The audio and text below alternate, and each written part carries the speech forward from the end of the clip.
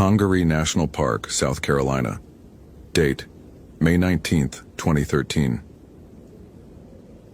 The Congaree Swamp in May was a study in controlled chaos. The water from the Congaree River had receded from its flood stage, but remained elevated from the previous weeks of heavy rainfall. The landscape existed in a state of uncertain transition, part aquatic, part terrestrial, entirely inhospitable to anything that valued predictability. Justin Hale had been the primary ranger at Congaree for 5 years, long enough to understand that the swamp was less a destination and more a test of whether humans could accept environments that actively rejected their presence. The weather radio crackled at 6:30 a.m. with the standard morning forecast. High of 87 degrees, humidity at 94%, chance of afternoon thunderstorms. Isolated flooding possible in low areas. Heat index pushing into dangerous territory by midday. Justin filled his coffee mug, black no sugar, a habit from his time in the National Guard, and reviewed the visitor log. 14 people had checked in yesterday, 13 had checked out. One vehicle still remained in the parking area, a blue Honda Civic belonging to Allison Weber, age 26, who checked in at 4:15 p.m. yesterday for what was supposed to be a sunset boardwalk hike and evening paddle. The Congaree's boardwalk was one of the few safe ways to experience the swamp. It elevated visitors above the water, provided guaranteed solid footing, and included interpretive signs that explained the ecosystem. The evening paddle route was more challenging, a guided kayak trip that Justin or other trained rangers led occasionally. But Allison hadn't booked a guided trip. She'd apparently just wanted to paddle solo in the swamp at dusk, which was possible, but not advisable. Solo paddling meant no backup if something went wrong. Justin checked the sign-out board. Allison hadn't officially checked out yet, but given the time and her status, she was either still in the park or had left without filing proper paperwork. Justin made a note to follow up during his morning patrol. The ranger station sat at the park's boundary, a modest structure with equipment, radio equipment, and the small office where Justin spent roughly half his time managing administrative tasks that bureaucracy demanded. The park itself was relatively undeveloped. The Congaree was about protecting the forest, not facilitating recreation. But the visitors came anyway, drawn by the dramatic landscape and the sense of experiencing something genuinely wild. By 7 a.m., Justin was dressed in his standard ranger uniform, light brown shirt, lighter pants that could handle moisture, boots rated for wet terrain, and a radio clipped to his belt. The heat was already building. Even at this early hour, the air felt thick and substantial, moisture-laden and difficult to breathe. He did a radio check with the Beaufort district office about 40 miles away, confirmed his daily patrol schedule, and reviewed the week's incident log. Nothing major. A few minor injuries from mosquito bites and the occasional allergic reaction. One incident report about a visitor who'd become disoriented on the boardwalk and had to be guided back by another visitor. The morning patrol took Justin along the main access roads and to the boardwalk entrance. Everything was in order. The boardwalk was secure, the interpretive signs were undamaged, and the launch area for kayaks was clean and organized. Justin confirmed that Allison's vehicle was the Honda Civic in the parking area. License plate matched her check-in information. The vehicle was locked. Nothing appeared disturbed. He checked the weather again. The forecast remained consistent. Afternoon storms, heat, extreme humidity. The river level was high, but not at flood stage. Visibility on the water would be good. The swamp was clear in May before the full summer growth filled in every gap. By 9 a.m., Justin keyed his radio. "This is Ranger Hale at Congaree. I'm checking on a visitor who hasn't checked out yet. Vehicle registered to Allison Weber is still in the lot. Her check-in was yesterday at 16:15 for evening activities. I'm going to conduct a visual inspection of the park to confirm her status." The response came back. "Copy, Ranger Hale. Standard procedure. Keep us advised." Justin began by walking the boardwalk completely, checking for any sign of distress or injury. He looked for dropped items, torn clothing, anything that would suggest something had happened. The boardwalk was empty except for early morning birds and the occasional splash of a fish in the water below. The weather was beginning to hot up. He could feel it, the pressure rising, the humidity intensifying. By 9:45 a.m., Justin was back at the parking area. Still no sign of Allison. He checked if there were any notes on her vehicle's windshield. Nothing. He peered through the windows. Her hiking boots were on the floor, suggesting she was wearing different footwear, likely paddling shoes. That meant she probably had gone on the water. Justin made a decision. He would paddle the main routes and search for her. If she'd capsized, she might be in trouble. If she'd gotten lost or disoriented, she might need assistance. The paddling routes covered about 6 miles of water, with several potential stopping points and scenic areas. He grabbed his own kayak from the ranger equipment area, loaded it onto his truck, and drove to the water launch. So, Allison Weber had been looking for something to shake her out of the monotony of her life in Colombia. At 26, she had a decent job in insurance, an apartment, a car, and the vague sense that she was wasting her existence on meaningless work and shallow relationships. A friend had mentioned the Congaree swamp, described it as genuinely remote, genuinely wild, genuinely different from the suburban existence that Allison felt trapped in. The evening light had been beautiful. Allison had paddled for about an hour, following the main water routes, stopping occasionally to look at wildlife or to simply exist in a landscape that was entirely unlike anything she knew. The swamp was alive in May. Birds everywhere, turtles sunning on logs, fish creating ripples in the still water. The smell was organic and ancient, decomposition and growth happening simultaneously. The cycle of life and death accelerated in the warm, wet environment. By 7:15 p.m., as the light began to degrade and the sky shifted from blue to orange to purple, Allison realized she should probably paddle back to the launch area. She'd been out for 3 hours.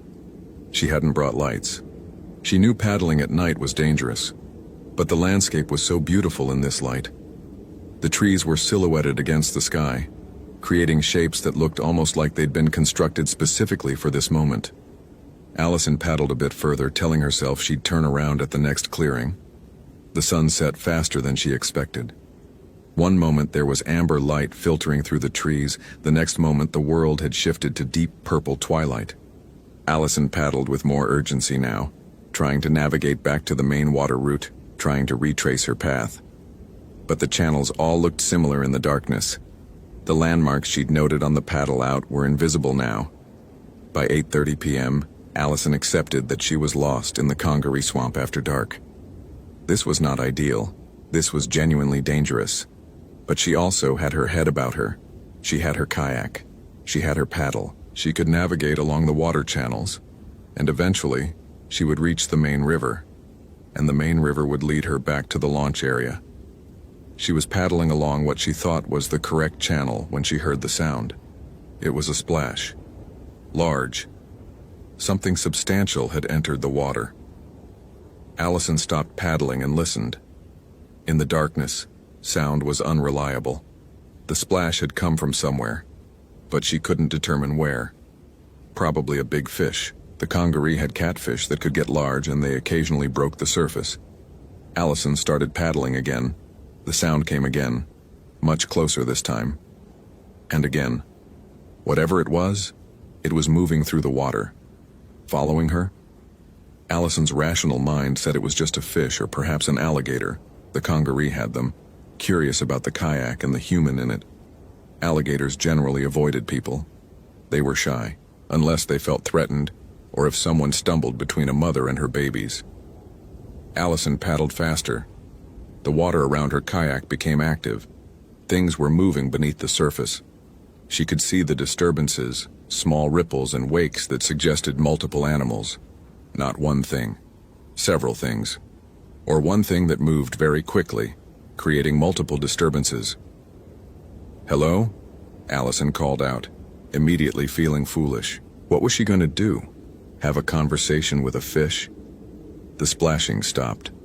The water became still. And in that stillness, Allison heard something else. A sound that was almost like a growl, but not quite. Something between a cat's hiss and a larger animal's roar.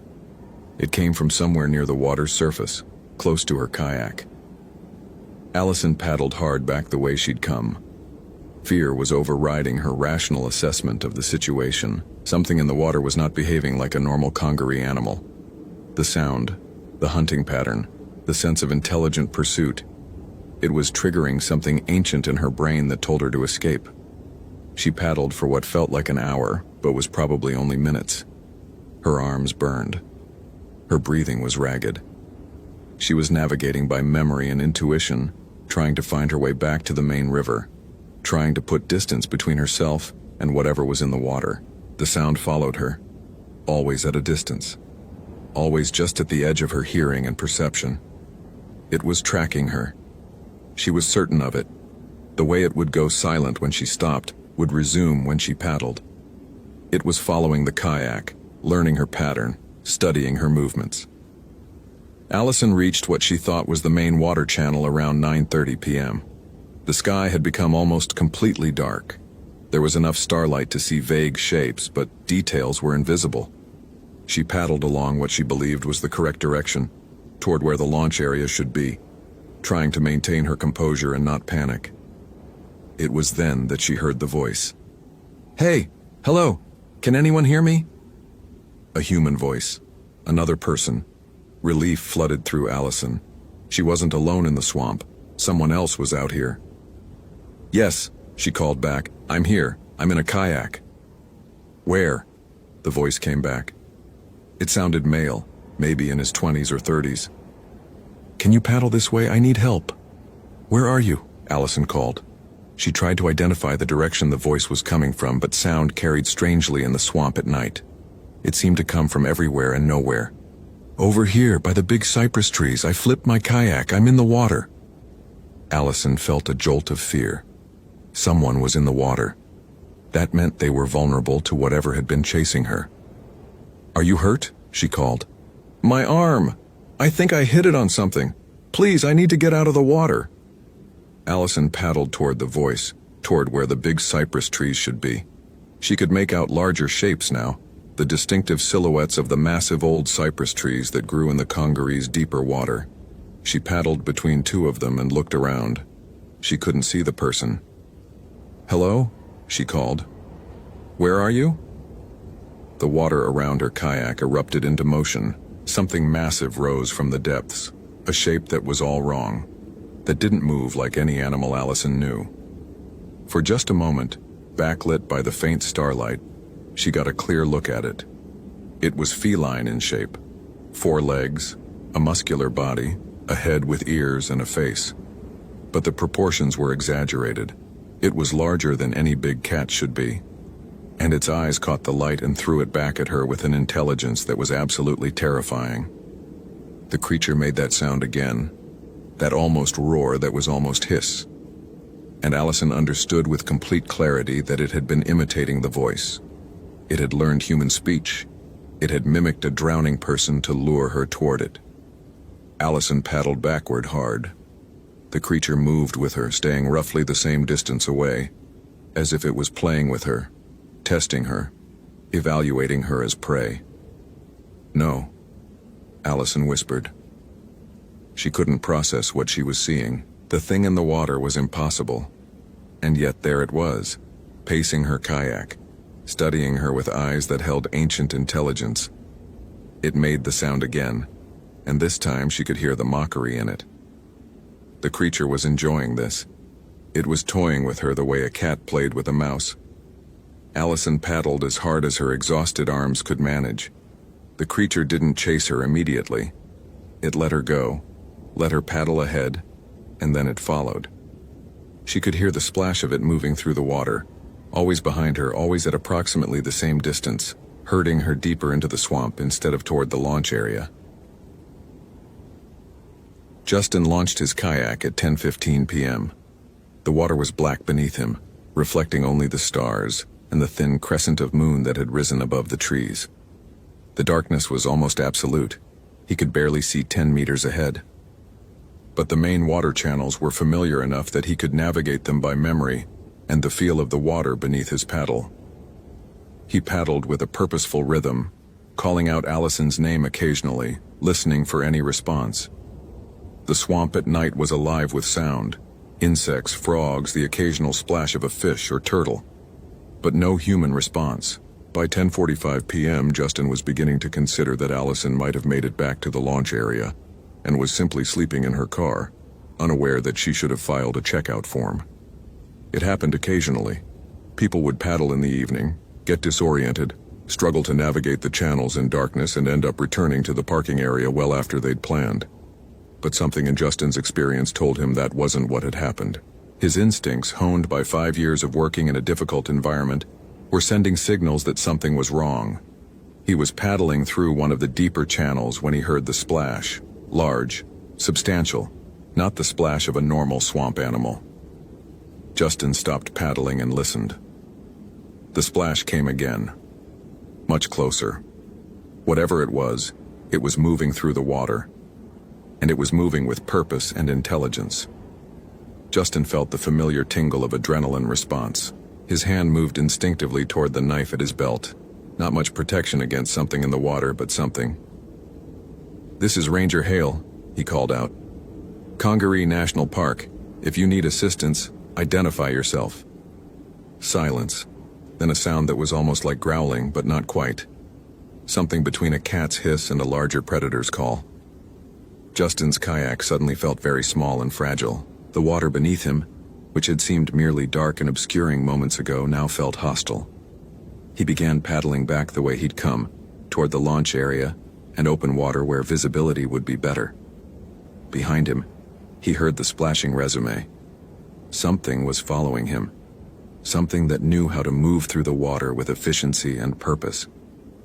Justin paddled faster, his muscles burning with exertion, his breath coming in hard gasps. The thing behind him matched his pace. It wasn't trying to catch him. It was hurting him. Justin understood that with absolute certainty. Whatever was in the water was intelligent enough to predict his movements, to understand that he would flee toward the launch area, to know the geography of the swamp better than any human possibly could. Justin burst out of the narrow water channel and into the main river section, just as his flashlight, which he'd activated in his panic, caught something in the water behind him. A shape. A silhouette. A form that was unmistakably feline but proportioned all wrong, moving with grace and power, watching him with eyes that reflected the flashlight beam. The creature made that impossible sound again, the almost roar mixed with almost hiss, and then it dove. The water where it had been visible rippled and smoothed, and when Justin looked back, it was gone. But the sound of it moving through the deep water continued, always keeping pace, always at the edge of his perception. Justin reached the launch area at 11:30 p.m. and hauled his kayak onto the bank with shaking hands. He pulled out his radio immediately. "This is Ranger Hale. Emergency situation at Congaree. I'm at the launch area. I encountered something in the water. Large predator, possibly. Immediate threat level is unclear but significant. Requesting support." The response came back within seconds, the dispatcher's voice sharp with concern. "Copy, Ranger Hale. Are you injured?" "Negative. Not injured, but I encountered a large animal in the water. It was following me. It didn't attack, but it was hurting me, pursuing deliberately. I've never encountered anything like it in the Congaree." "Do you think it's a gator?" "No. Gators don't behave like this. This thing was intelligent. It was hunting. Are you hearing my location?" "Confirmed. We're dispatching local wildlife control and a field team from Beaufort. ETA 45 minutes. Stay at the ranger station. Do not return to the water." "Understood."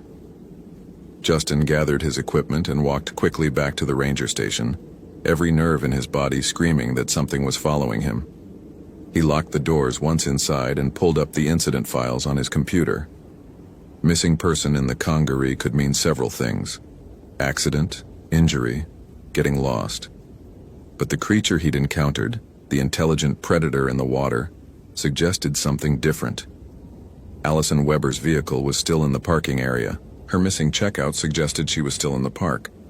And if that thing was hunting in the water, if it had demonstrated intelligence and the capacity to follow and stalk prey, Justin didn't want to complete that calculation. Wildlife control and the local field team arrived just before 1 a.m. They found Justin at the ranger station, exhausted and tense. He gave them a full report of his encounter, though he was careful about certain details. He didn't mention the intelligence in the creature's eyes. He didn't mention how it had herded him deliberately. He presented it as a large predator encounter that had frightened him enough to abort his search. The official response was skeptical. The congaree had alligators, but they didn't usually grow to the size that would create the wake Justin had described. There were no large cats in the region, no panthers, no mountain lions, no apex predators other than humans. The swamp was checked regularly for unusual fauna, but they launched a full search anyway. Missing visitor after all. The protocols demanded a thorough investigation. They found Allison Weber's kayak at 2:47 a.m., floating near one of the deeper channels, completely empty. No sign of Allison, no sign of what had happened. Just the kayak, abandoned, floating in the black water of the congaree swamp. The official report listed Allison Weber as missing and presumed drowned. She had apparently capsized in the darkness and been unable to reach her kayak. Water in the congaree was cold enough to cause hypothermia, and the swamp's depth and vegetation made rescue operations extremely difficult. The case remained unsolved, but the presumption was accidental drowning. Justin didn't argue with the assessment. He filed his report accurately but left out certain details. He never mentioned the creature's intelligence. He described it only as an unidentified large predator and left it at that. But Justin never returned to the water after that night. He arranged his ranger duties to avoid paddling expeditions. He transferred to office work when the opportunity presented itself. 6 months after Allison Weber's disappearance, Justin requested a transfer out of Congaree. The request was approved. He cited personal reasons. The Park Service accepted the transfer without questioning. The Congaree Swamp continues to receive visitors every year. Most paddle during daylight. Most follow the established routes. Most return safely to the launch area with stories of beautiful wildlife and pristine nature. But there are documented cases of solo paddlers who disappear at dusk or early evening. Their kayaks are found empty. They are presumed drowned or lost to accident. The water level is blamed. The darkness is blamed. Human error is blamed. No one mentions the shape that moves through the deeper channels at night. No one reports the splashing that follows paddlers in certain sections of the swamp. The locals, those who've lived in South Carolina for generations, they know about the talipo. The old stories warned about going into the water at night, about traveling alone, about respecting the swamp's territory and the things that lived in its depths. The creature still hunts in the congaree. It has learned to mimic human voices over the years. It has learned to recognize the sound of a paddle, the rhythm of a human moving through water. It has learned patience, the ability to follow a kayak for hours, learning the paddler's behavior, their fear responses, their desperate attempts to navigate in darkness. And every year, without fail, a kayak is found empty on the water. A paddler fails to return. A car sits in the parking area for days before being towed. The Congaree Swamp is beautiful in May. The wildlife is abundant. The landscape is genuinely wild, but the water holds something that doesn't appear in any official documentation. Something intelligent, something patient, something that has hunted in that swamp for longer than humans have had words to name it. And it is always hungry.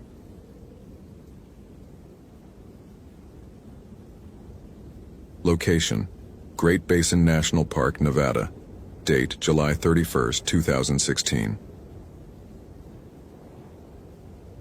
The thermometer on the ranger station porch read 94 degrees Fahrenheit at 0600 hours, and it was still climbing. Austin Fletcher had worked at Great Basin National Park for 5 years, long enough to understand that July heat in the Nevada high desert was a kind of violence. Not the dramatic violence of thunderstorms or rock falls, but the slow, patient violence of a landscape that was fundamentally hostile to human life. The high desert was a place where water was the single most critical resource, where dehydration could become critical within hours, where the distance between survival and death was often measured in the proximity to reliable water sources. Great Basin was a park of extremes. The elevation ranged from roughly 4,000 feet in the lower valleys to over 13,000 feet at the peak of Wheeler Peak. The temperature differentials matched the elevation.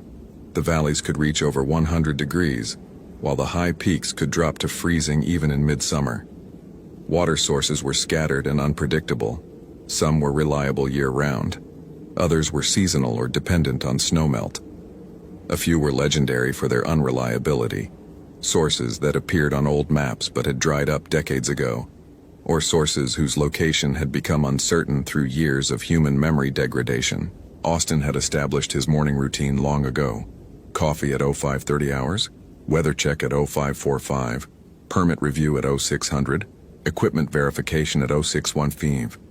The coffee was stronger than it needed to be, made with water from the station's reliable well, one of the advantages of working at a facility rather than deep in the backcountry. By 0630, he would be reviewing the overnight permit submissions and planning his day's activities. The forecast promised continued extreme heat, with afternoon thunderstorm potential developing around 1600 hours. The atmospheric conditions were unstable. A monsoonal moisture pattern was feeding into the Great Basin from the south, creating the possibility of rapid weather development. In this terrain, rapid weather could mean dangerous flash flooding in the narrow canyons that carved through the basin. The combination of heat, water scarcity, and potential sudden precipitation created a complex risk profile that required careful monitoring. Austin pulled up the overnight permit registrations. 2 parties had filed permits. A group of 3 hiking the Snake Creek Canyon route, planning to exit at the Lehman Caves trailhead, and a solo hiker named Chloe Parker, who had registered for a 4-day expedition through some of the more remote areas of the park. Chloe's permit specified that she was conducting hydrological research, water source mapping and testing, and her itinerary included visits to several springs and creeks that were known to be inconsistent or difficult to locate. Austin reviewed Chloe's credential photograph. She was a woman in her late 20s with the kind of direct, competent gaze that Austin had learned to recognize in experienced wilderness researchers. Her credential listed her as an environmental scientist with experience in desert water systems. Her permit notes indicated she was mapping spring locations for a university research project, attempting to document seasonal variation in water availability across the basin. The itinerary was ambitious. She would be moving between several water sources, spending each night at a different location, covering perhaps 10 to 15 miles per day across terrain that was unforgiving, even for experienced hikers. Austin approved the permit without hesitation. The woman was clearly qualified. That decision, made in perhaps 30 seconds based on credentials and experience and the assumption that knowledge meant safety, was something he would revisit many times in the years that followed, turning it over in his mind like a stone worn smooth by repeated handling, trying to locate the moment where he should have said no, should have questioned more carefully, should have recognized the warning signs that existed only in retrospect. The water sources that Chloe had planned to visit were scattered across different elevations and terrain types. The first camp would be at South Fork Spring, located at approximately 9,200 feet elevation in the southern section of the park. The second would be at Meadow Canyon Spring at roughly 9,500 feet. The third and fourth nights were listed as Remote Spring, Location TBD, and Baker Lake area, neither of which was on any standard park map. Chloe had included coordinate data for the locations, specific GPS references that she'd apparently obtained from older hydrological surveys or university research archives. Austin marked the locations in his own system and made a note to check in with Chloe by radio every evening to confirm her status and location. It was standard protocol for remote backcountry permits, and in this case, with a solo hiker visiting unfamiliar water sources in extreme heat, the protocol seemed particularly wise. By 0700 hours, Austin was in his vehicle heading out toward the South Rim area, beginning his daily patrol to confirm that overnight conditions had created no new hazards. The drive took him past the Wheeler Peak Scenic Drive, an 11,000-foot elevation scenic loop that was one of the park's main attractions. Visitors crowded the overlooks, took photographs, bought merchandise at the small gift shop, and experienced the sensation of being in high mountains without having hiked more than a few dozen meters from their vehicles. Austin had no judgment about this. Everyone's relationship with wilderness was valid. But he understood in a way that most day-use visitors did not, that the landscape beyond the scenic overlooks was genuinely dangerous. It was easy to forget the desert's hostility when you were standing in the relatively cool air of the high peaks. But that forgetfulness could be lethal for anyone who ventured far from marked trails and reliable water sources. The morning sky was clear, but the clouds were building on the horizon. Towering cumulus formations developing to the south, the telltale sign of monsoonal moisture and instability. Austin could smell it in the air, the metallic tang of distant rain, the quality of the atmosphere changing as moisture accumulated. By afternoon, the weather could transition from clear to dangerous with remarkable speed. He completed his morning patrol by 900 hours, confirmed that the main trail showed normal usage patterns and no evidence of emergency activity, and radioed dispatch to confirm his status. Everything was normal. The day was proceeding exactly as expected, the landscape following the patterns it had followed for countless summers. At 1,000 hours, Austin initiated radio contact with Chloe Parker on her permitted frequency. The response was immediate, her voice crisp and professional, confirming her location at South Fork Spring and her status as healthy and well supplied. "Roger that, Parker," Austin said. "Weather report shows potential afternoon thunderstorms. How's the water situation at your location?" "Sources flowing well," Chloe responded. "Testing shows relatively clean water, good volume. I'm going to spend the full day here documenting the spring and gathering samples. Should be moving to Meadow Canyon tomorrow morning." "Copy, I'll check in with you tomorrow evening. Be aware of weather changes. Afternoon conditions could deteriorate rapidly." "Will do. Parker out." The transmission ended. Austin marked the confirmation in his log and continued with his day. Administrative work, equipment maintenance, route planning for the following day's patrols. The morning passed into afternoon. The clouds continued to build. The temperature remained in the high 80s, the heat radiating from the ground even as the shadows of the cumulus formations occasionally provided brief, precious intervals of shade. At 1600 hours, the first thunderstorm arrived. It was a brief, intense system, lightning and thunder and wind for perhaps 30 minutes, then clearing as rapidly as it had arrived. Austin tracked the storm on his monitoring equipment, noting that it had passed through the lower elevations and moved eastward, missing the higher peak areas entirely. The rain had been substantial but brief, not enough to create flash flooding in the narrow canyons, though it would have temporarily increased water flow in the creeks and springs. He initiated contact with Chloe at 1800 hours, the time he'd established as the evening check-in. The radio remained silent. He waited 30 seconds and tried again. Still nothing. Austin didn't immediately escalate to emergency status. Radio reception at high elevations and in canyon areas could be spotty. Perhaps Chloe was in a location where the signal wouldn't transmit. Perhaps she'd turned off her radio to conserve batteries. Perhaps she was occupied with her research and hadn't heard the call. He tried again at 1830 hours, at 1900 hours, at 1930 hours. By 2000 hours, Austin was beginning to process that something might be genuinely wrong. He activated the emergency channel and attempted contact using the protocol for a potentially missing permit holder. Still no response. Austin checked the evening weather report. No additional storms were forecast. The conditions were stable. The night would be cold, dropping into the 50s or low 60s at the elevation where Chloe was camping, but well within acceptable ranges for someone with proper equipment, and her permit indicated she was carrying all necessary cold weather gear. He filed a preliminary concern report with dispatch and marked Chloe's status as unable to establish contact. If he couldn't reach her by the next evening, he would initiate a formal search. Or Duncan. Chloe Parker had reached South Fork Spring at approximately 1300 hours after a 4-mile hike from the trailhead. The spring was exactly where her research sources had indicated it would be.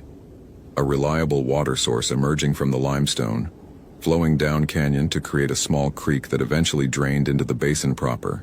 The water was cool and clear, running with sufficient volume to suggest a stable underground source rather than a seasonal flow. She'd spent the first several hours conducting her research protocol, measuring water flow, testing pH and mineral content, collecting samples in sterile containers, documenting the spring's location with GPS and traditional mapping. The work was methodical and absorbing, exactly the kind of detailed field research that she enjoyed.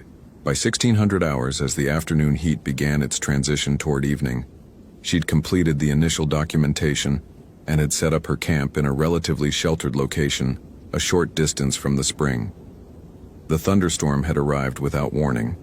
One moment clear sky, the next moment towering clouds and the sudden violent weather that the monsoon patterns could produce. Chloe had secured her equipment and had sheltered in her tent during the brief but intense rainfall, listening to the sound of water streaming down the canyon walls, understanding that the spring's flow was probably increasing significantly as runoff accumulated from higher elevations. When the weather cleared, she'd emerged from her tent to check on her water samples. That was when she'd heard it. It was a sound like a baby crying, not distant, close, perhaps 50 meters away, coming from the direction of the spring. Chloe had recognized immediately that no human infant could be in this location. The park was closed to overnight use in most areas, and the nearest civilization was several miles away through difficult terrain. But the sound was undeniably present, undeniably audible, undeniably causing an instinctive response in her nervous system. That deep, evolutionary recognition that the cry of a human infant required response and assistance.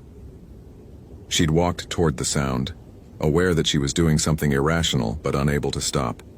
The spring was flowing more vigorously than it had been earlier. The thunderstorm runoff had increased the water flow noticeably. The creek that emerged from the spring had become a small torrent, the water turbulent and cloudy with sediment. Chloe had stood at the edge of the water, listening. The crying continued. It was coming from upstream, from the direction of the spring source itself. Chloe had followed the sound, climbing over rocks, moving carefully through the canyon, aware that the terrain was treacherous, but unable to override the compulsion to find the source of the crying infant. The spring emerged from a narrow crevasse in the limestone, a space barely wide enough for a human to fit through, though the water flowed freely through it, emerging with constant force.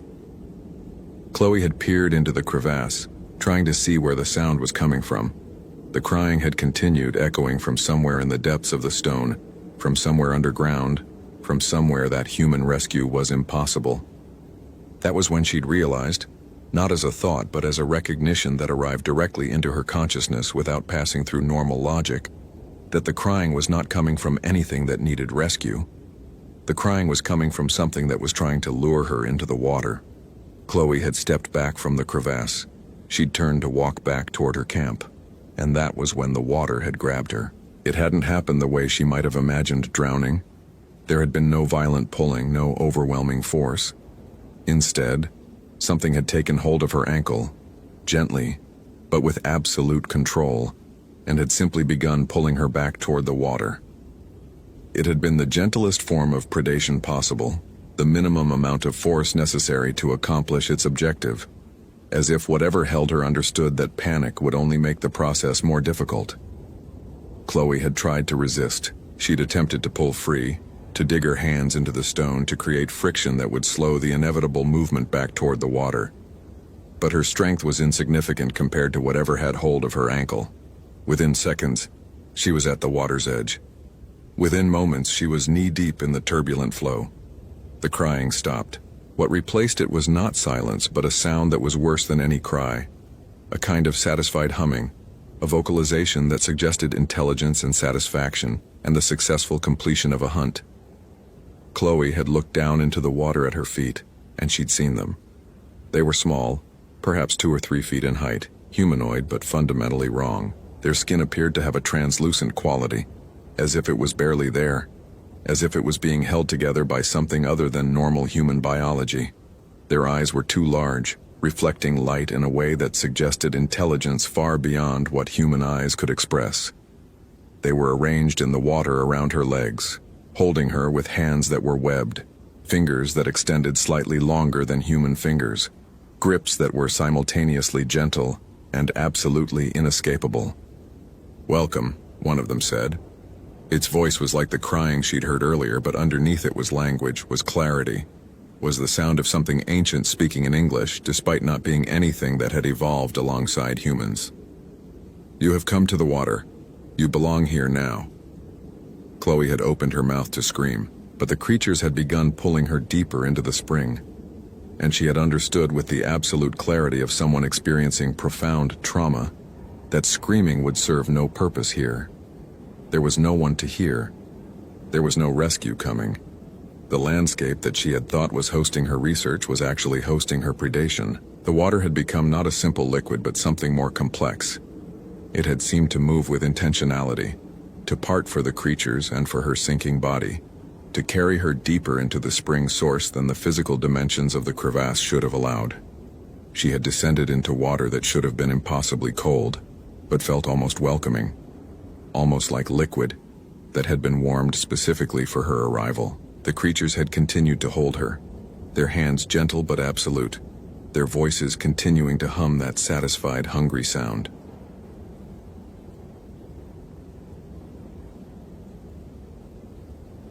Austin made the decision at 0600 hours the following morning to drive out toward South Fork Spring and conduct a physical search. Chloe's failure to respond to radio contact, combined with her solo status and remote location, elevated the concern to a level that justified active investigation rather than further waiting. The drive to the South Fork trailhead took 20 minutes.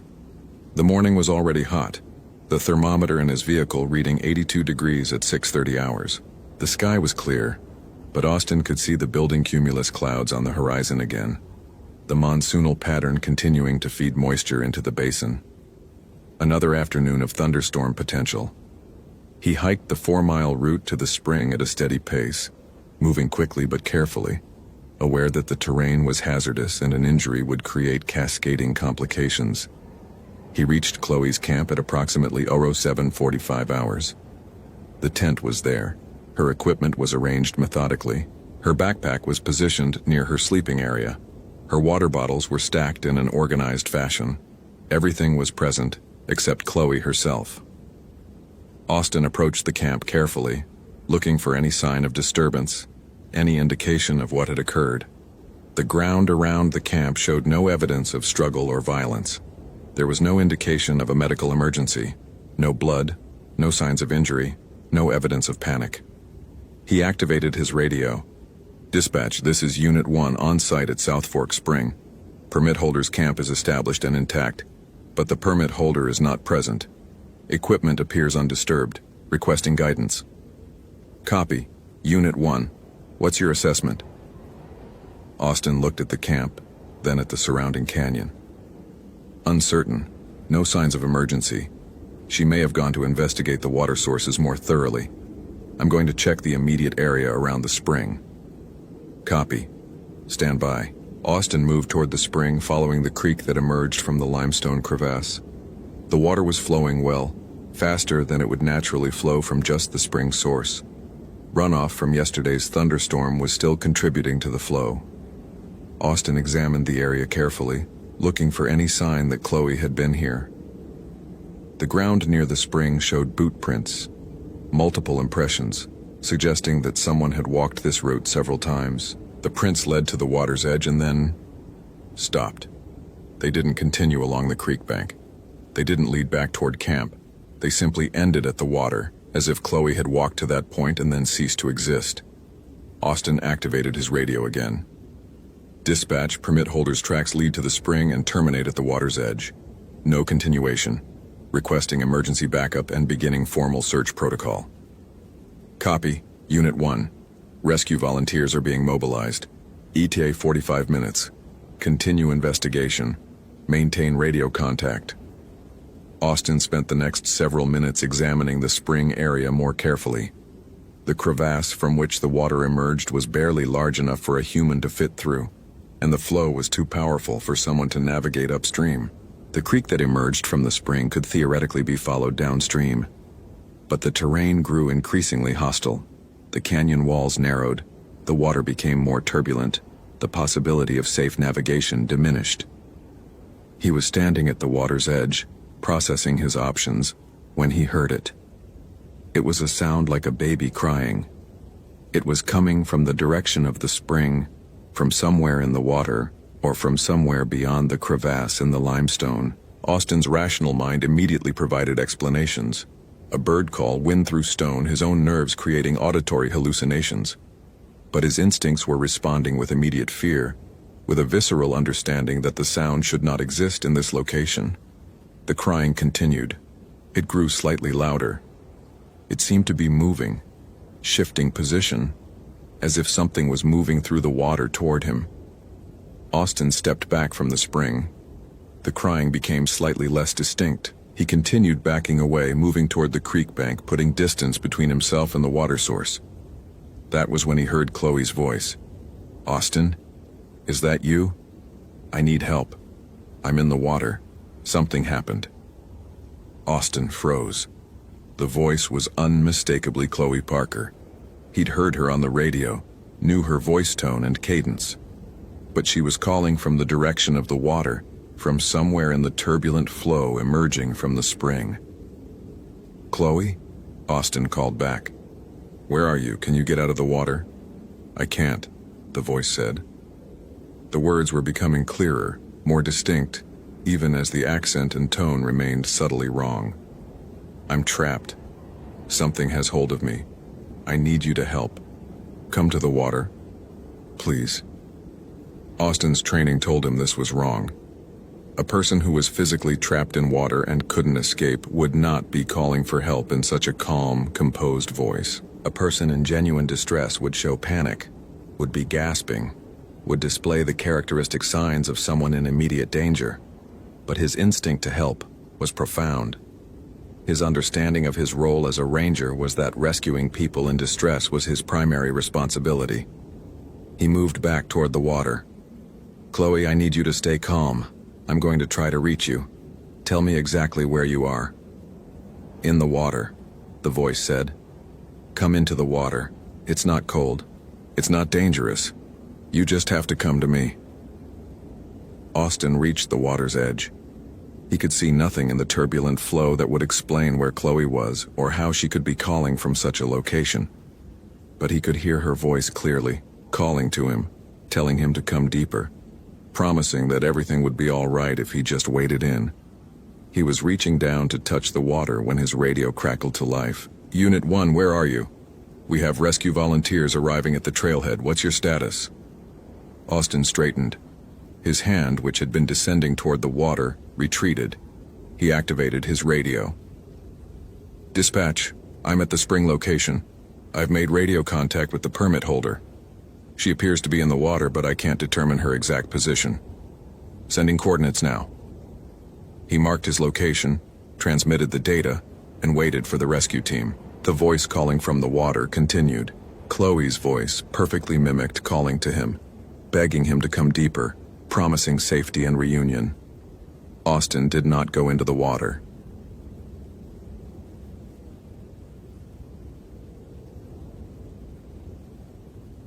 The search for Chloe Parker continued for 3 days. Rescue volunteers examined every accessible area of the canyon system. They checked downstream locations in case the water had carried her body. They searched the surrounding terrain for any sign of a missing hiker. They found nothing. Chloe's equipment remained at the camp. Her samples remained in their collection containers. But Chloe herself had simply ceased to exist in any manner that could be recovered or documented.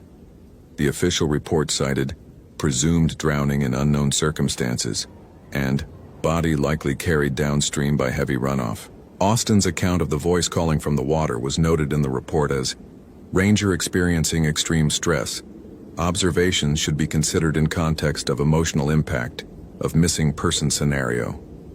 The case was closed pending any new evidence. But Austin remained at Great Basin for another 2 years before requesting a transfer. And during those 2 years, he avoided the South Fork Spring entirely. He avoided any canyon with a reliable spring or water source. He avoided the high desert in July, when the thunderstorm patterns could develop suddenly and the heat could drive people toward water with desperation. He began keeping careful records of other disappearances in the area, hikers and researchers who had vanished near water sources throughout the basin's history. The records suggested a pattern. Disappearances clustered around specific water sources. The victims almost always people who were alone. the circumstances almost always involving that person being found missing at a water source, despite no evidence of accident or drowning. The official explanations were reasonable. Heat stroke, disorientation, accidental drowning, all of these were plausible in the harsh desert environment. But Austin understood, in a way that he could never adequately explain to anyone else, that the explanations were wrong. The water sources in Great Basin held something old, something that had survived in the isolated springs for longer than humans had inhabited the desert. The creatures called water babies in the Paiute folklore that Austin had begun to research obsessively were not folklore. They were real. They were patient. And they had decided that Chloe Parker belonged to them now. Years later, after Austin had transferred to a park in the Pacific Northwest and had supposedly left the Great Basin behind, he would still hear the sound sometimes. The crying of an infant, perfectly mimicked, coming from shower drains and faucets in any body of water that existed in his vicinity, and he would understand that the creatures had learned his voice, had practiced their mimicry of his presence, and were waiting for him to eventually return to a place where water was present, and he was alone. The sound of the crying would follow him for the rest of his life. In some places it was distant. In other places it came from directly beside him. The creatures were patient. They could wait for years. They could wait for decades. They had waited for thousands of years before Chloe Parker walked into their territory. They would wait for Austin too. And eventually, perhaps, he would become tired of waiting. Perhaps he would decide to answer the voice that called his name from the water.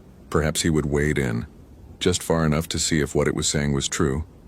Just far enough to understand what had happened to Chloe Parker. Just far enough to find the thing he'd lost when he'd walked away from South Fork Spring alive. The water sources in the Great Basin continue to exist. Their locations marked on maps. Their water tested regularly by researchers who remain unaware of what dwells in the spaces beneath the surface. And somewhere in that water, in the depths of springs that should be simple and harmless, Chloe Parker still exists. Changed into something other than human, speaking in voices that are not her own, calling out to the hikers and researchers who approach water sources during heat waves and emergencies. She is not alone in the water. The creatures that took her have company. Decades or centuries of other voices, other victims, all of them calling together, creating the symphony of infant cries that has driven so many rescuers toward the water, thinking they were coming to save human lives, not understanding that they were simply walking into the domain of something far older and far hungrier than anything they could comprehend. The desert is patient. The water is patient. And in the high basin where ancient springs flow through limestone that remembers the ages, the creatures continue their eternal hunt for those who become desperate enough to believe that salvation might come from drinking what dwells in the depths.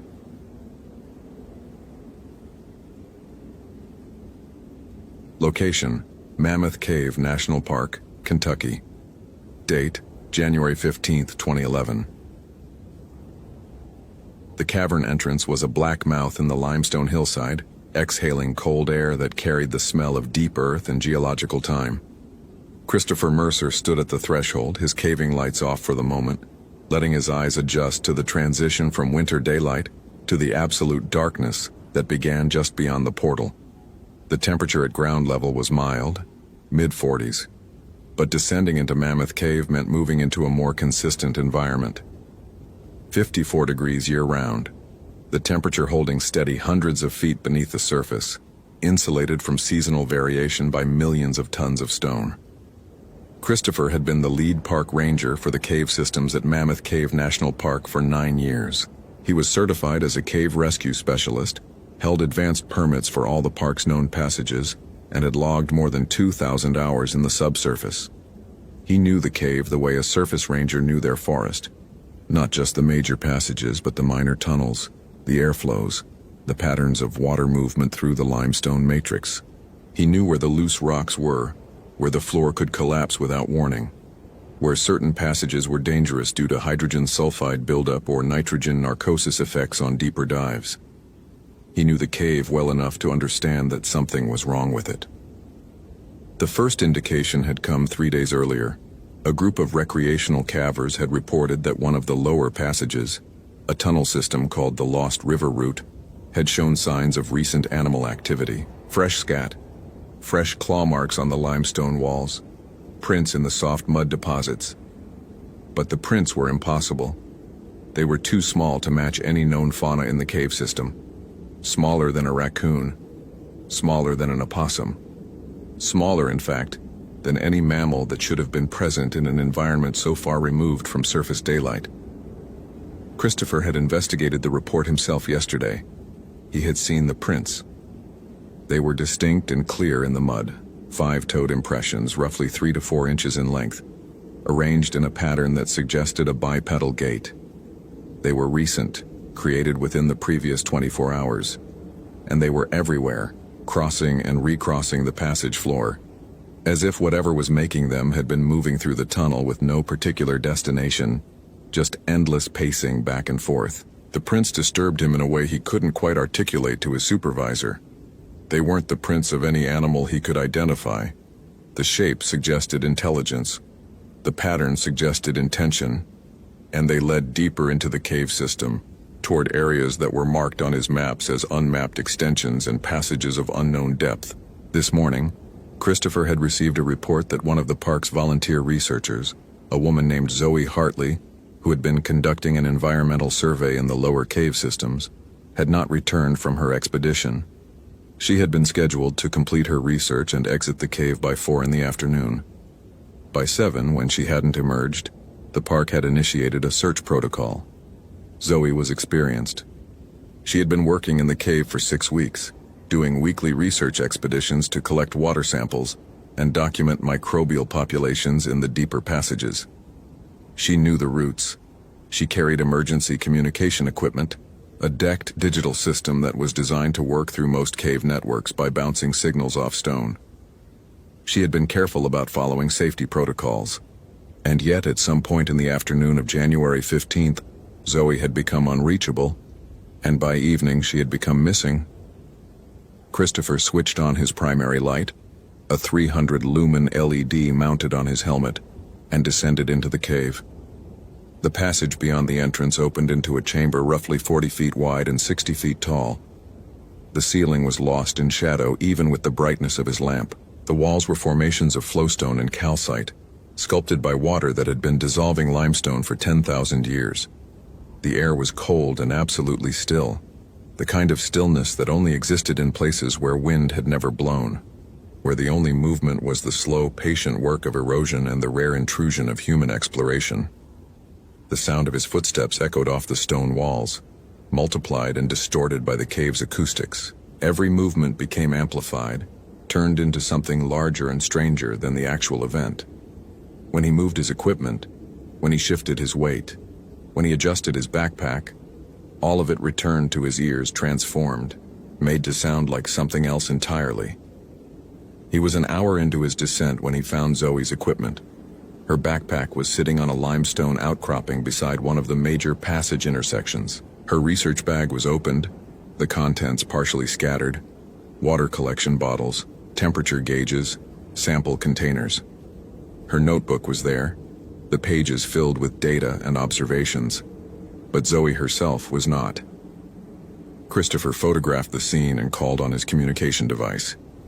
"Dispatch Unit 7, I've located the missing researcher's equipment in the mid-level passage, approximately 1.2 miles from the entrance. No sign of the subject. Equipment is intact but scattered. Beginning expanded search." The response came back clear but distant, carried through the stone network that surrounded him. "Copy, Unit 7. Proceed with caution. Weather above is turning severe. Wind advisory issued for the region. Return to surface if conditions deteriorate." Christopher acknowledged. The cave, at least, was immune to surface weather, but he was acutely aware that rescue operations in the cave system would be hampered by conditions on the surface. Any significant snow or ice accumulation would slow response times, restrict access routes, compromise the ability of SAR teams to reach the cave entrance. He continued deeper, moving now along the routes that he knew Zoe had been exploring according to her research notes. The passages became narrower, more convoluted. The air became denser, carrying a smell that Christopher couldn't quite identify. Not the normal mineral smell of the cave, something organic, something like decay, but fresher, more recent than any animal remains that had been down here long enough to decompose fully. He was moving through a passage called Devil's Denture, a narrow corridor with a ceiling so low that it required crouch walking for portions, when he heard the sound. It was a voice calling from somewhere deeper in the cave, a woman's voice, a voice calling his name. "Christopher, Chris, please help me." It was Zoe's voice. Christopher would have recognized it immediately if his mind had been working with normal logic. But his mind was already beginning to process that something was fundamentally wrong with this situation. Zoe was calling from deeper in the cave, from a direction that made no sense, from a location that should have been impassable. He moved toward the voice. "Odiana." What Christopher couldn't know was that Zoe had been trapped in the depths for nearly 18 hours. She had been conducting her research survey in the mid-level passage, following a new tunnel that her preliminary mapping had indicated might lead to an unknown chamber system. The passage had been narrow but navigable, with a clear floor of packed sediment and visible water channels indicating drainage patterns. Zoe was meticulous in her research. She had marked her path with glow sticks, maintained a constant bearing with her compass, and kept detailed notes of her observations. And then the passage had opened into a chamber, and Zoe had made a decision that would cost her everything. The chamber was unlike any that appeared on the official park maps. It was approximately 30 feet in diameter and perhaps 20 feet tall, with a floor that was completely covered in what looked like small bones, animal bones scattered and broken, as if something had been feeding down here for a very long time. The bones were mixed with other materials, torn fabric, plastic containers, objects that were definitely human in origin. Zoe had been photographing the chamber, trying to understand what was creating this accumulation when she had heard the sound. It was small, a scratching sound, like something moving across stone, but it was everywhere simultaneously, coming from multiple directions, bouncing off the walls in a way that made triangulation impossible. Zoe had turned slowly, her light sweeping across the chamber, searching for the source of the sound. That's when she saw the footprints. They were on the walls, not on the ground, on the vertical stone walls arranged in patterns that suggested something had been climbing them, moving across surfaces that should have been impossible for any creature to navigate. The prints were small, roughly 3 to 4 inches in length, arranged in a pattern that indicated a creature that could move with equal facility on horizontal and vertical surfaces. Zoe had started backing toward the passage she had entered through. That's when the creature had revealed itself. It was small, roughly the size of a human child, perhaps 2.5 to 3 feet in height. But there was nothing childlike about its proportions. Its limbs were too long, its movements too articulated, as if it had joints in places where human joints shouldn't exist. Its face was... Zoe would never be able to find adequate words to describe its face. It was vaguely humanoid, but the proportions were wrong. The eyes were too large. The mouth was wider than it should be, with teeth that seemed to fill the entire lower jaw. And it was moving with a speed and fluidity that made Zoe's perception of distance and time seem inadequate. She had run. The passage back to the main cavern became a nightmare of narrow spaces and sharp turns. Her light bouncing wildly, her breathing becoming hyperventilation. She could hear the creature behind her, making sounds that were almost like laughter, almost like speech, almost like something trying to communicate in a language that had never been human. The creature had not attacked immediately. Instead, it had herded her, the way a predator herds prey toward a location where escape becomes impossible.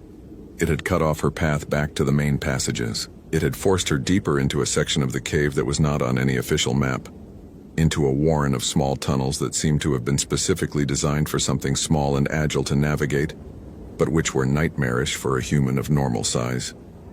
Zoe had become lost in those tunnels within minutes. The passages twisted and turned. They doubled back on themselves. They seemed to rearrange themselves in her memory as she moved through them. She had dropped her research equipment trying to navigate through a particularly narrow section. She had torn her clothing on sharp calcite formations. She had become so disoriented that she could no longer determine which direction led toward the surface. And now, Somewhere in the deeper darkness, the creature was hunting her. But not with the urgency of a creature that wanted to kill its prey immediately. It was hunting with a patience that suggested experience, expertise, the certainty of something that understood predation on a level that transcended simple hunger. Sometimes it called to her using her own voice. "Zoe, come back. I need help. Come help me." Sometimes it used other voices, the voices of hikers and researchers and tourists who had gone missing in the cave system over the past 100 years, whose voices the creature had preserved and learned through the act of consuming them. Zoe had been moving through the darkness for hours now, trying to navigate by feel and memory in the faint hope that she could stumble back toward an exit. Her light had failed. She had no idea how long ago. The batteries had drained, or she had hit it against stone too hard. Or the creature had taken it from her at some point during one of the moments when reality had become too fragmented to trust her own perception. Now she was moving in absolute darkness, one hand on the stone wall beside her, her other hand held out before her in hopes of detecting obstacles before she collided with them. And the creature was still there, still calling to her using voices that seemed increasingly familiar, still hurting her, driving her deeper, towards some destination that the creature understood but that Zoe could not conceptualize. She had begun calling for help, calling for anyone. The echoes in the cave made it seem as if her voice was coming from all directions simultaneously.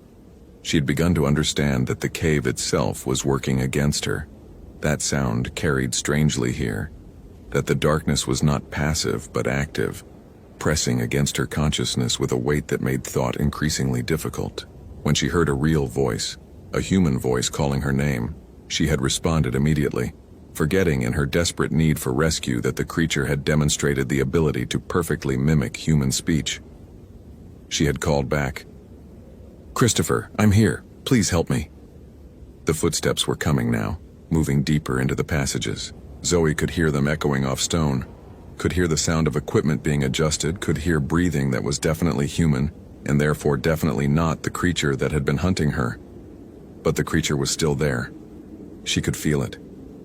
She could sense its presence in the darkness beside her, moving with that terrible fluidity, using the approaching ranger as a new prey item, herding both of them now toward some terminus that the creature had planned long before either human had entered these caverns.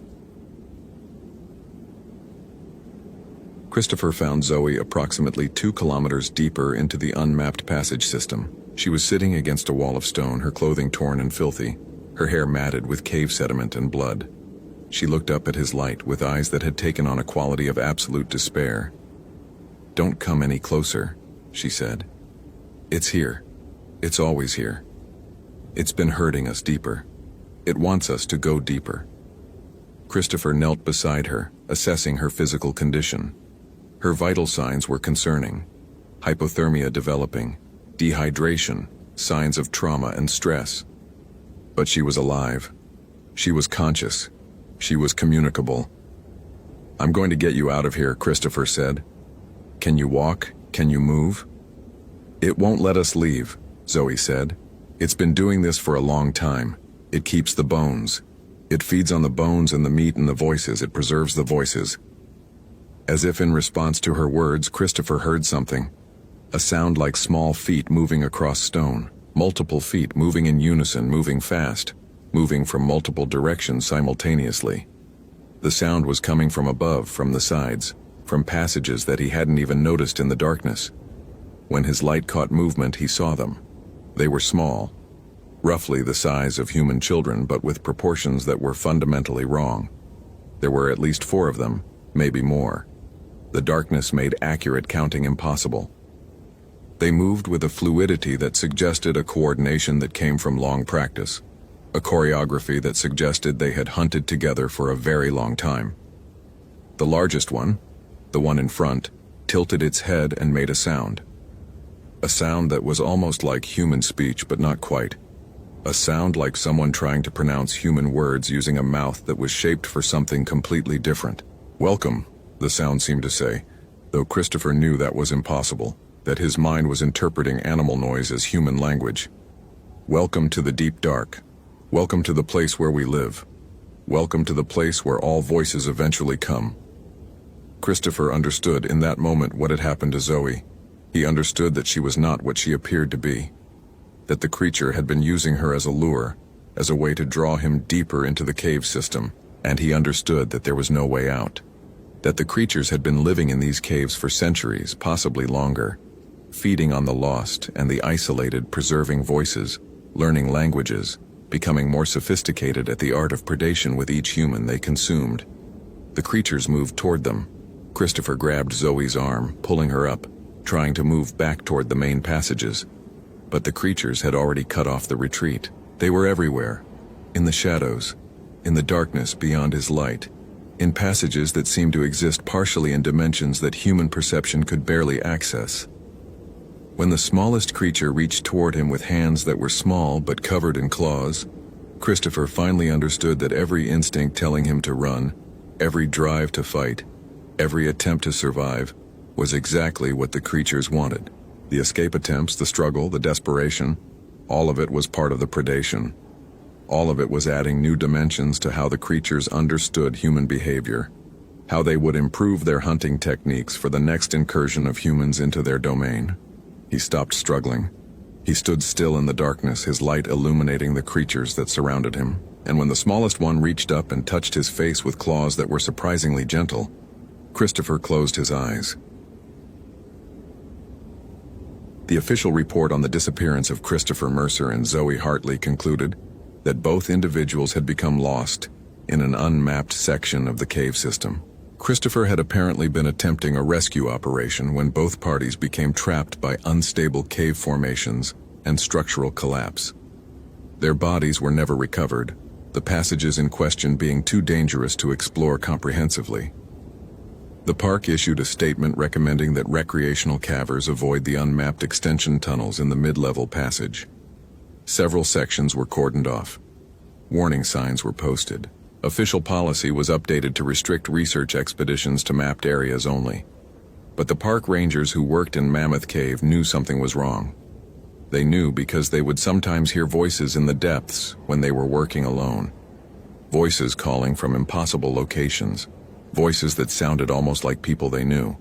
Voices that carried the exact inflection and speech patterns of researchers and rangers who had gone missing in the cave system over the years. And they knew something was wrong because sometimes, when they were doing routine surveys in the upper passages, they would find small footprints in the dust. Footprints that arranged themselves in patterns that suggested intention, deliberation, intelligence. The creatures lived deep in the cave system, in passages that had never been mapped, in darkness that was absolute and timeless. They had learned human language from the dozens of people they had consumed over the centuries. They had learned to mimic voices with perfect accuracy.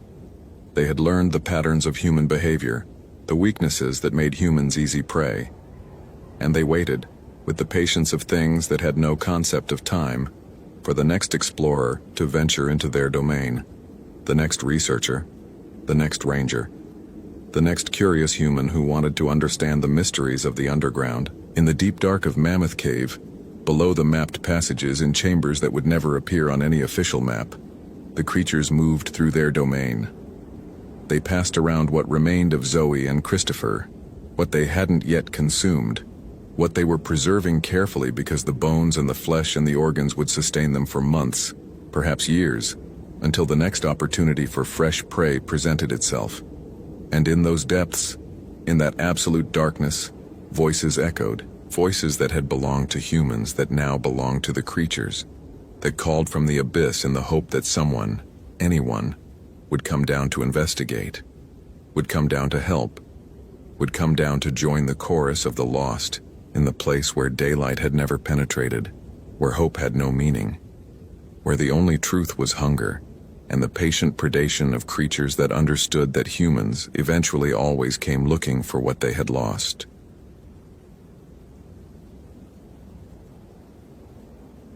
Location, Black Pine Wilderness Area, Washington. Date, October 18, 2012.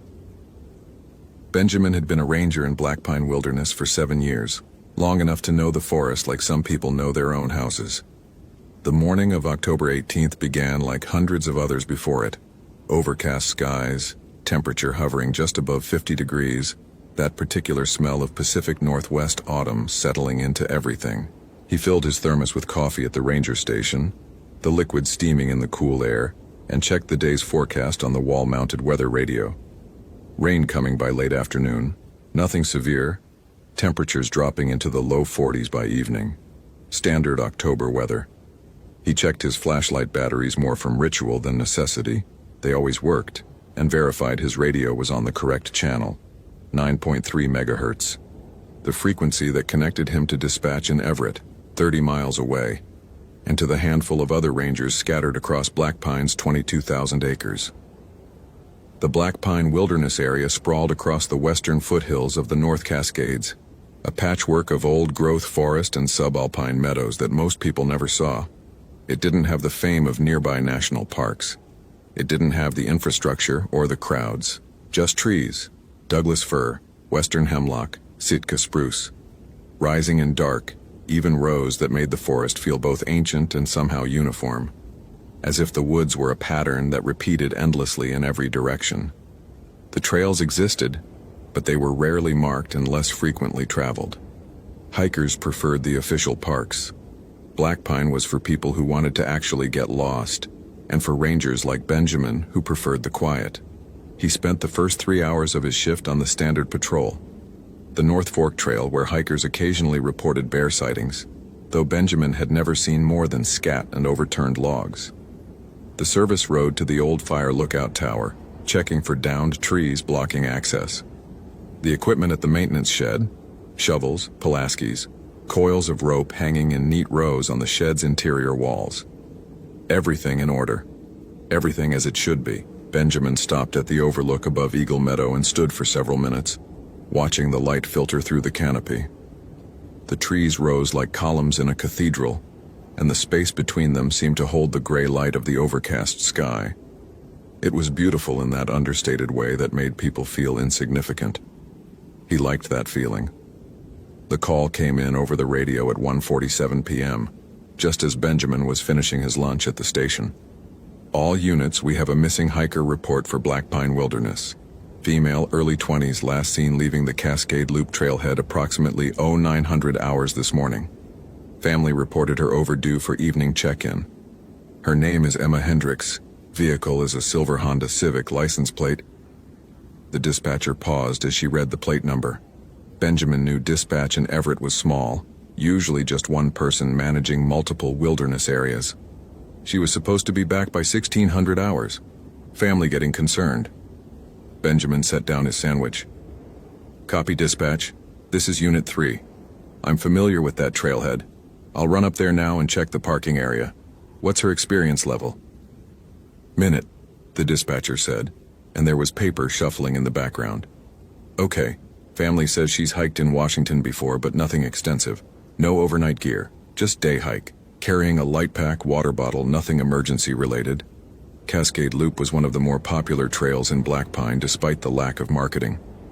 The trail climbed gradually through mixed forest for about 5 miles, emerged at a small alpine lake, and could be done in a reasonable day hike if you didn't linger.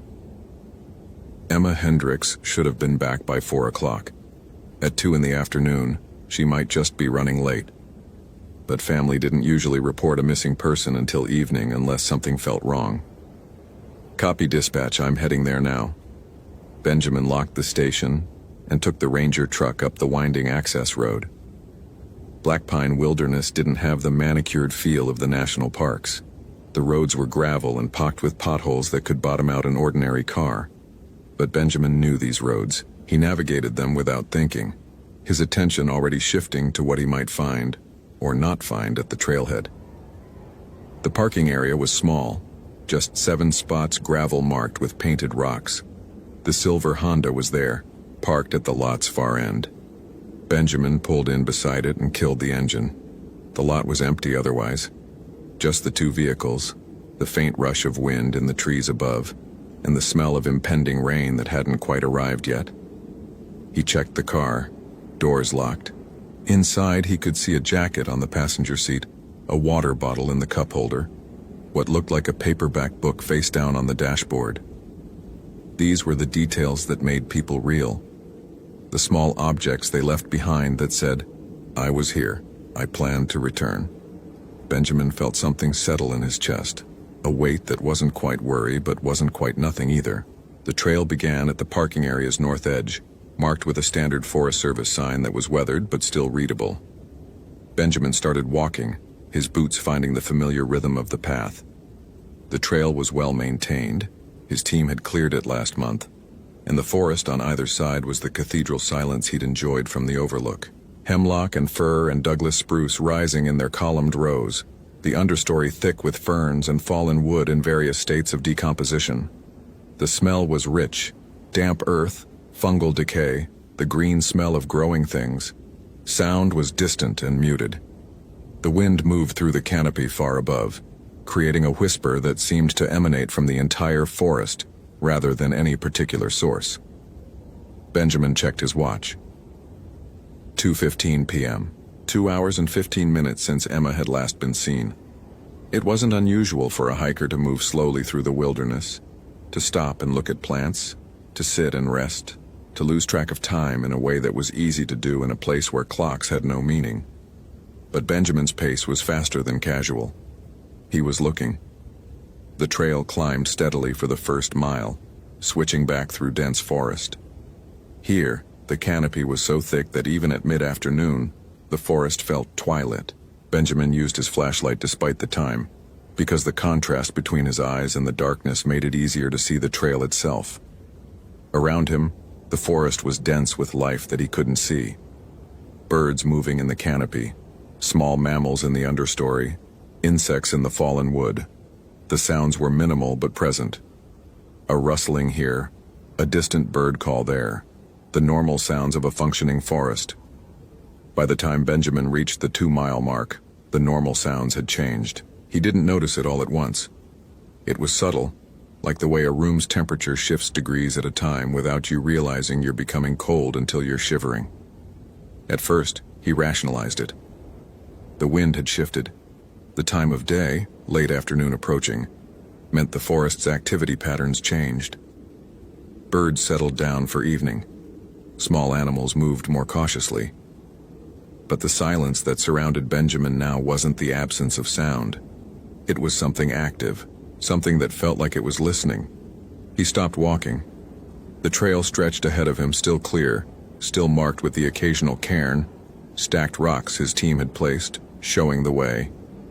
The forest around him was absolutely still, no wind, no birds. The ferns along the trail's edge hung motionless, as if frozen. Benjamin stood for perhaps 30 seconds, listening, trying to understand what his body was registering before his mind could catch up. Then a sound, a branch breaking. Not near, not close, but distinct. A sharp crack like something large shifting weight. Benjamin released the breath he'd been holding, probably a deer or an elk. Black pine had both. The breaking branch made sense, but it came from the left, from the forest off trail. And when Benjamin looked in that direction, he saw nothing but trees and darkness between them. He continued walking, but something in him had changed. His pace was different now. His attention was sharper. These were the kind of small shifts that separated hikers from ranger, the training in wilderness awareness that became instinct, and his instinct was telling him something was wrong. The trail curved northeast, skirting around a stand of particularly old hemlock. The trees here were enormous, 5 feet in diameter at the base, their trunks disappearing into shadow above. Benjamin had always loved this section. It felt genuinely ancient, a place that had hosted this particular stand of trees for centuries while the world changed around it. Now it felt oppressive. The trees too close together, the canopy too dark, the silence too complete. It was at the 3-mile marker that Benjamin found the first sign, Emma's hat, a blue baseball cap, lying on the trail. He picked it up. It was slightly damp, as if from sitting in heavy dew or light rain, but dry enough that it hadn't been here very long. An hour? 2 hours? Benjamin rotated it in his hands, seeing the inside label. Cascade Hiking Club 2011. A souvenir from some organized hike. The hat was real.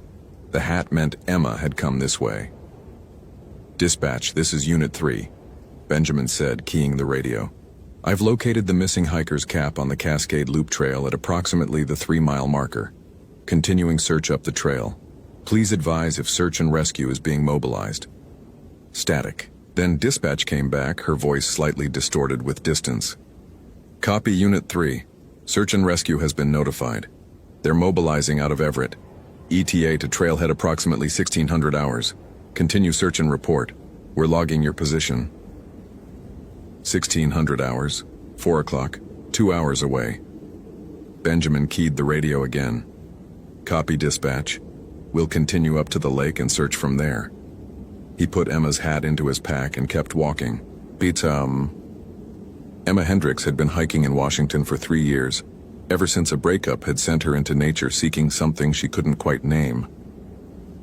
The Cascade Hiking Club had gotten her started, organized weekend trips to familiar destinations, people who knew where they were going. But lately she'd been venturing out alone. There was a freedom in it, a solitude that felt like it belonged to her specifically. The wilderness didn't care about her failed relationships or her stalled career or her family's expectations. It simply existed, beautiful and indifferent. The morning of October 18th had been perfect for it. She'd left Seattle at 6 in the morning, arriving at the Cascade Loop trailhead by 8:45. The parking lot had been empty. She'd been alone, which was how she preferred it now. The trail was familiar enough. She'd done it twice before, and the weather looked solid. Some clouds, but nothing threatening. She'd packed her usual day hike gear, water bottle, granola bars, jacket, phone. She didn't bother with a headlamp. She'd be out well before dark. The hike up the first 2 miles was exactly as she remembered it. The forest cathedral, the quiet, the sense of her own smallness against the vastness around her. She moved slowly, stopping occasionally to look at plants, or to stand in the filtered light and just breathe. This was why she hiked. Not for the destination, but for these moments of complete quiet, where her mind could stop running through all the things she wasn't accomplishing, and just be present. At the 2-mile marker, Emma noticed something was different. The sound had changed. She realized it when she consciously listened, the way you realize you've been humming without noticing. When she'd started, the forest had been alive with small sounds. Now it was silent, not the silence of a respectful library, the silence of something holding its breath. Emma wasn't inexperienced enough to panic. She'd read enough nature writing to know that animals go quiet before predators. Maybe a bear was nearby, maybe a cougar. Washington had both, though encounters were rare. She stopped walking and stood very still, listening. The forest around her remained utterly silent. Not a bird, not an insect, not even the whisper of wind in the canopy, just the sound of her own breathing and the dull thud of her heart. After a minute of this, Emma continued walking. There was nothing else to do. She was halfway through her hike. She'd come all this way. Besides, she told herself, if there was an animal nearby, the best thing to do was move deliberately and make noise. That's what the internet said. Make yourself big. Make noise. Don't run. But the silence continued, and with it came a feeling that hadn't been there before. The feeling of being observed. Not by anything specific. She looked around constantly and saw nothing but trees, but the sensation was real and impossible to dismiss. Her skin felt prickly. The back of her neck felt exposed. At the 3-mile marker, Emma stopped to drink from her water bottle and check her phone. No signal, as expected. The time was 12:15 p.m. She should reach the lake by 1:30 or so, rest there for an hour, and be back at the parking lot by 4:00. Everything on schedule. She drank the water, capped the bottle, and started walking again. The next mile was worse. The forest seemed to be actively preventing her progress now. Fallen trees crossed the trail. She didn't remember those from previous hikes. Deadfall created obstacles where before there had been open passage. She was climbing over and around obstacles constantly, losing time. Her pace slowed. And still the silence persisted. No birds, no animals, no wind, just the sound she made herself. Her footsteps, her breathing, occasionally a small noise of exertion as she hauled herself over a particularly large log.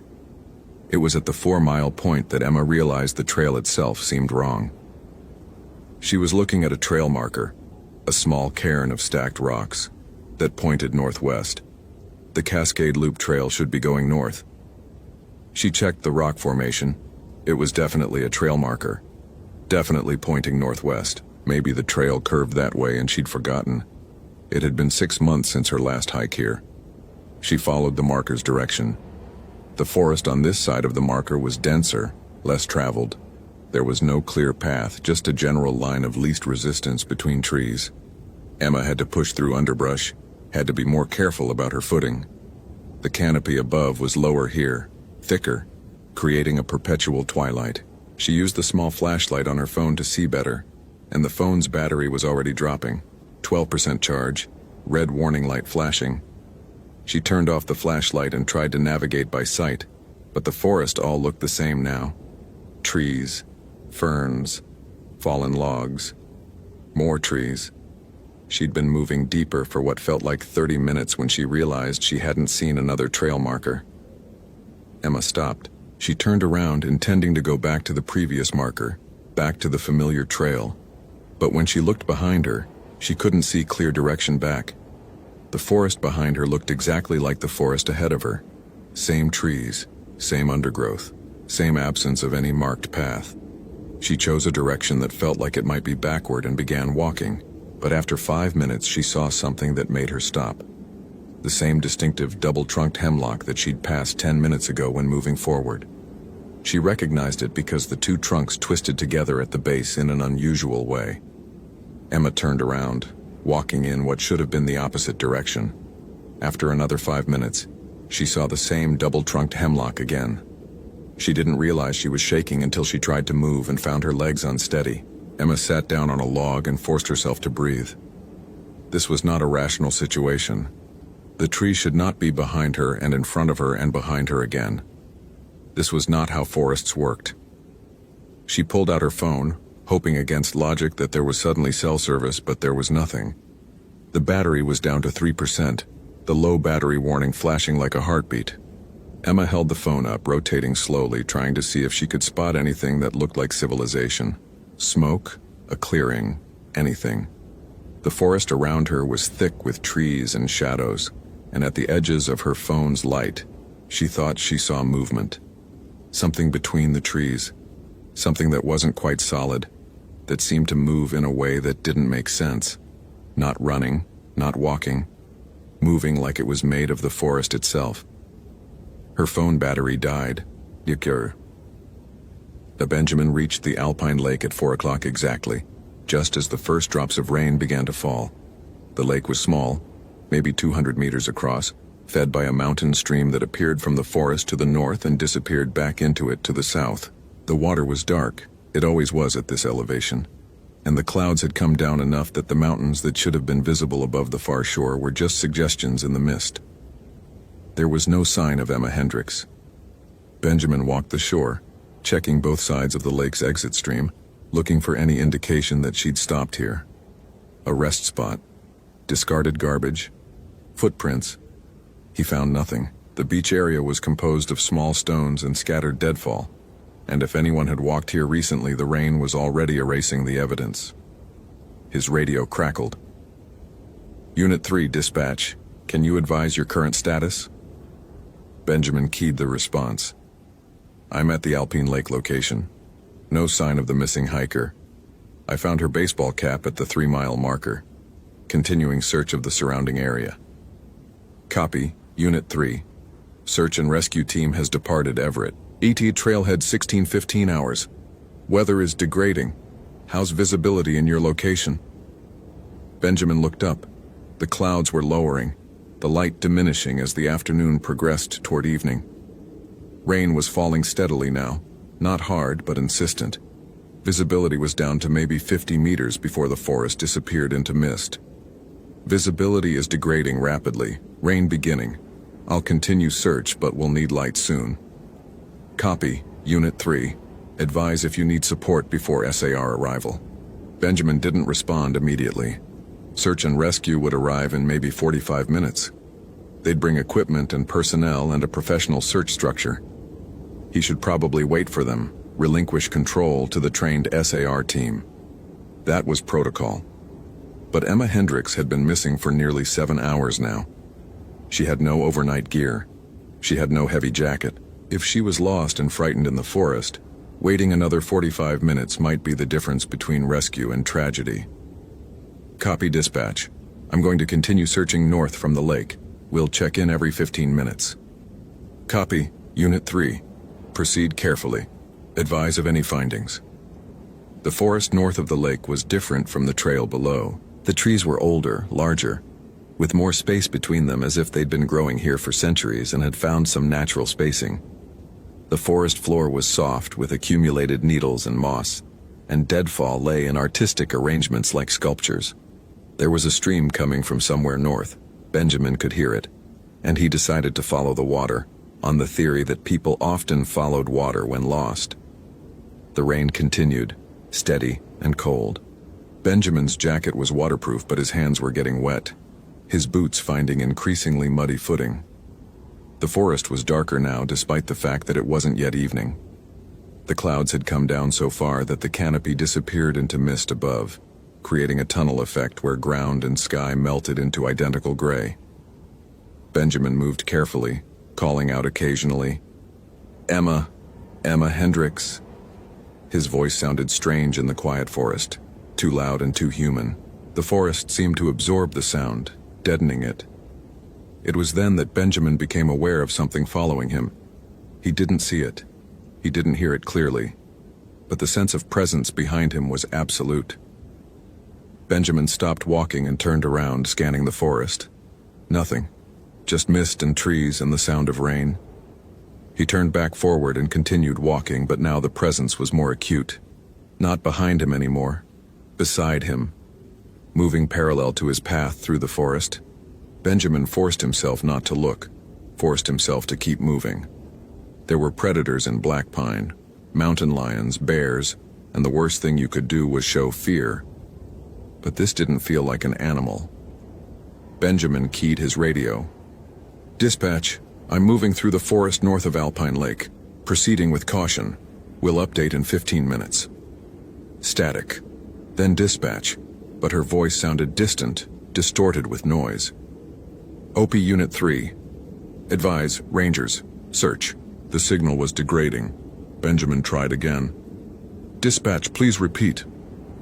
Only static answered. The forest had become darker still, the mist thickening. Benjamin could see maybe 15 meters ahead now. Behind him, beside him, the sense of presence had become overwhelming. He was being tracked. He was certain of it. Something was moving through the forest, matching his pace, staying outside of his direct line of sight. Benjamin stopped walking. "All right," he said aloud. "I know you're there." The forest went completely silent. No rain sound, no stream, no wind, nothing. "My name is Benjamin Price. I'm a ranger with the Forest Service. I'm looking for a missing hiker. Her name is Emma Hendricks. If you've seen her, I need you to tell me." The silence continued. Benjamin started walking again, but now his eyes were up, scanning the space between trees. The mist seemed to have thoughts. The rain seemed intentional, and at the edge of his vision he kept catching movement, shapes that weren't quite solid, that seemed to be made of the forest itself. The sound came then, distant enough to seem far but close enough to register perfectly in Benjamin's ears. A voice. A woman's voice. Emma's voice, he assumed, though he'd never heard her speak. "Help me." Benjamin moved toward the sound immediately, pushing through underbrush, moving faster now, his ranger training temporarily overridden by the basic human impulse to help. "Emma, keep talking. I can hear you. Help me." The voice came from ahead, always ahead, seeming to recede as he approached. Benjamin was running now, his boots splashing through water. There was a stream now, or perhaps he was running parallel to it, he couldn't tell. And the mist was so thick he could barely see his own feet. "Emma, call out, I'm coming." "Help." One word now, just one word. And something in Benjamin's mind, The part that was still trained, still operating professionally, registered that the voice sounded wrong. The timbre was right, but something in the cadence, the intonation, was just slightly off, like a recording of Emma's voice played at the wrong speed. Benjamin stopped running. The silence that followed his stopping was profound. He stood in the mist, breathing hard, listening. The voice didn't come again. Instead, what he heard was the forest settling around him. And in that settling, he heard something else. The sound of movement. Multiple forms moving through the underbrush, circling him. Not one thing, many things. Benjamin turned in a slow circle, trying to see. The mist revealed nothing but suggested everything. "Emma?" he called again, but his voice sounded small now, human and vulnerable against whatever the forest was doing. That's when he saw them. They moved like the forest itself, figures that seemed made of branches and shadow, angular and wrong, emerging from the mist with movements that didn't quite follow the laws of physics. They moved in the gaps between steps. They occupied spaces that should have been too small. And they were everywhere, above in the low canopy, beside him in the undergrowth, ahead of him in the mist. Benjamin understood then, not intellectually. He didn't have words for what was happening. But somewhere in the deepest part of his brain, the part that remembered when humans lived in forests like this, he understood. The Salish people who had come before all the others had names for these things. The old rangers who'd worked black pine in the early days had whispered about them. Stories that weren't really stories, warnings that weren't quite warnings. The Stick Indians, the watchers between the trees, the ones who lived in the deep forest and occasionally took people who went too far from the trails. "Where is she?" Benjamin demanded, finding his voice even as his legs wanted to run. "Where is Emma Hendricks?" One of the figures moved closer. It was almost humanoid, almost. Long limbs made of what looked like dead wood. A torso that might have been a bundle of branches, and a face. There was a face. Mostly dark, mostly shadow, but with eyes that caught the gray light of the mist and held it. It made a sound, not speech. A creaking, groaning sound, like wood under stress. Benjamin moved backwards. Then he ran. Emma had been lost for hours when she accepted that the forest around her wasn't following natural rules. The double-trunked hemlock appeared and reappeared no matter which direction she walked. When she climbed over a deadfall, she came down the other side to find the same deadfall somehow ahead of her, requiring climbing again.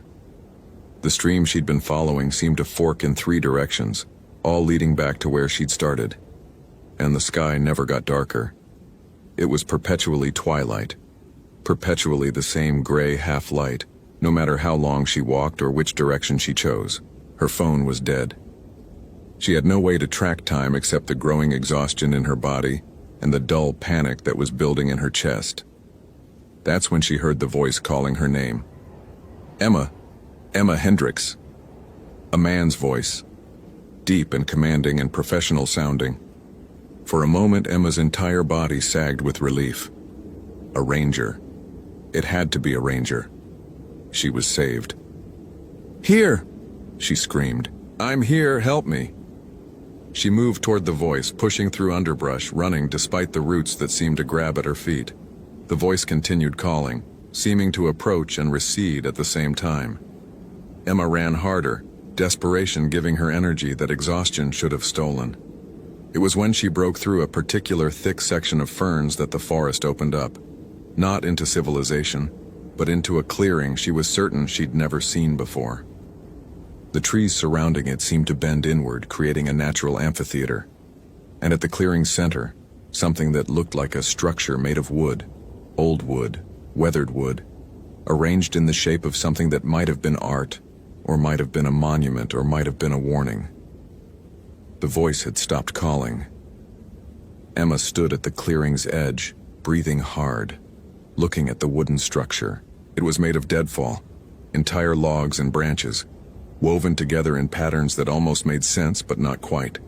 And around it, Arranged in careful circles on the ground were objects, shoes, pieces of clothing, a backpack, hats, things that belonged to people. Emma saw something that made her legs lose their ability to hold her. A red jacket with a hiking club logo, the same jacket her hiking buddy Maria had been wearing in 2010 when she'd gotten separated from their group on a trail 10 miles from here and was never found. Behind her, the forest began to move. It wasn't subtle movement. It was the sound of something large shifting position, of branches cracking, of the forest itself reorganizing around her. Emma turned from the clearing to look back the way she'd come, but the way was gone. The ferns closed in. The trees pressed nearer, and moving among them with movements that didn't follow natural laws were the shapes she'd been sensing all day. They were tall, impossibly tall, and made of materials that shouldn't be flexible. Branches and deadfall bound together with something she couldn't identify. They moved in ways that bodies couldn't move, with joints that bent wrong and limbs that extended and retracted. And as they moved closer, Emma understood with an absolute certainty that there was no rescue coming, that the voice calling her name had been a lure, that the man who'd been calling was prey just like her. She tried to run, but the clearing had become a circle with no exit. The trees that formed its perimeter seemed to press inward, and the shapes that moved among them were laughing, a sound like wood groaning under impossible pressure. Emma ran for the center of the clearing where that monument of woven deadfall stood. She could climb it, she thought. She could climb above them. She could reach higher than they could. But as she approached the wooden structure, she realized what it actually was. Not a monument, not art. A construction, a scaffolding, a structure designed for a very specific purpose. And at its base, barely visible in the gathered shadow, she could see what was left of others who had come this way. Benjamin didn't know how long he ran through the forest. Time had stopped working correctly. He would run forward and arrive behind where he'd started. He would climb a ridge and find himself in a valley. The compass on his watch spun endlessly, unable to find north. And always, the shapes moved at the edge of his vision, following, surrounding, hurting him. He reached a trail at some point. He recognized the maintenance cairns, the blazes on the trees that marked the Cascade Loop, and he ran down it toward civilization, toward the trailhead, toward the ranger station. He ran until his lungs burned and his legs screamed. He ran until the forest opened onto the parking lot with its two vehicles, the silver Honda that belonged to Emma Hendricks and his own ranger truck. Behind him, at the forest's edge, the shapes stopped. They didn't pursue into the parking lot. They stood at the boundary between trees and open ground and made sounds like wood creaking in wind. Then, one by one, they retreated into the mist. Benjamin stood in the rain. It was evening now, twilight real and true, not the false twilight of the forest. And he found that he couldn't move. His legs wouldn't work. His mind wouldn't work. He managed to reach the truck and activate the emergency beacon on the radio with shaking hands. "Dispatch, this is Unit 3, emergency beacon activated. I'm at the Cascade Loop trailhead, send SAR immediately." Search and rescue arrived within 30 minutes. They found Benjamin sitting in the cab of his truck, shaking, unable or unwilling to speak. They found Emma's car still in the parking lot, Emma's personal effects inside. They found the baseball cap Benjamin had left on his truck's seat. He'd been clutching it for so long his hands had to be pried open. What they didn't find was Emma Hendricks. The search lasted 2 weeks. Dogs, helicopters, teams of trained rescuers combing every inch of the wilderness around the Cascade Loop trail. They found nothing. No body. No sign of struggle. No indication of where Emma had gone. The official report listed her as missing and presumed deceased, with the cause of death unknown. Benjamin Price requested a transfer out of the Forest Service. His request was denied due to staffing shortages. He still works out of Black Pine Wilderness, still patrols the same trails, still makes the same radio calls to the same dispatcher in Everett. But he never goes above the 3-mile marker anymore, and he definitely never goes to Alpine Lake. Some nights, when he's alone in the ranger station and the forest is particularly quiet, Benjamin's radio crackles with a voice that sounds almost like his own. It calls his name. It asks for help, and Benjamin sits in the dark listening, and he doesn't answer.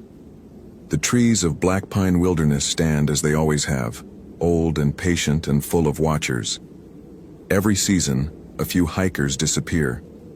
The parking lots near certain trailheads gradually stop filling with vehicles. Whole sections of the wilderness become understood, without official warning, as places where people simply don't return from. And in the deep forest, in the eternal twilight beneath the canopy, the collection of offerings continues to grow.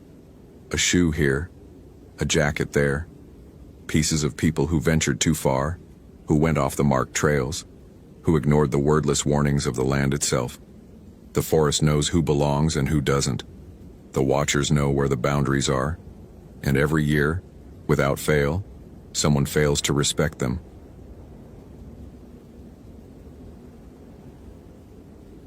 Location: Wrangell St. Elias National Park, Alaska. Date October 28, 2016. The weather report on the station radio at 05:30 hours promised overcast skies and possible snow flurries by late afternoon. Christopher Garrett listened to the forecast while standing at the window of the ranger station, thermos of coffee cradled in both hands, watching the first hints of gray creep across the eastern ridges. October in Wrangell St. Elias was a knife's edge between autumn and winter. Beautiful in that way that only wilderness extremes can be, when you're acutely aware that the land tolerates your presence on sufferance, and only for a while longer. Another week and half the south-facing trails would be officially closed. Another month and the entire park would belong entirely to itself again, to the glaciers and the bears preparing for hibernation and the things that moved in the spaces between the ice. He'd worked this station for 7 years, longer than most rangers lasted before transferring to somewhere warmer, somewhere with better cell service and less existential silence. Christopher had never requested a transfer. There was a quality to the remoteness here that felt like home in a way normal civilization had never managed. You could hear yourself think in Wrangell St. Elias. You could hear, period, the wind through the valleys, the groaning of glaciers, the absence of human noise. The station was a simple structure, a main office with a radio console that crackled with sporadic chatter, a small bedroom, a kitchen that had seen better decades. Outside, the parking area held 2 vehicles, Christopher's Chevy Silverado, maintained with ritual care, and the district ranger's sedan, currently empty and locked. Deputy Ranger Paulson was 300 miles south in Juneau for a meeting that would accomplish nothing and keep him away for 2 days. Christopher was alone. Not unusual. He preferred it.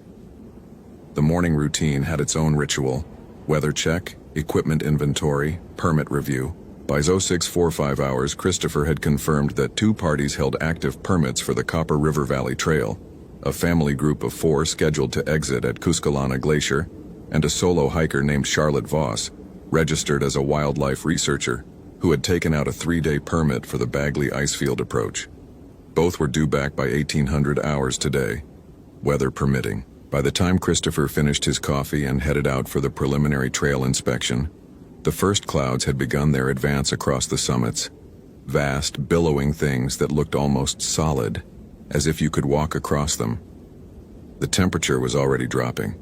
He could feel it in the quality of the air, a sharpening edge that promised frost by nightfall. His breath began to mist before he'd walked 50 yards from the station. The park at this hour was itself again, unwitnessed. The mountains rose in all directions, impossibly tall, impossibly ancient, their peaks lost in cloud cover that seemed to be descending even as he watched. Wrangell St. Elias contained some of the most remote country in North America. 30,000 square miles of glaciers, valleys, and peaks where the human footprint was measured in single-day visits and passing aircraft. Most visitors never penetrated more than a few miles from the main road. Those who did were either experienced mountaineers or people taking risks they didn't fully understand. The Copper River Valley Trail was the most accessible backcountry route, a 9-mile day hike that skirted the eastern margin of the St. Elias Range. It was where people went when they wanted to feel like they were really in the wilderness, but didn't want to actually risk their lives. Christopher approved the permits for these hikes because they were statistically safe, well marked, and populated enough by summer traffic that the trails were easy to follow. But in late October, the summer crowds had vanished. The trails had reverted to something closer to their natural state. Charlotte Voss's permit application had included a note indicating she was conducting research on alpine vegetation and glacial recession patterns. Wildlife researcher was the standard designation. She'd attached photos of her credential from the Audubon Society. 34 years old, based in Fairbanks, experience in field research listed as extensive. Christopher had approved the permit without hesitation. The woman clearly knew what she was doing. That was what he would remember later. Not as reassurance, but as confirmation of his own failure to see what was wrong. Charlotte Voss knew what she was doing, right up until the moment the forest decided she didn't. So Charlotte Voss had turned off the official trail at approximately 1140 hours, roughly 3 miles in, at the point where a barely discernible side route branched toward a series of glacial tarns that weren't indicated on most maps, but were known to harbor rare alpine plant species. She had made this decision with full awareness that she was leaving the marked path. Her GPS unit was working perfectly. Her sat phone was fully charged, though she'd decided not to carry it on a day hike, an acceptable risk given the hour of the day and the proximity of civilization. She was a competent hiker. She had led research teams in the Brooks Range. She knew how to read terrain, how to backtrack, how to remain calm when plans shifted. When she realized around 1300 hours that the terrain had become steeper than expected, and the vegetative markers she'd been using as reference points had begun to grow unclear, she didn't panic. She simply confirmed her coordinates on her GPS, marked a waypoint, and prepared to retrace her steps. The GPS showed her coordinates to be precisely where she should be. The elevation gain matched her estimates. The terrain ahead matched the topographic data. Everything was correct, so she continued forward another quarter mile, reasoning that the plant samples she'd come to gather were likely at a higher altitude, where the temperature extremes created the botanical anomalies that interested her institution. By 1330 hours, when she decided to turn around, Charlotte noticed that the trail she'd created on the way up, her boot prints in the soft ground, the occasional mark where she'd steadied herself against a rock, had become somehow unclear, not vanished. They were still there, but they seemed distant, as if they belonged to someone else's hike, someone who had come this way hours ago or days ago. The tracks should have been sharp in the recent soil. Instead, they looked aged, pressed flat, as if many people had walked them since she'd passed. She checked her GPS again. Her waypoint was still visible. She was 40 meters from where she'd entered the higher terrain. This was wrong. She would have seen those 40 meters. The mountainside should have looked familiar in the inverse direction. It should have looked like the same place, just reversed, like looking at a photograph reflected in a mirror. Instead, it looked like a different mountain entirely. Charlotte turned a slow circle, processing. The weather had worsened in the time she'd been climbing. Cloud cover had descended, dropping the visibility to perhaps 200 meters. The wind had picked up. These were minor concerns. She was well-equipped, well-trained, and her waypoint was waiting. She could simply navigate backward by GPS. She'd done it 100 times. She began walking. The GPS showed her distance to the waypoint decreasing. 38 meters, 35 meters, 32 meters. Perfect. She was making good time. The cloud cover was disorienting, nothing more. In clear weather, she'd have no difficulty. In this weather, she trusted her instruments, which were doing exactly what they were supposed to do. At 1340 hours, she reached the waypoint. She was standing exactly where the GPS insisted she should be standing, and there was no trail. There was no evidence of the downslope terrain she'd climbed to reach this point. There were simply trees, ancient, gnarled, alpine stunted conifers that seemed to be growing in a density that should have been impossible given the elevation. They seemed closer together than she remembered, as if they had shifted during the time she'd been looking away, the way things do in peripheral vision, moving when you're not watching and then freezing again when you look directly at them. Charlotte's heart rate increased slightly. Not panic. Not yet. A problem had a solution. She had coordinates, a compass, and the knowledge to use them. The terrain was playing tricks because of the low visibility and her own fatigue. She checked her compass bearing to her entry waypoint, marked it, began walking back the way she'd come, not retracing her footsteps, which seemed to belong to someone else anyway, but walking a reciprocal bearing that would take her down the slope mathematically, regardless of what the land seemed to insist. The GPS should have shown her distance to the first waypoint decreasing. 40 meters, 35 meters, 30 meters. Instead, at 13:55 hours, it showed 47 meters. She'd walked 50 paces in what felt like the right direction, and she was somehow 15 meters farther away. Charlotte stopped, stood very still, let her breathing slow. This was not a malfunction. GPS units didn't malfunction like this. This was user error, misreading. She checked the device again. Fresh battery, good signal strength, no error codes. The location was correct. She was correct. The distance was increasing because she was walking in the wrong direction. Except she wasn't. She was walking downslope. The physics was correct. The compass was correct. Something was wrong with the space itself, as if the mountain had become larger while she wasn't looking. At 14:10 hours, she heard the sound of running water, a creek or small stream cutting through the rocky terrain to her left. She hadn't heard it on the way up. Or perhaps she had and hadn't registered it, the sound of water common enough in these mountains that it barely registered. She moved toward it anyway. Water flowed downhill. Follow the water, and the water will take you to lower elevations. This was not a new principle. The sound grew louder as she approached. By the time she could see the creek through the trees, it was roaring. More than a creek now, a torrent. The water churning milky white with glacial melt, moving with enough force to carry rocks, moving with enough force to carry a person. The sound was thunderous, constant, filling every moment with its violence. It should have been visible from higher up. She should have seen the mist, heard the roar. Instead, it had simply appeared, as if the creek had come into existence in the time since she'd walked past where it supposedly wasn't. The sound of the water meant she couldn't hear much else. The forest was full of sound now, but it was only that one sound, the roar of the creek, endless and consuming. Charlotte realized, standing at the edge of that torrent, that she hadn't heard any animal sounds in the last hour. No birds, no movement in the underbrush, no evidence of life except her own breathing and the water's rage. And underneath the water's roar, so quiet she almost didn't register it, she heard something else. It was a voice, not shouting, not calling her name, just a voice, familiar sounding, speaking words she couldn't quite distinguish through the thunder of the creek. She moved closer to the water, trying to hear better, and the voice became slightly clearer. It was saying her name, softly, the way her brother used to say it, when they were kids, when he was about to tell her something that mattered. Her brother had died 12 years ago. Charlotte stepped back from the creek and listened harder. The voice was still there, underneath the sound of the water. The water was too loud. It was drowning everything out.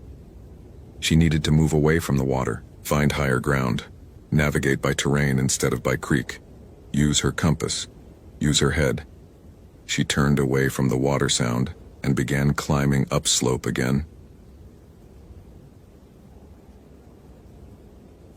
By 14:30 hours, Christopher was beginning his third sweep of the permit database, confirming which visitors had actually been logged back in by the station. The family group at Cusculana, 3 adults and a teenager, had called on the emergency number at 12:35 hours, requesting a pickup at the trailhead. Bad weather coming in, visibility dropping. They were uncomfortable with the conditions. A rescue volunteer was en route to fetch them. They would be back by 1600 hours. Charlotte Voss had not called. Her permit was due to expire at 1800 hours. She had 3 hours and 30 minutes to return. Christopher pulled up her permit information again and reviewed her itinerary. Bagley Icefield Approach, one of the least traveled routes in the park, far more remote than the family group's trail. Theoretically safer for a solo, experienced hiker because it was less likely to encounter unexpected hazards, which meant mainly that fewer people had created trail shortcuts, and there were fewer ways to accidentally wander off the marked route.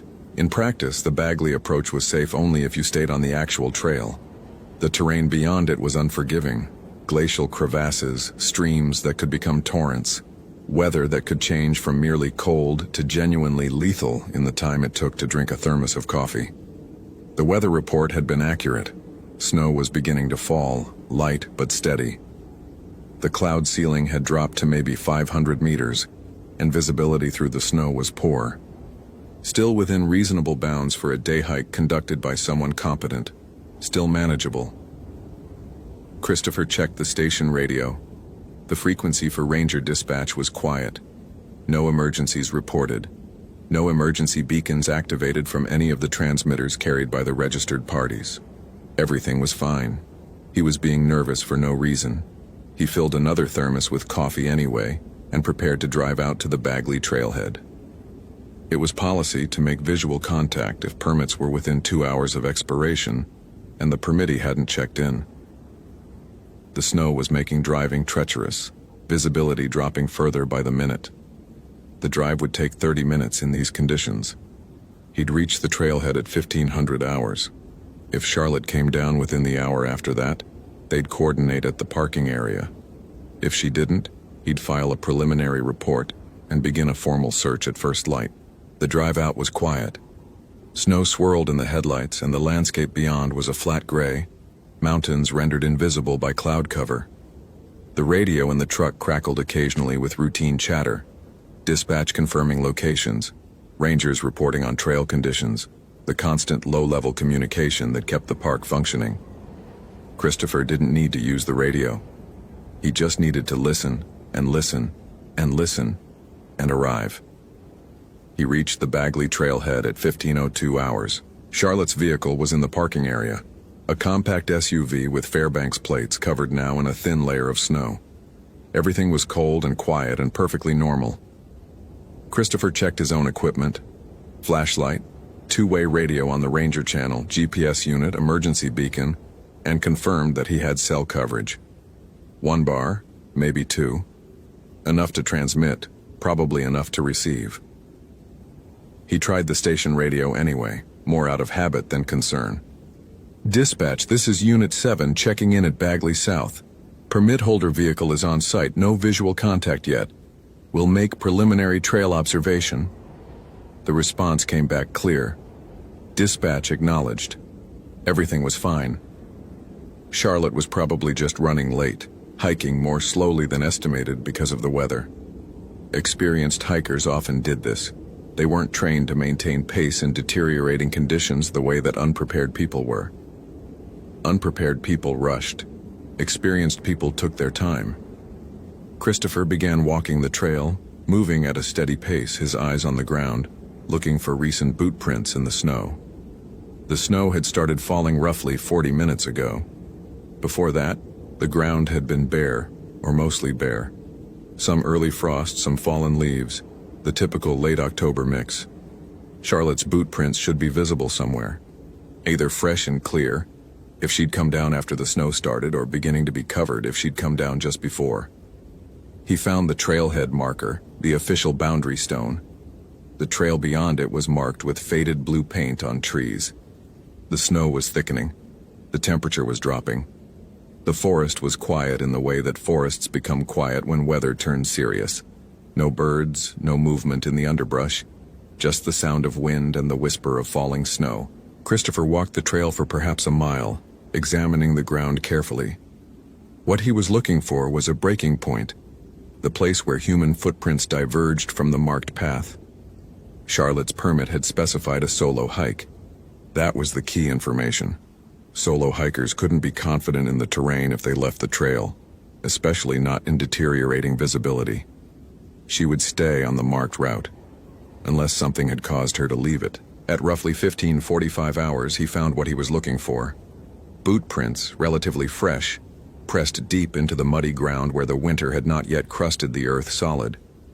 Multiple prints, which didn't make sense. Charlotte was solo. There should only be one person's footprints, unless she'd come this way more than once, which was possible, or unless... Christopher stopped. The prints were heading upslope, away from the main trail, toward steeper terrain, and they had been made at different times. The first set was partially filled with water, as if made before a rain that hadn't occurred but had threatened. The second set was fresher, deeper, more clear. Both led in the same direction. Christopher called in on the Ranger channel. "Dispatch, I have a situation at Bagley South. Permit holder appears to have left the marked trail, heading upslope on secondary terrain. Beginning search. Stand by." "Copy that. Unit 7. Do you need backup? I can reach out to the rescue volunteers." Christopher looked at the trail ahead, at the snow that was falling more heavily now, at the forest that was growing darker as the afternoon advanced. "Stand by. Will advise." He radioed again at 1600 hours from higher up the slope. No visual contact. Visibility down to maybe 100 meters in the snow. He was following footprints that seemed to belong to multiple passes, which shouldn't be possible. He was following a trail that shouldn't exist. And underneath the wind, underneath the snow, he thought he heard a voice calling from somewhere farther up the mountain. Charlotte had been calling for help for some time, though she wasn't sure exactly how long. Time had become untrustworthy.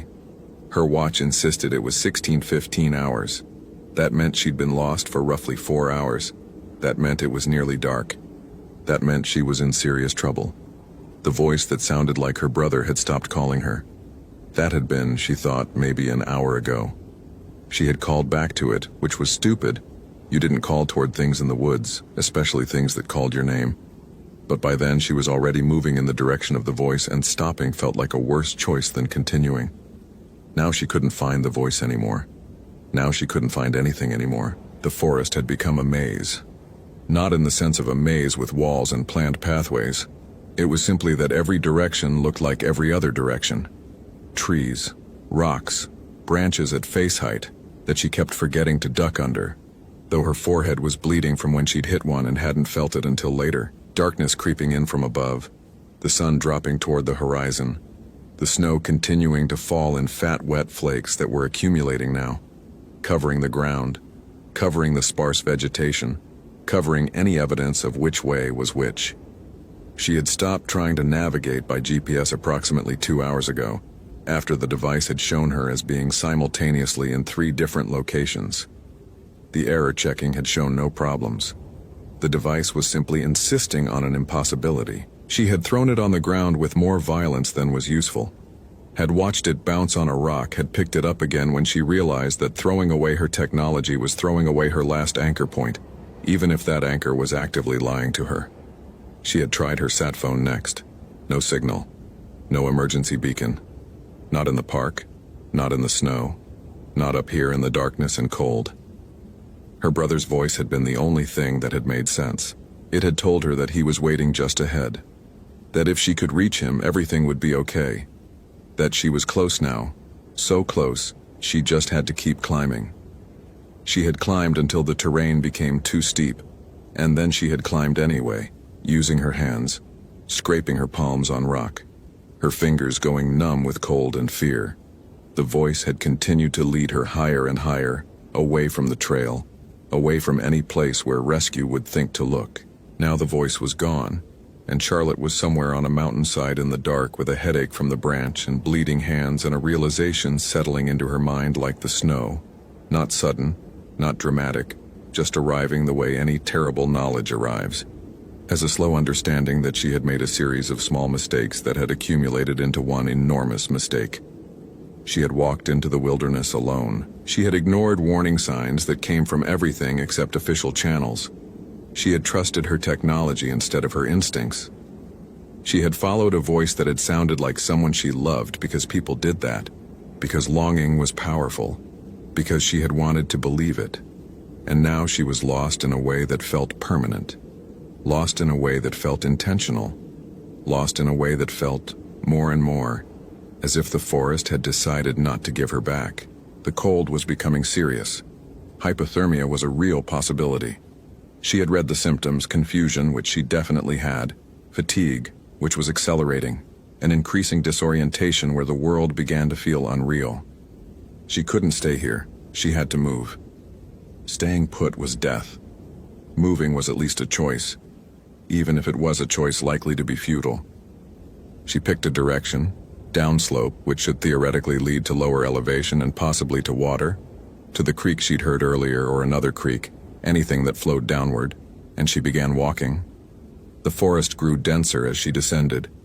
The trees seemed taller, or maybe she was just tired and they seemed taller because she was tired. The branches seemed to be reaching for her, which was a metaphorical thought of the dangerous kind, the kind that meant her thinking was getting fuzzy.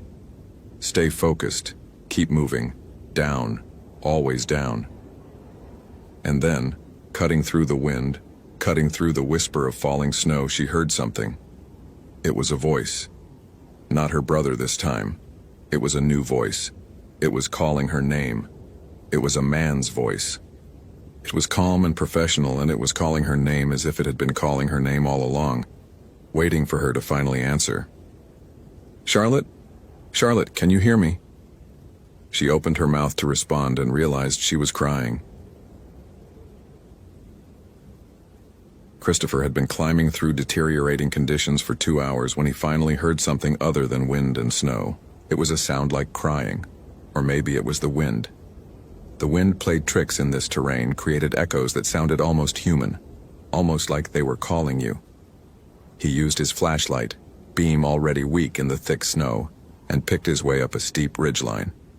The trail, if it had ever been a trail, was completely obscured now.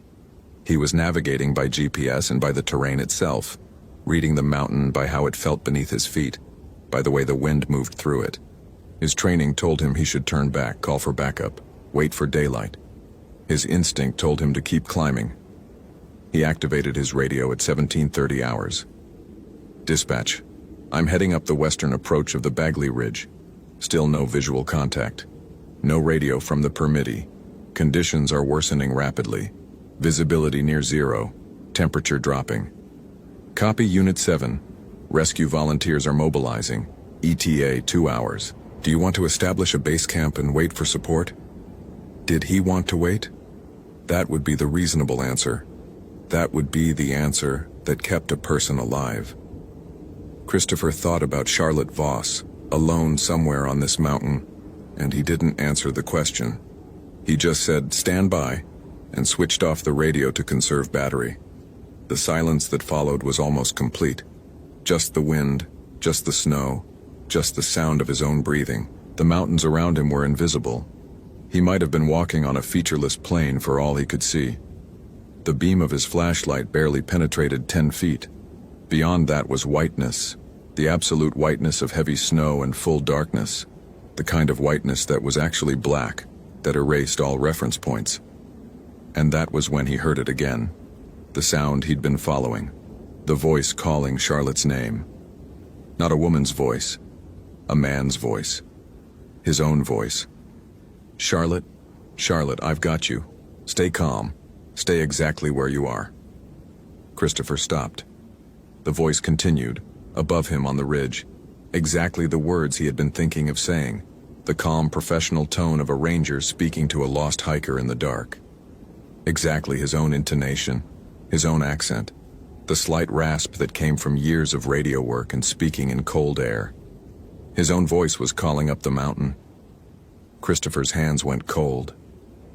Not from the weather, from something else. From the immediate, visceral understanding that nothing alive on this mountain was calling to Charlotte in his voice. Something else was. Something that had heard him approaching, heard him thinking about what he would say, and was simply saying it first. "Don't answer," he said out loud, his real voice, the one that didn't echo. "Don't call back." But Charlotte, wherever she was in that darkness, was already crying out in response to the voice that sounded like rescue. He could hear her from somewhere below him or above him, he wasn't sure anymore, calling back, answering the thing that was calling her name. Christopher moved toward the sound of her voice, away from his own voice's echo. He was rational enough to understand what was happening.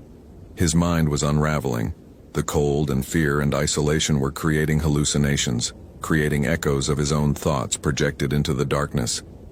This was a known phenomenon in extreme conditions. Soldiers in Arctic operations had reported it. Explorers in isolation reported it. Your brain was a remarkable organ, and under stress it could convince you of nearly anything. But rational understanding didn't stop his hands from shaking. Rational understanding didn't make the voice calling in his own tone any less terrifying. He reached what he thought was Charlotte at 18:05 hours, or what was left of her. A figure huddled in a small rock shelter that shouldn't have been there but was. A natural overhang of stone that provided minimal protection from the wind and snow. She was alive. She was conscious. She was looking at him with an expression of such profound relief that it almost broke him. "The voice," she said. Her teeth were chattering. Her lips were blue. She could barely form words. "Your voice," it kept calling me back. Every time I tried to go down the mountain, it called me back higher. "I know," Christopher said. He was wrapping her in his own emergency blanket, the one he was supposed to use if he got into trouble. "Don't think about it. We need to move. We need to get down." "It sounds like you," Charlotte said. "Exactly like you. How does it sound like you?" Christopher didn't answer.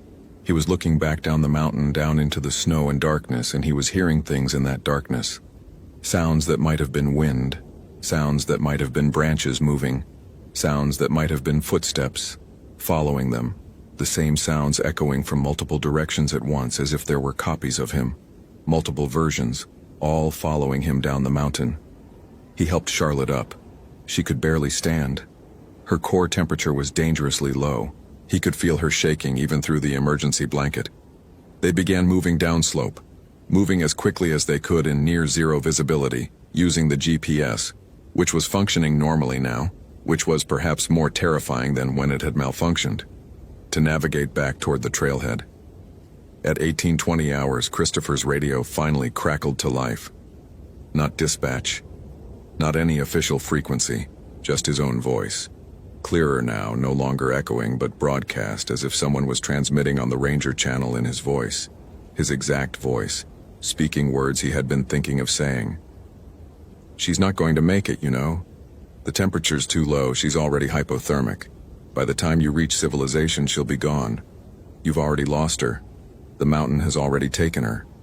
Why keep moving?"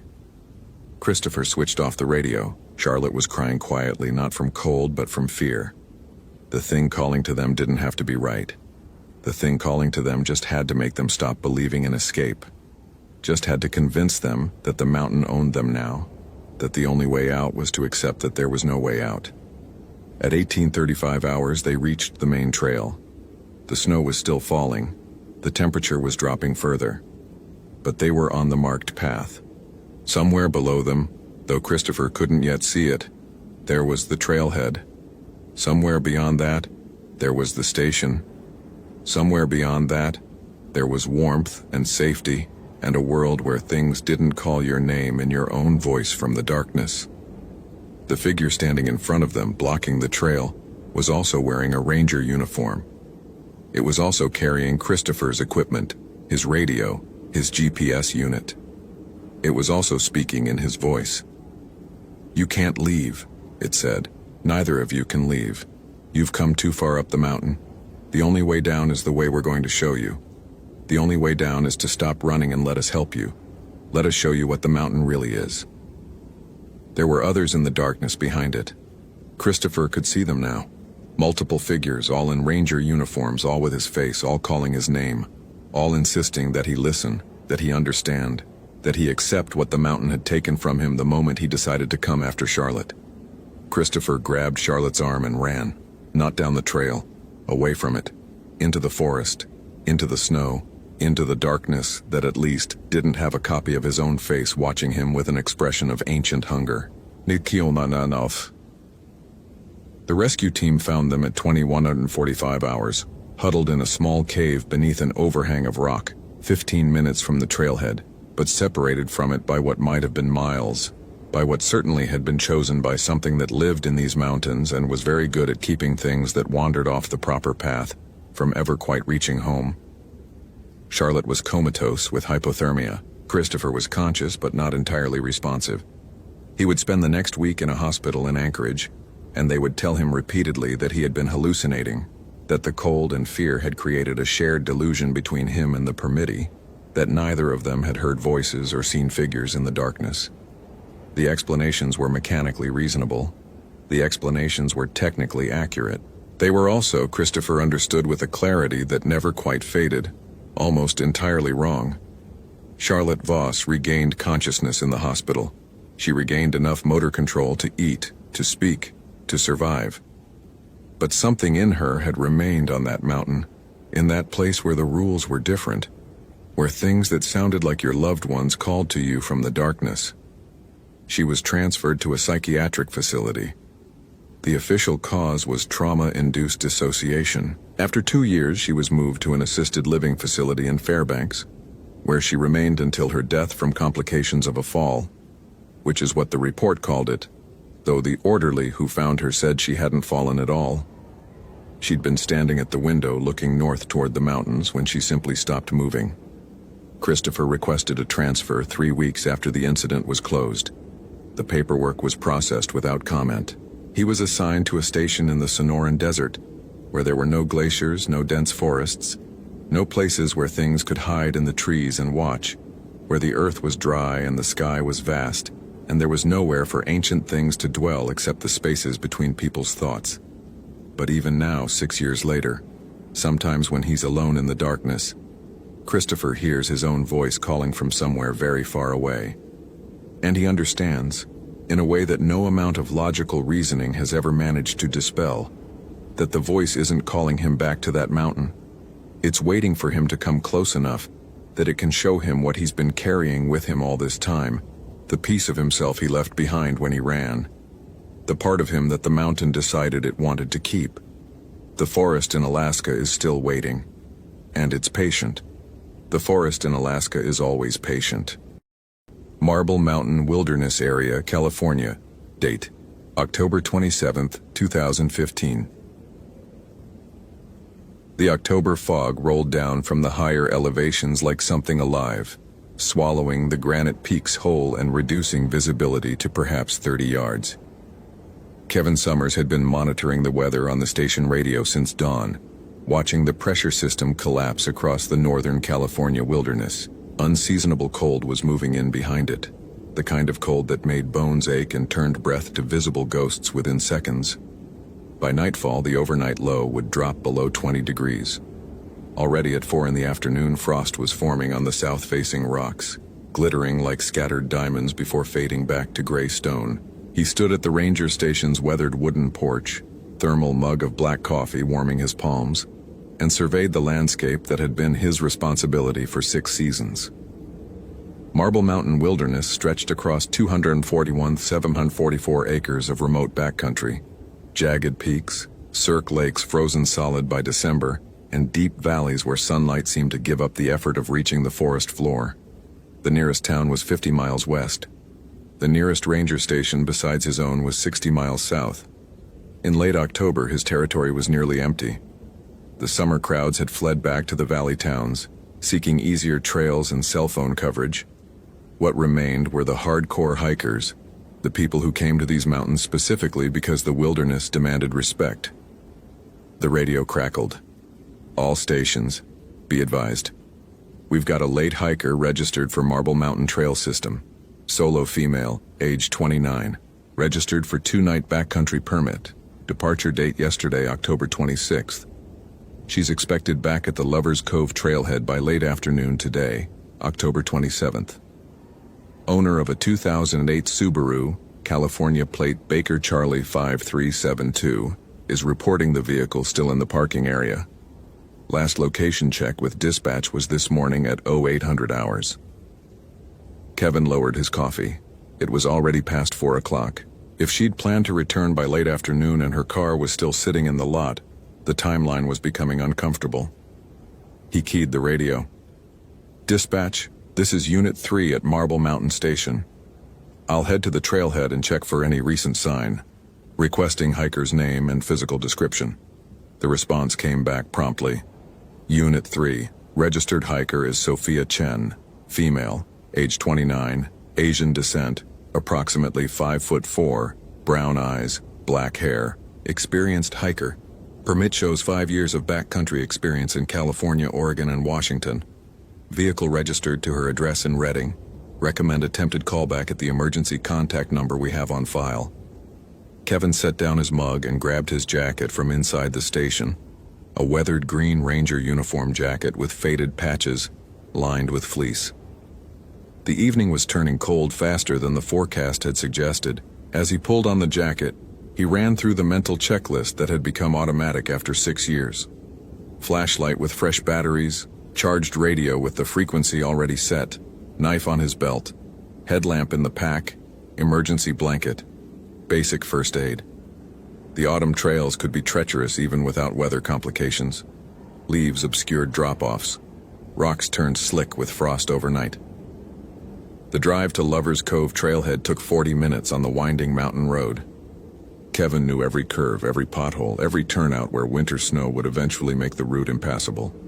The fog thickened as he climbed higher, pressing against the windshield until the world beyond the hood of his truck became just diffuse gray. Radio signals were weakening, normal for the elevation and weather. He heard dispatch attempting to reach other units, voices fragmenting and cracking with interference. The Lover's Cove parking area was nearly empty, 6 spots, all unmarked except for Sophia Chen's Subaru.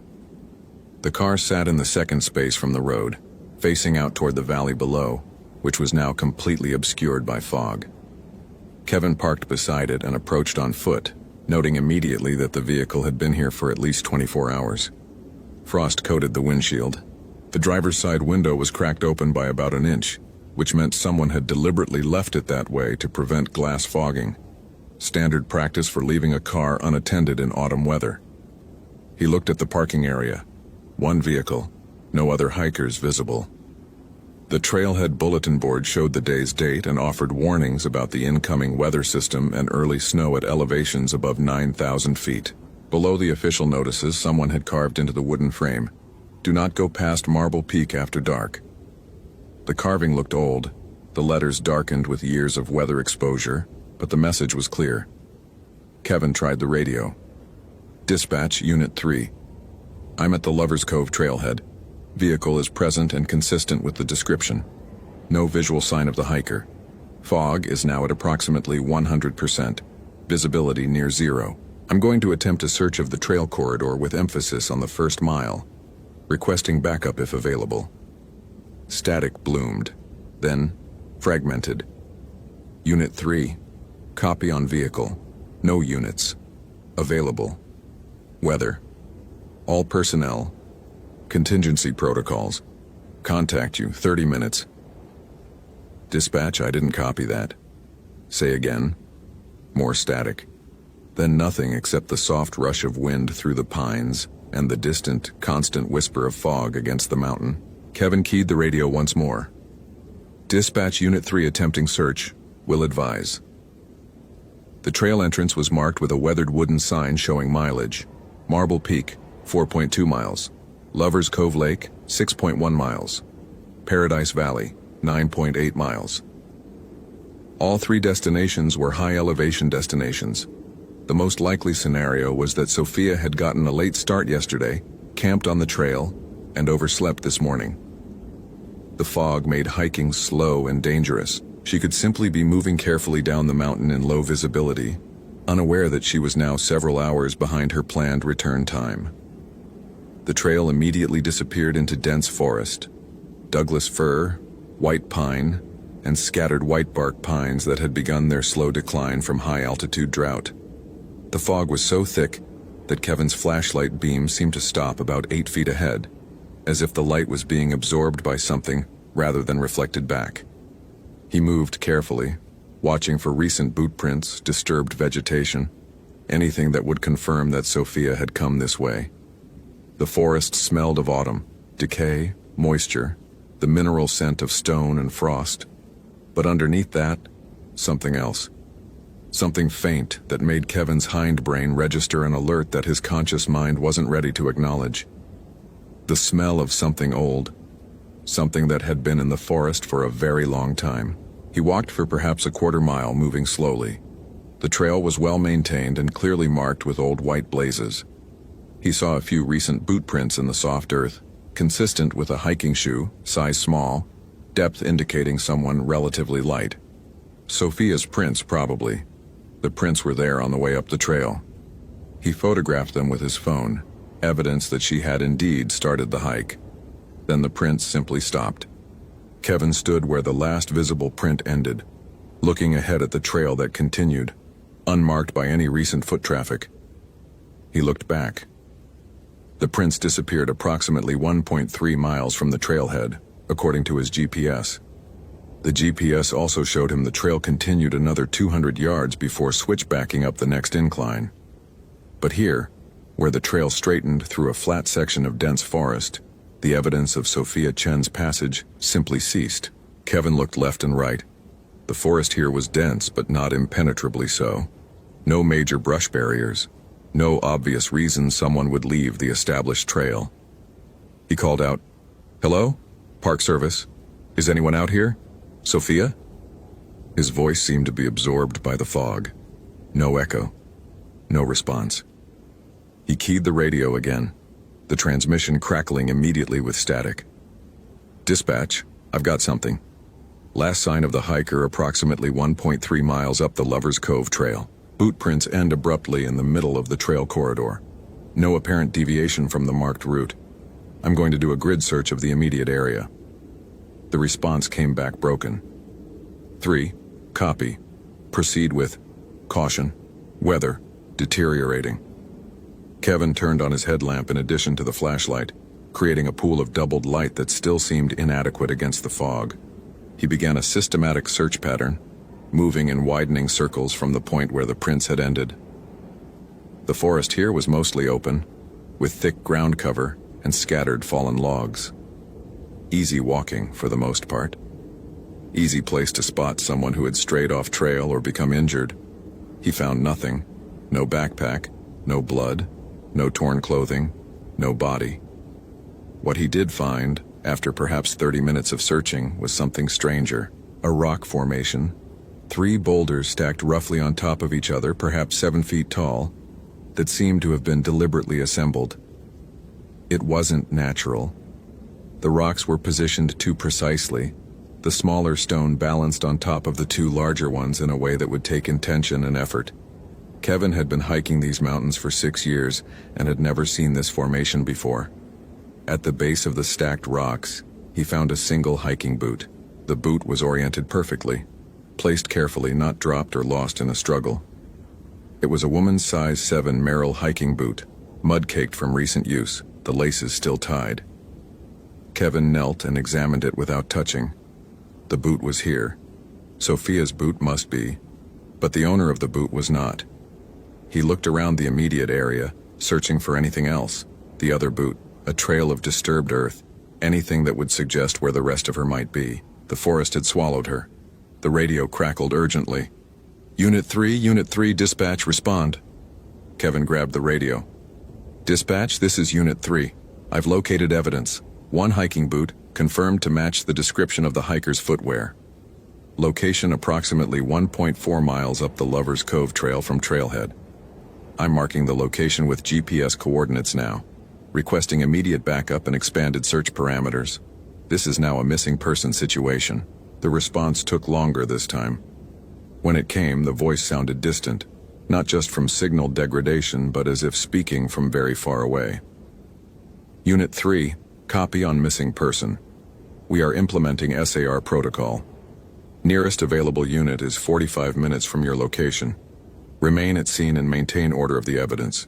Do not disturb the boot. Await backup." Kevin acknowledged and sat down on a fallen log near the stacked rocks.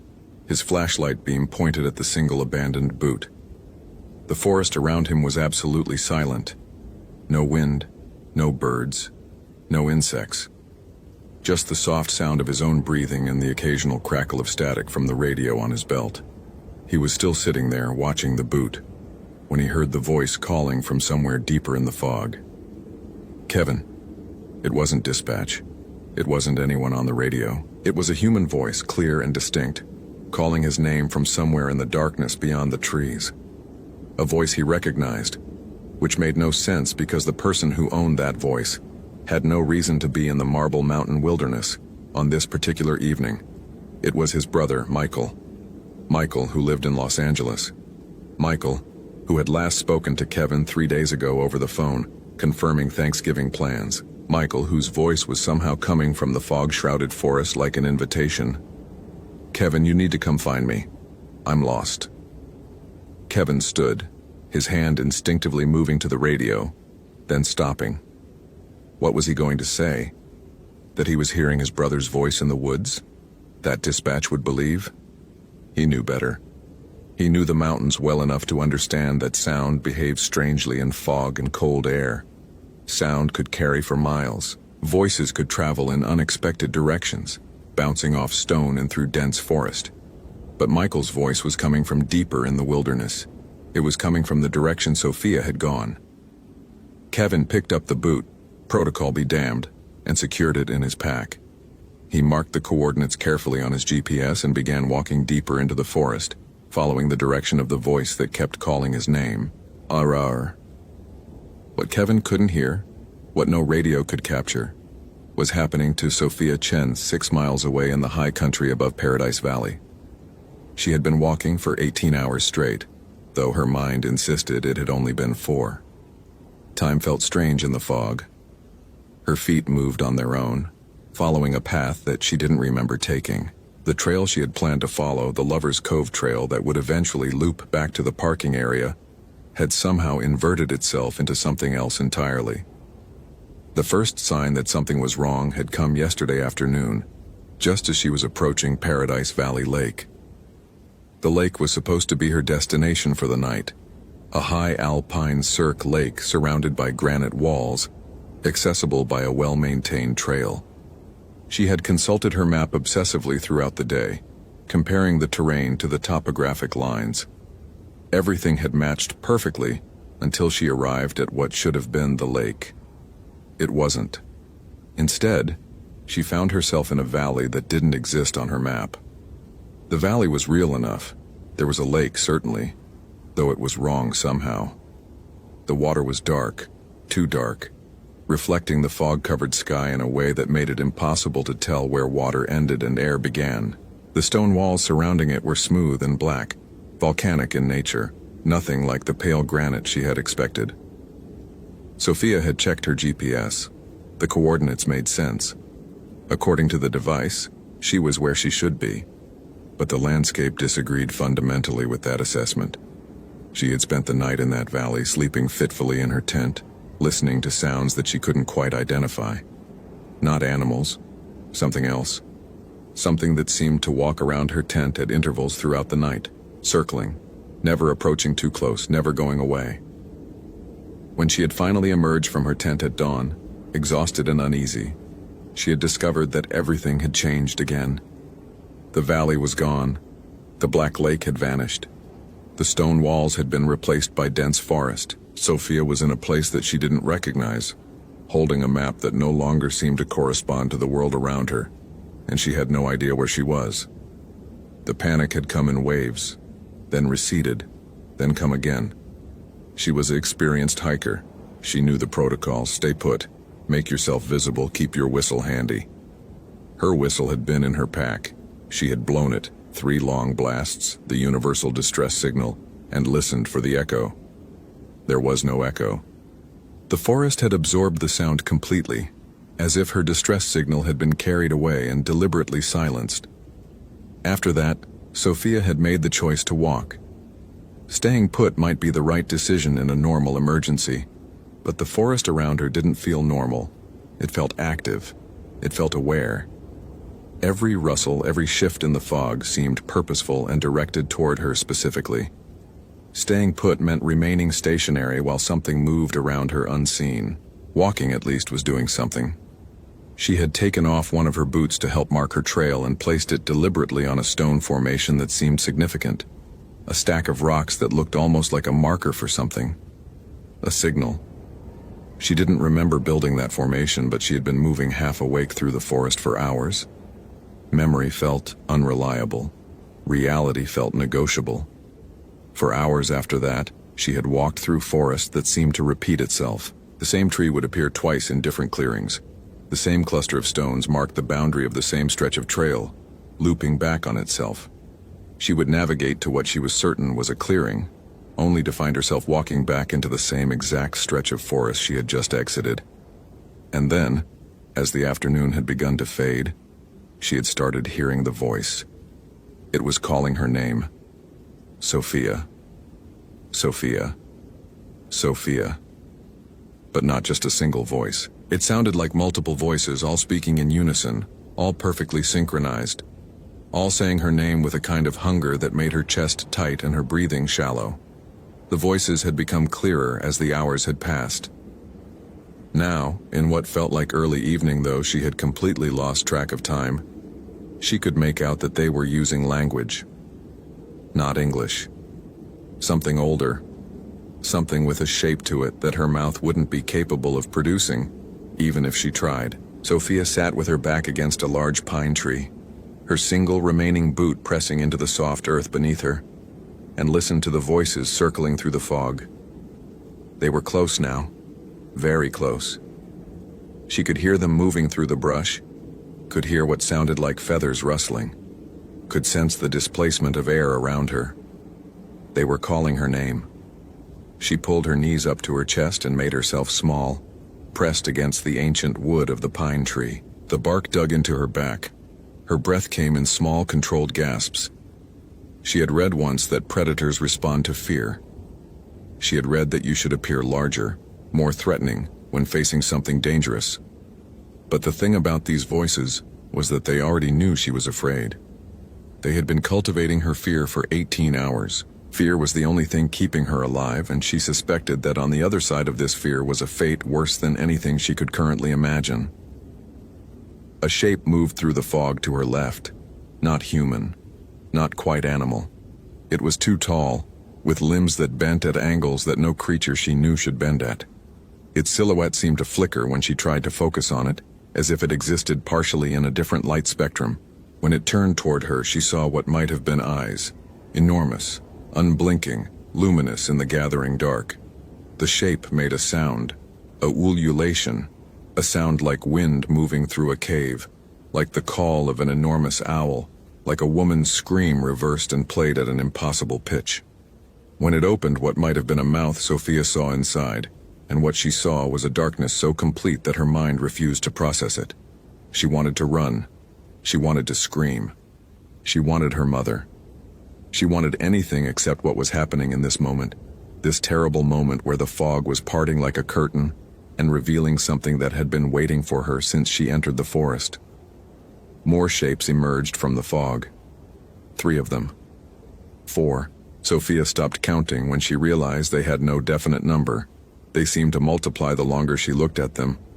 Or perhaps there had always been this many, and her perception simply couldn't hold them all in focus at once. They circled her. They waited. And Sophia, pressed against the bark of the pine tree, realized that they had been herding her toward this exact spot the entire time she had been in the forest. Everything had been leading here. The valley that didn't exist, the loop of forest that repeated, the voices calling her name. It had all been a slow dance toward this moment, this inevitable confrontation with something that existed in the old places of the world, in the cracks between civilization and true wilderness. One of the shapes reached toward her with what might have been a wing.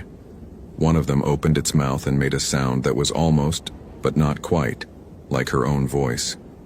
They were trying to mimic her, learning her frequency, learning how to call to her, so that when they were done with Sophia Chen, they could use her voice to call others deeper into the mountains. Sophia closed her eyes and waited. Kevin was lost, but he didn't fully realize it yet. He had been following the sound of Michael's voice for almost 2 hours, and the voice had led him deeper and deeper into terrain that didn't match any of the official trail systems. The fog had grown so thick that his headlamp and flashlight were now nearly useless.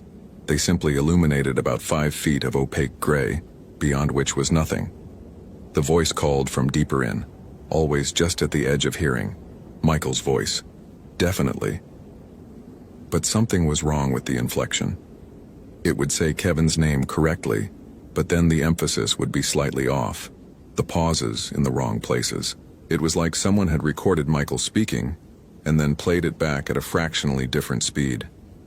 Kevin's radio had stopped working somewhere around the time he had started following the voice. The last transmission he'd received before the static took over was fragmented. Unit 3, we have SAR teams, standing by, location, repeat, location. He wasn't sure where he was anymore. His GPS still worked, but it seemed to be displaying impossible information. According to the device, he was walking in a straight line directly south of the trailhead, but his compass disagreed. It spun lazily, unable to find magnetic north, as if the Earth's field was distorted in this particular patch of wilderness. The temperature had dropped precipitously. Kevin could see his breath now, bright crystalline clouds in the beam of his headlamp.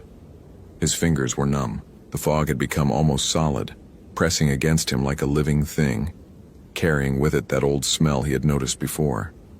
The smell of something ancient, something that had been waiting in these mountains since before the name California existed. Michael's voice came again, clearer this time. Kevin, you're so close, just a little farther, I can see you. Come see me. Come see what I've become. Kevin stopped walking. He looked around at the fog, at the indistinct shapes of trees that might or might not be trees, at the absolute absence of any landmark that could orient him. He reached for the radio and was not surprised to find that it was no longer on his belt. He had no memory of dropping it, but it was gone. Without the radio, he was completely isolated.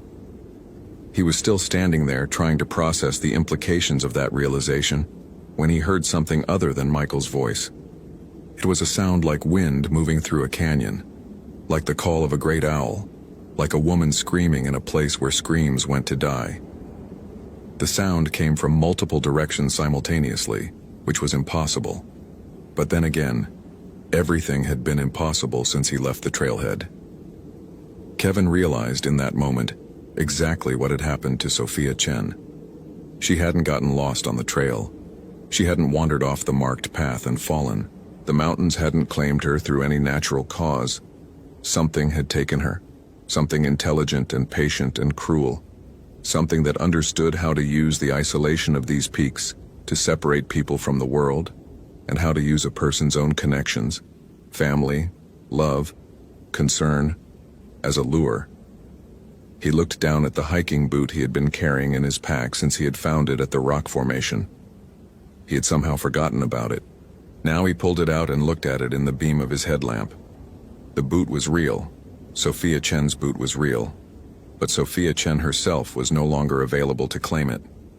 The shapes emerged from the fog. They were enormous, with wings that seemed to exist partially outside the visible spectrum, with heads that were too large and eyes that reflected his headlamp light like 1,000 points of luminescence.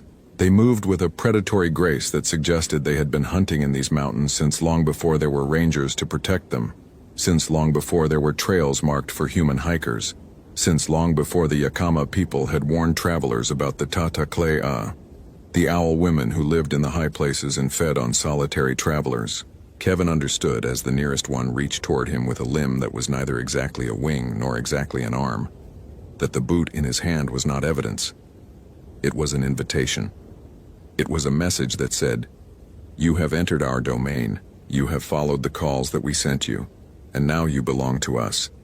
Just as your brother belonged to us, just as Sophia belongs to us, just as all the others who have ever gone missing in these mountains belong to us." Michael's voice came one final time, and now it wasn't Michael's voice at all. It was a chorus of voices, dozens of them, perhaps hundreds, all saying Kevin's name in perfect unison. All the voices of all the hikers who had ever disappeared in the Marble Mountain wilderness. All the voices preserved, stored, imitated perfectly. Kevin dropped the boot and tried to run. The fog swallowed him immediately. He could no longer see his headlamp's beam. He could no longer see his own hands in front of his face. He could only hear the sound of his own footsteps on the earth, and underneath that, the sound of things moving. Many things, all moving toward the same place he was moving toward. When the trees opened up into what felt like a clearing, Kevin understood that he had arrived at the place where Sophia was waiting. He could hear her breathing, rapid and shallow, pressed against something solid. He could hear the sound of feathers, so many feathers all moving at once. He tried to call out to Sophia, to say something that might constitute a final moment of human connection, before whatever happened next happened, but his mouth wouldn't cooperate. His throat had closed. All he could produce was a sound like wind moving through a canyon, like the cry of an enormous owl, like his own voice transformed into something other.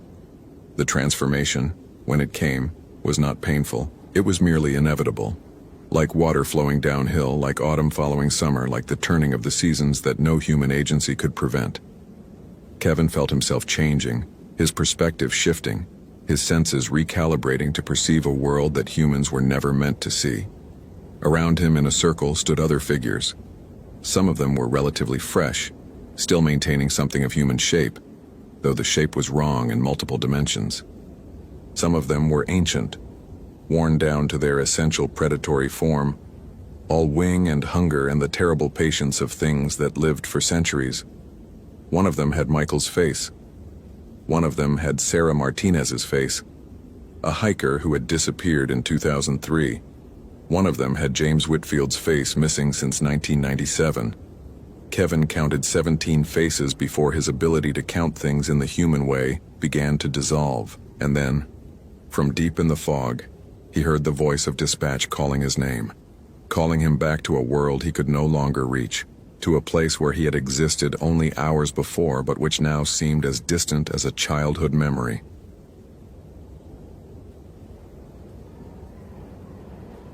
The search and rescue teams arrived at the Lover's Cove trailhead just after midnight.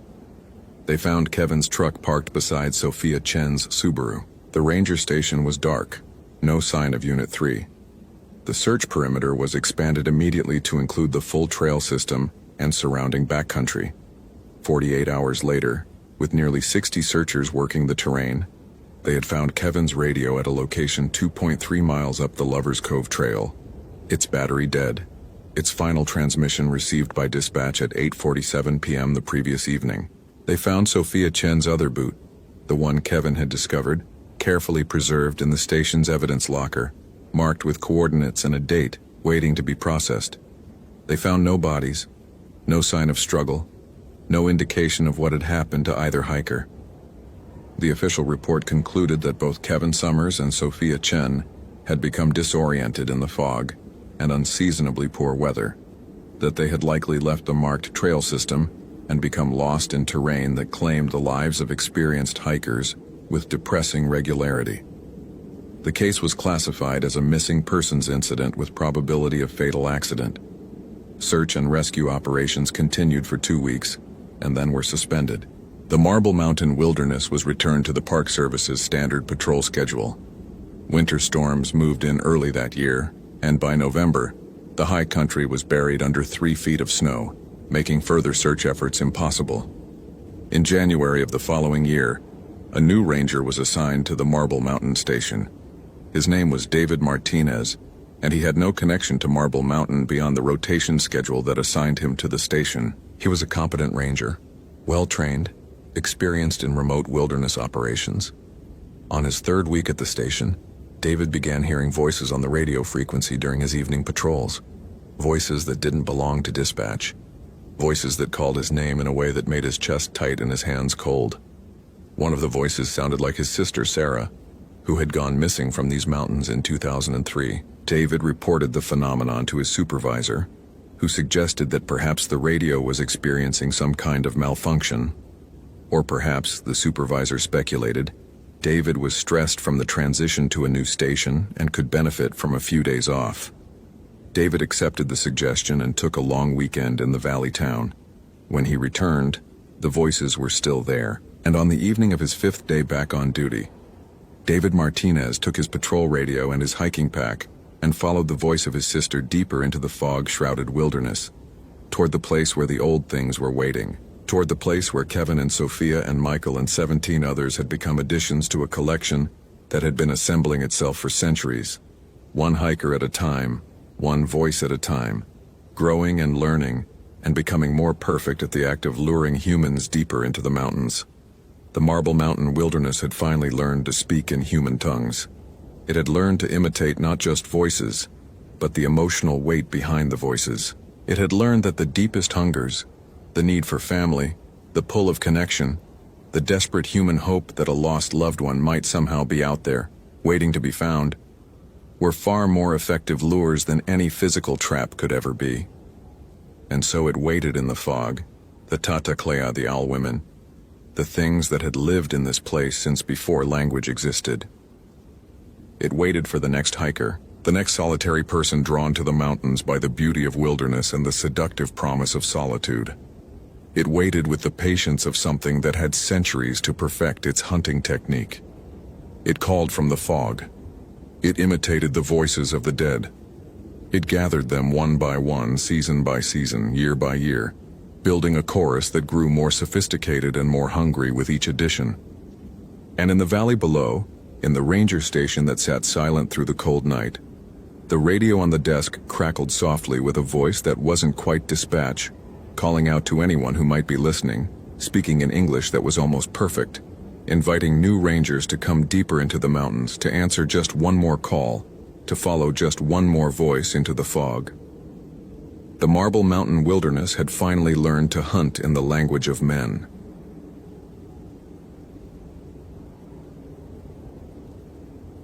Location: Honey Hole Canyon National Monument, Arizona. Date: August 14, 2015. The heat of the Arizona high desert in August was a living thing. It didn't just surround you, it infiltrated, claimed you, made you question whether your body was even yours anymore. Tyler Reeves had been the primary ranger at Honey Hole Canyon National Monument for 4 years, and he'd learned to respect the heat the way you respected a dangerous animal. You didn't fight it. You worked with it, understood its patterns, and made sure you were inside before it became truly lethal. This morning had started like most August mornings. The sky was a pale, washed-out blue that would deepen as the day progressed. The monsoon season in Arizona meant thunderstorms in the afternoon, usually violent, always brief, and absolutely unpredictable in where they'd strike. The weather radio on Tyler's desk at the ranger station crackled with warnings. Flash flood watches for all arroyos, severe thunderstorm watches, dust storm potential. Standard August fare. The monument stretched across 14,000 acres of high desert canyon country, with Honey Hole Canyon itself a 4-mile deep cut through rust-red sandstone that ran seasonal water only during the heaviest rains. Tyler filled his coffee mug at the station's small kitchenette, lukewarm water that would stay warm in the thermos even as the day heated up, and checked his equipment. Radio on the Ranger frequency, GPS unit with fresh batteries, flashlight, first aid kit. The usual items that a ranger carried, most of them never needed, but all of them critical on the day when they were actually required.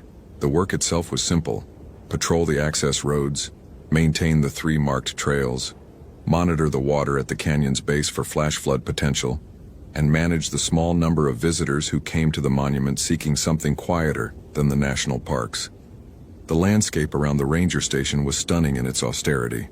The monument consisted primarily of high desert, scrub brush, yucca, the occasional ponderosa pine on the higher elevations. The canyon itself cut through this landscape like an afterthought, a massive scar in the earth that revealed millions of years of geological history in its walls. Layer upon layer of red, orange, brown, and rust-colored sandstone, each stratum representing different geological epochs. The canyon had been carved by water, though it rarely flowed now except in monsoon season when the rains came, and Honey Hole Canyon became a torrent that would sweep away anything in its path. Tyler checked the visitor log as he did every morning.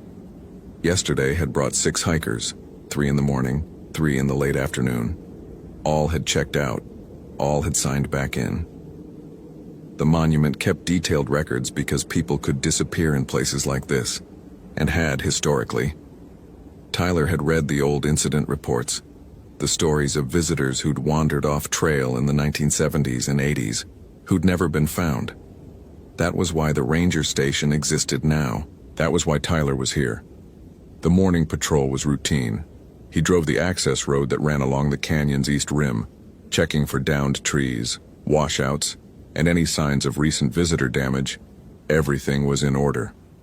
The trails, Crimson Overlook, Canyon Bottom, and the challenging rim-to-rim descent were clear and marked with the standard Forest Service blazes.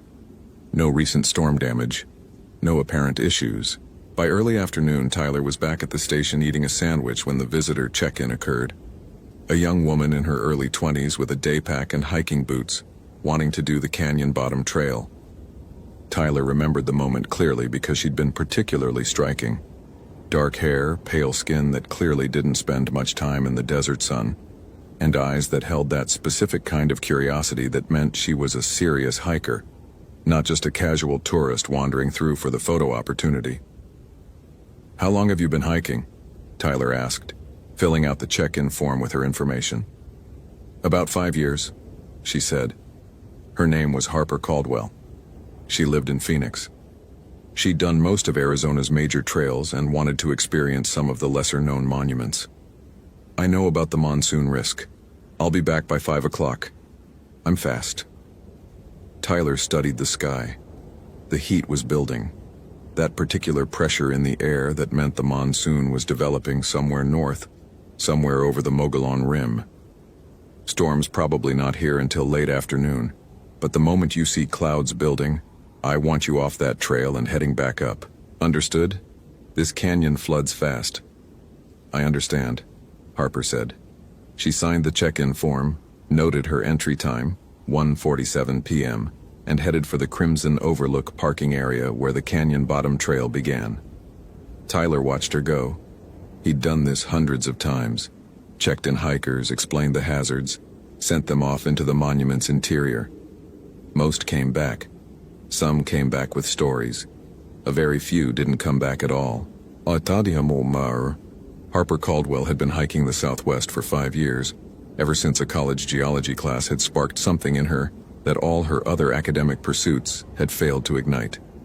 There was something profound about reading stone that had been exposed for millions of years, about walking where water had carved its path through ancient rock, about feeling yourself as part of a geological timeline that made human concerns seem appropriately small.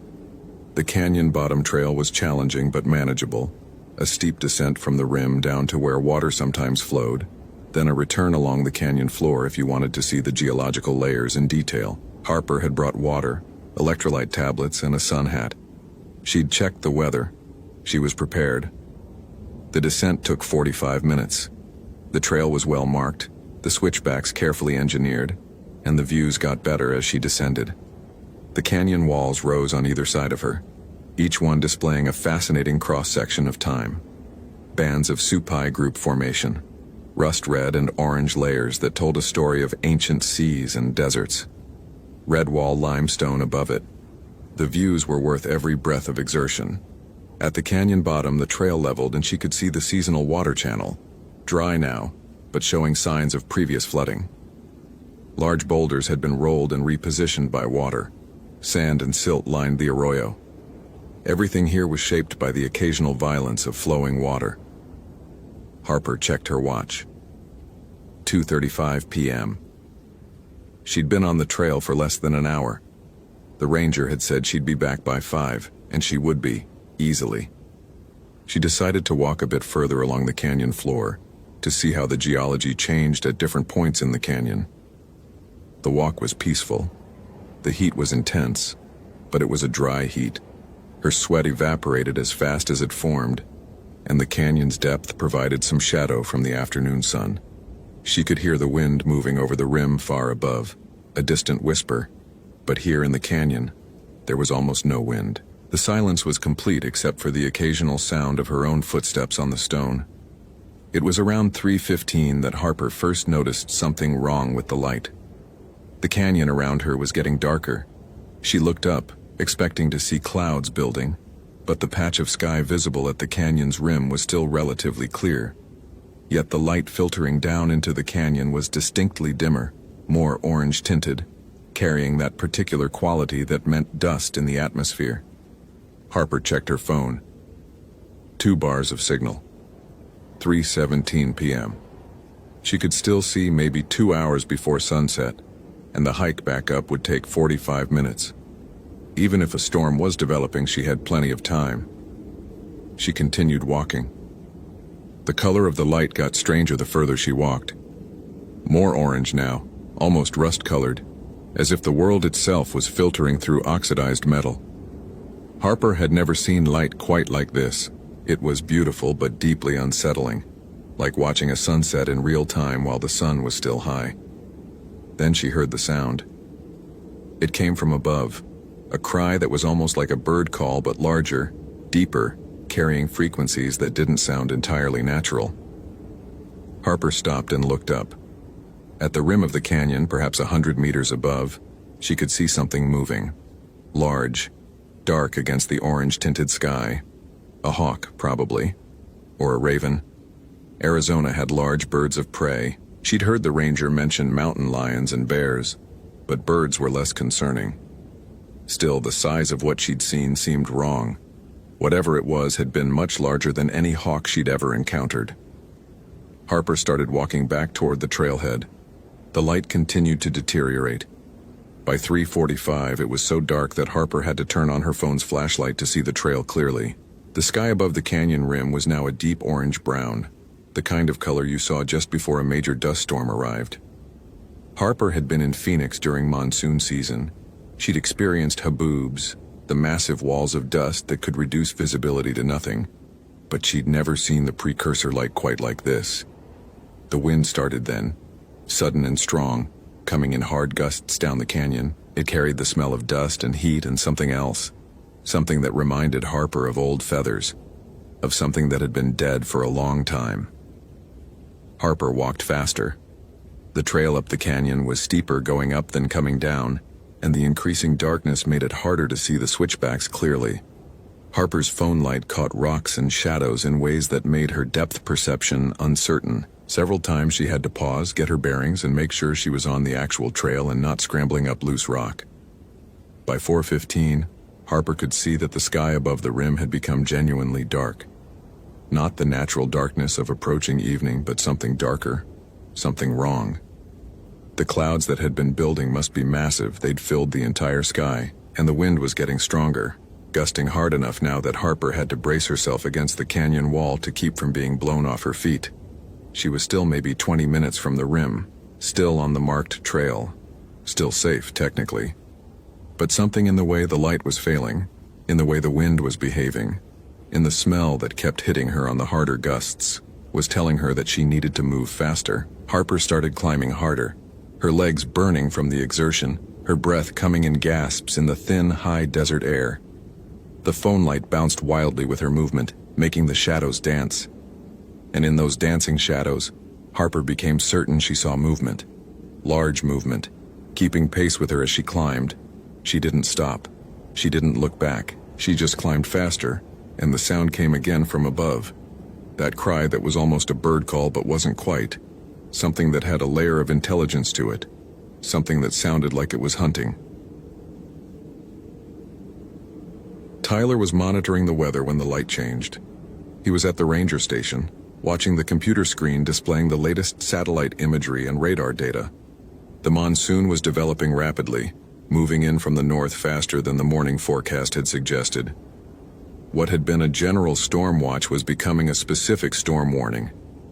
He checked the visitor log. Harper Caldwell had checked in at 1:47 p.m.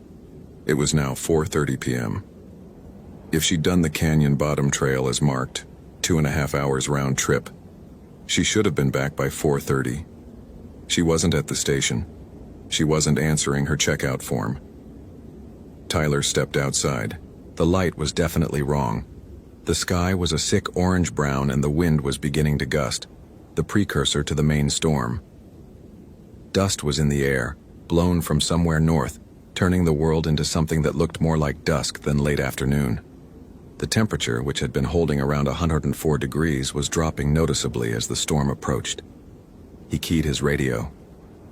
Visitor checkout at Crimson Overlook. Vehicle is still in parking area. Visitor hasn't returned yet. He was speaking to himself, but it was protocol to log these observations. Monitoring situation. Will advise if assistance is needed.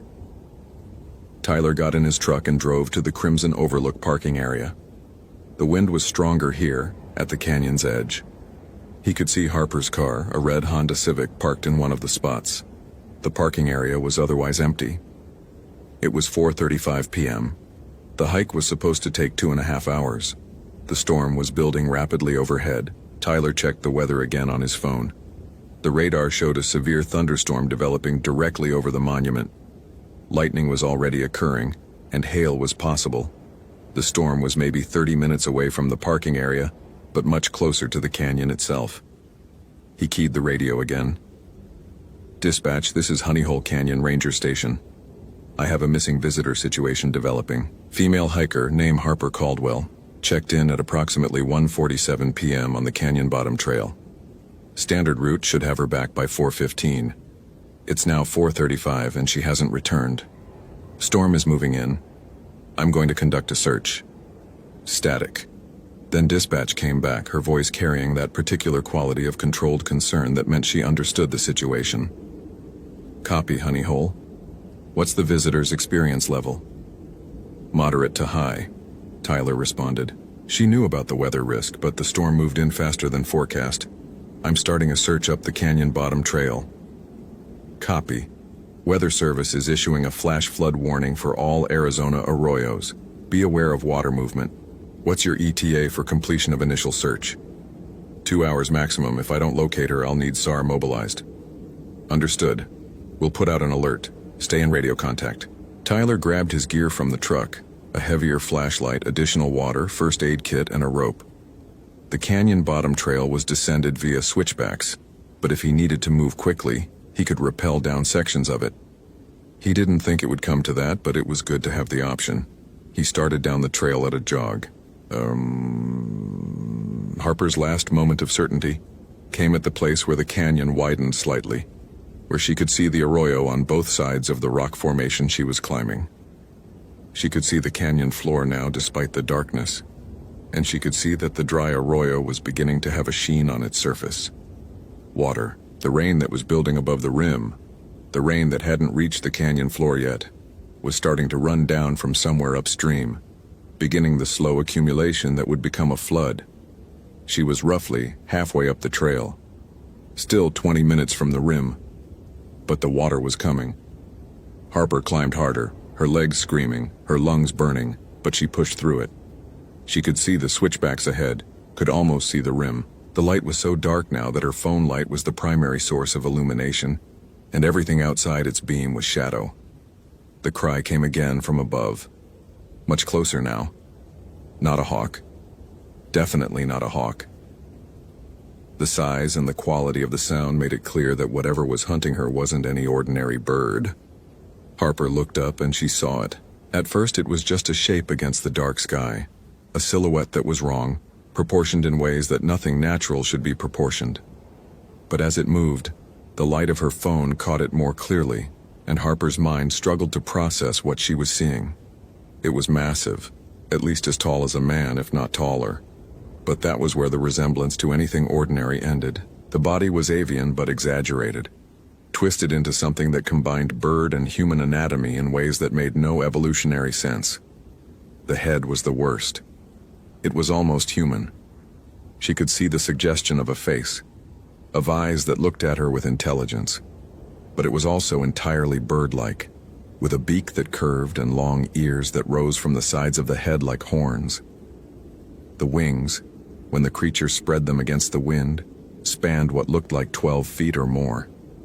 Harper tried to scream, but the sound that came out was something less than a scream, something that her throat produced almost involuntarily, a sound of pure animal terror.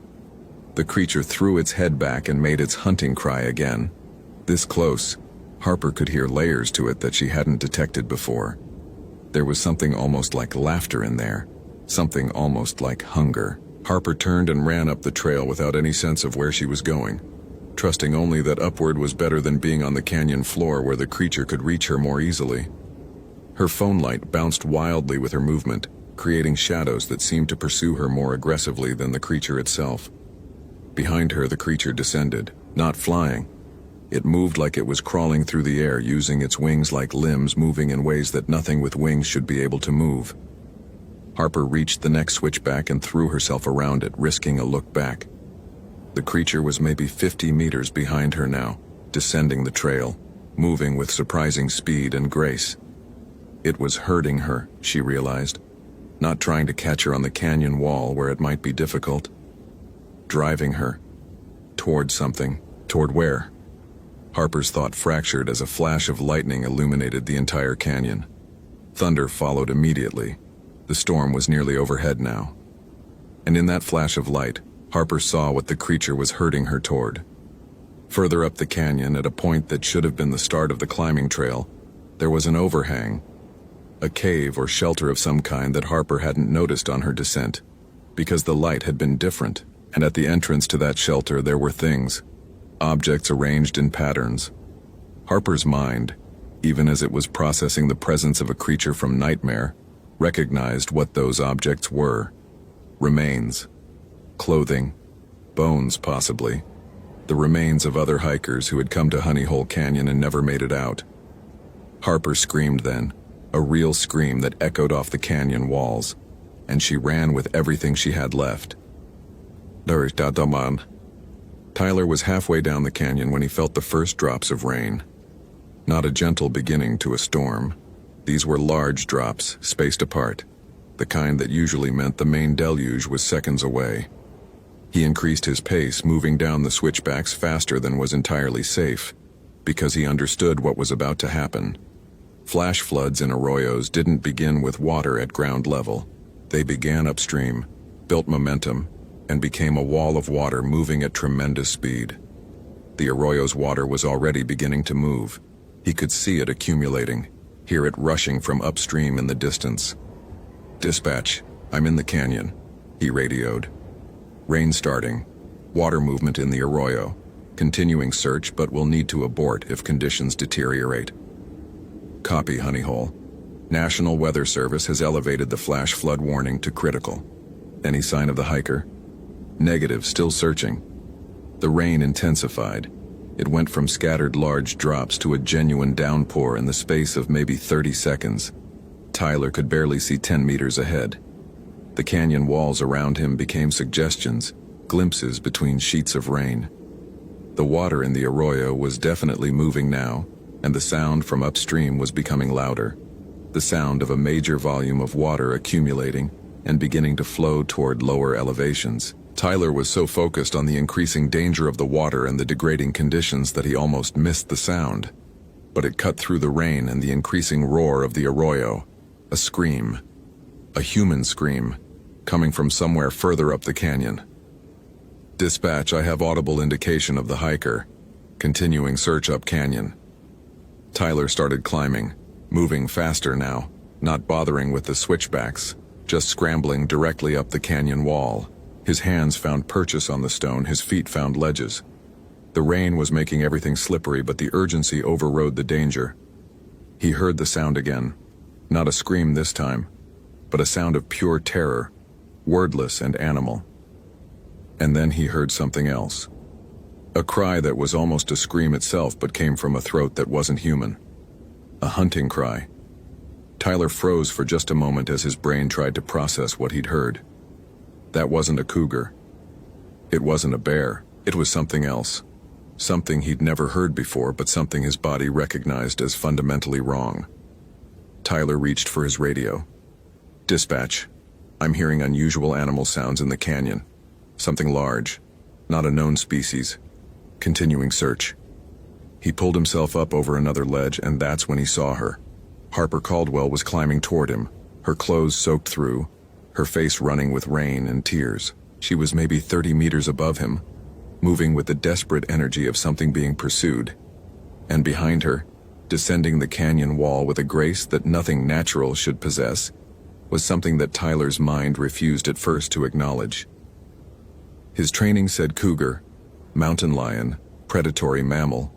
His eyes said something else entirely.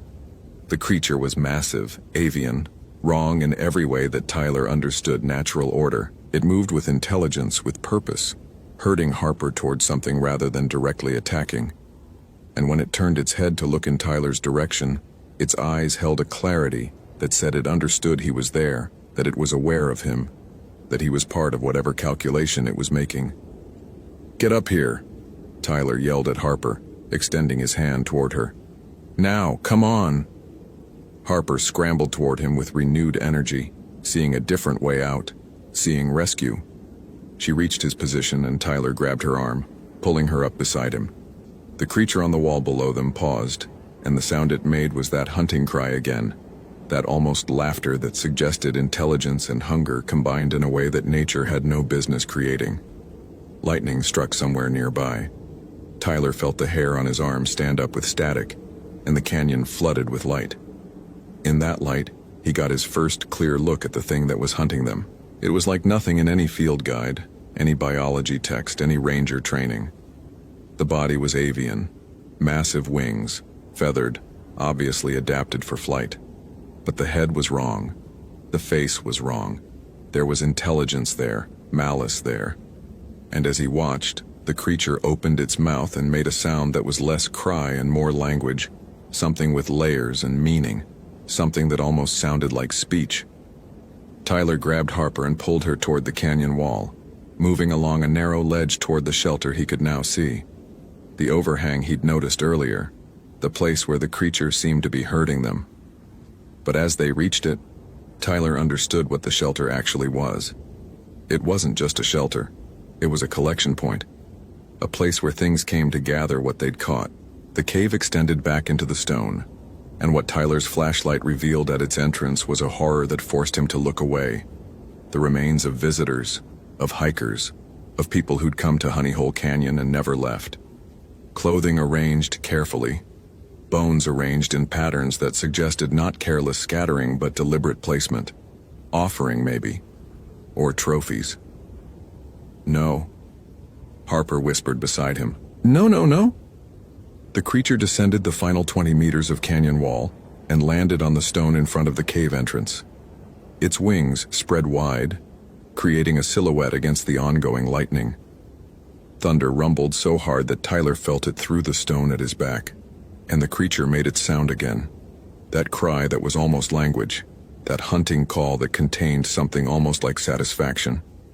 Tyler realized in that moment what he was looking at, not a modern creature, not an evolution or biological anomaly, something older. Something that had been hunting in this canyon long before the monument existed, long before rangers had come to monitor and manage the land. The indigenous peoples of the Southwest had stories about creatures like this. The Lechuza, a predatory spirit, a shapeshifter, a territorial entity that didn't permit trespassers. He'd read about it once in an old ranger's journal from the 1970s. He'd dismissed it as folklore, superstition, the product of a ranger losing his mind in isolation. Now Tyler understood that some dismissals were mistakes.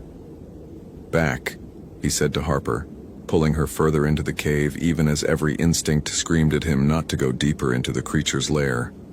"We need to go back. Deeper. There might be another way out." They stumbled backward into the darkness of the cave, away from the creature that was blocking the entrance. The cave descended as they moved, the floor angling downward. Tyler's flashlight caught the surfaces around them and bounced off stone that was oddly smooth, polished in places, as if this cave had been traveled for thousands of years. They moved for what felt like minutes but was probably only 30 seconds, far enough that the entrance was no longer visible, far enough that they were in complete darkness, except for Tyler's flashlight. Behind them, the creature made no attempt to follow. It simply waited at the entrance as if it knew that the cave was a dead end, as if it understood that Tyler and Harper had only delayed the inevitable. Tyler found a side passage about 50 meters in and pulled Harper into it. The passage climbed slightly, and after maybe 20 meters, fresh air began to flow. And then, a gap, a break in the rock, leading upward. Tyler shone his flashlight through and saw stars, open sky. "This way," he said. "Move." They scrambled upward through the passage, Tyler pushing Harper up and in front of him. The passage was tight, forcing them to crawl in places, but the fresh air and the visible sky above were worth every moment of claustrophobia. They emerged on the canyon rim, away from the overhang, away from the creature, in the clearing rain where the main body of the monsoon was continuing to dump water across the high desert. Tyler looked back toward the canyon. He couldn't see the cave entrance anymore. Couldn't see anything in the darkness except for the occasional flash of lightning illuminating the landscape. But he didn't need to see it to know the creature was still there, still waiting, still hunting in the way it had hunted for however long these entities hunted. "Come on," he said to Harper. "We need to get to the ranger station."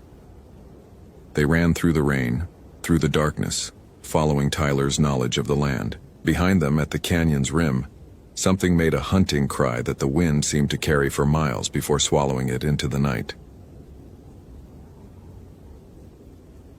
The official report listed Harper Caldwell as a hiker who had gotten lost in Honey Hole Canyon during a severe monsoon event.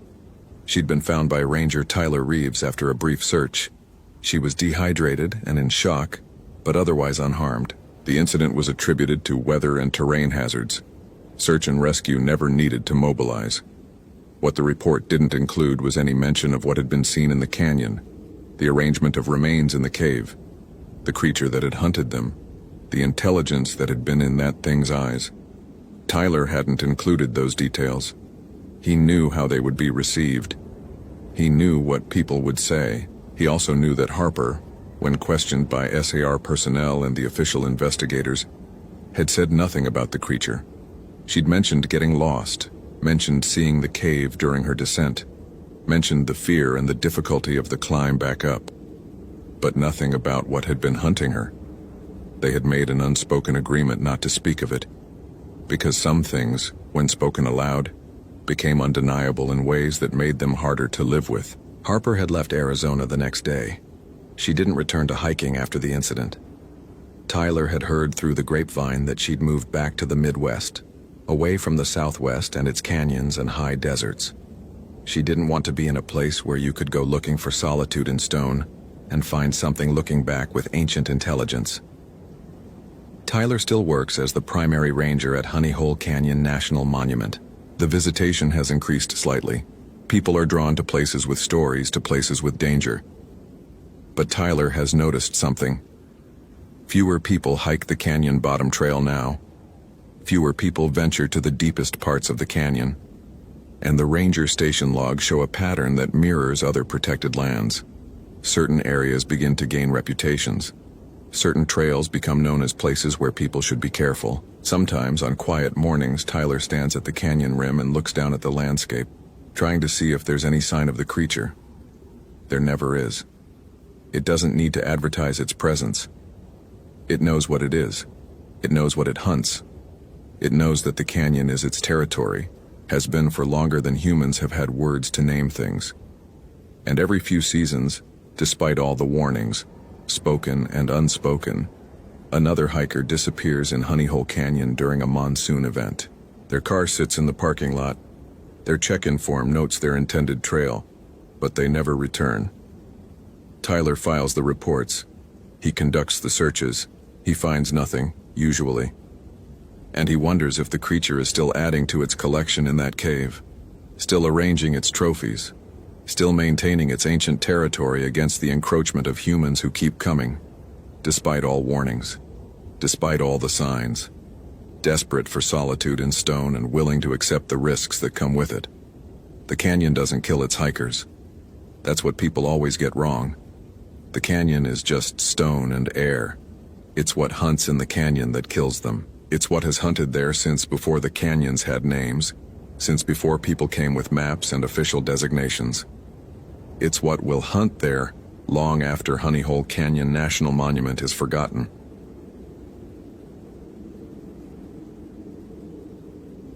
Location: Guadalupe Mountains National Park, Texas. Date: August 14th, 2018.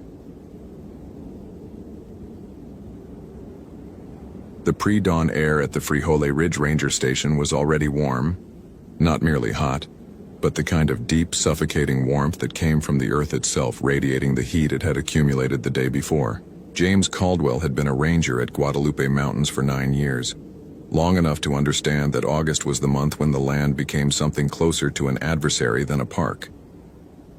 The monsoon season had arrived with its erratic fury, sudden downpours that created flash floods capable of sweeping away hikers and vehicles alike, followed by hours of brutal, unrelenting heat that turned the limestone canyons into ovens. The temperature would reach 102 degrees by afternoon.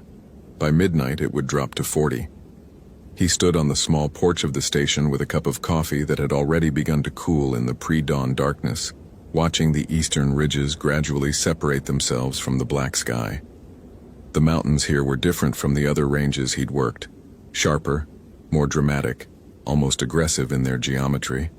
The Guadalupes rose abruptly from the desert floor, their peaks limestone white, their slopes dense with pine and fir in the higher elevations where moisture gathered. Lower down, the vegetation thinned to scrubland and skeletal trees that had learned to survive on minimal water. Everything here was shaped by scarcity. Everything had learned to take what it needed and waste nothing, including the things that lived here that weren't human. The forecast had promised clear skies for most of the day, with possible monsoonal activity developing around sunset. The humidity was building. James could smell it in the air. That particular mineral scent that came before storms, the ozone-like tang that made the sky feel closer than it should be. It was 05:30 hours. Sunrise was still 40 minutes away. The station was quiet except for the ambient hum of the radio, occasionally crackling with overnight traffic from other parks, other rangers, the constant low-level communication that kept the wilderness service connected to itself. James had established his morning routine years ago, and he maintained it with the consistency that came from years of working alone in remote locations.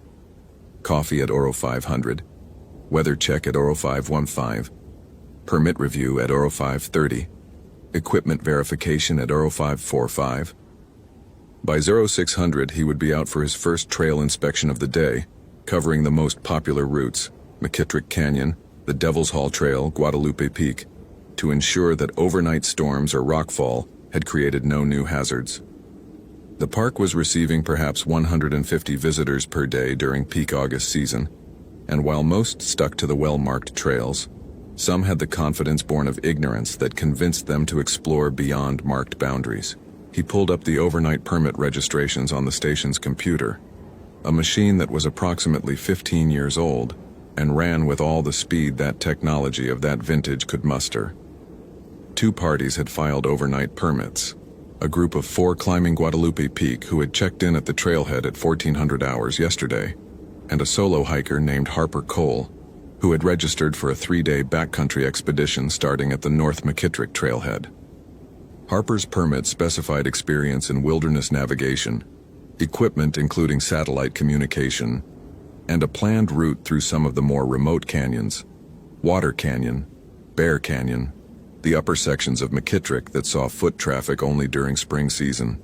Harper had been due back by 1800 hours today. In the meantime, she was out there somewhere in the dark, presumably on her first night of camping, assuming she'd decided to actually follow her stated itinerary. James had learned not to assume anything about backcountry permits. Some people followed them exactly. Others treated them as rough suggestions. A few used them as covers for entirely different activities.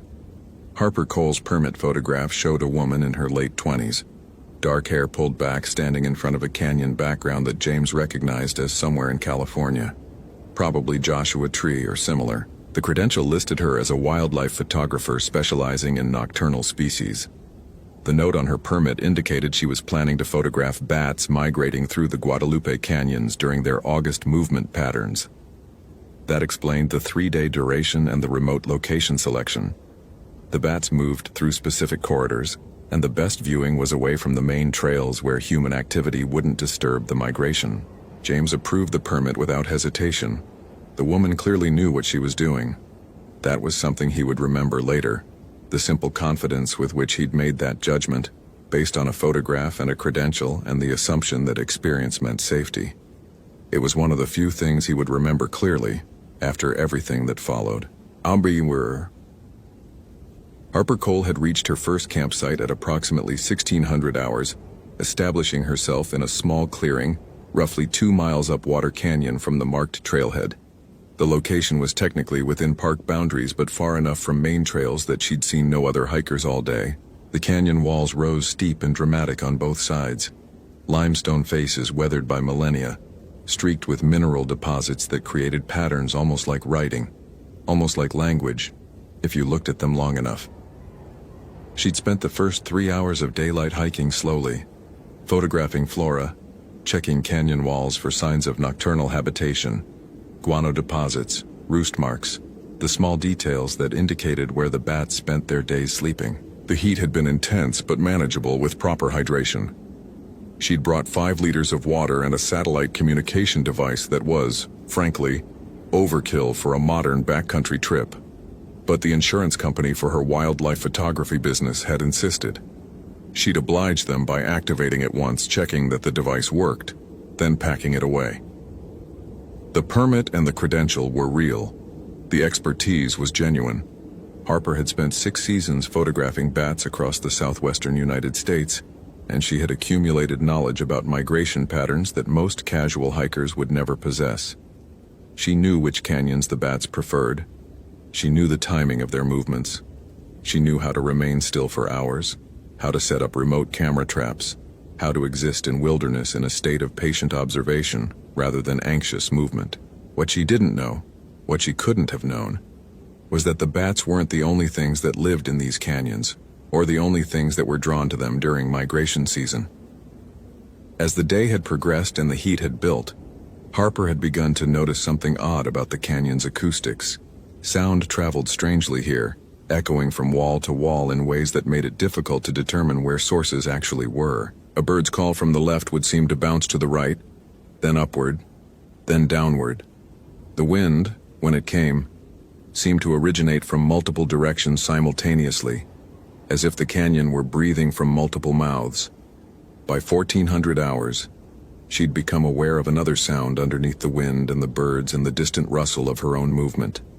It was a clicking sound, rhythmic, deliberate, almost like Morse code, almost like language. She'd attributed it to insects, perhaps cicadas or some other arthropod species.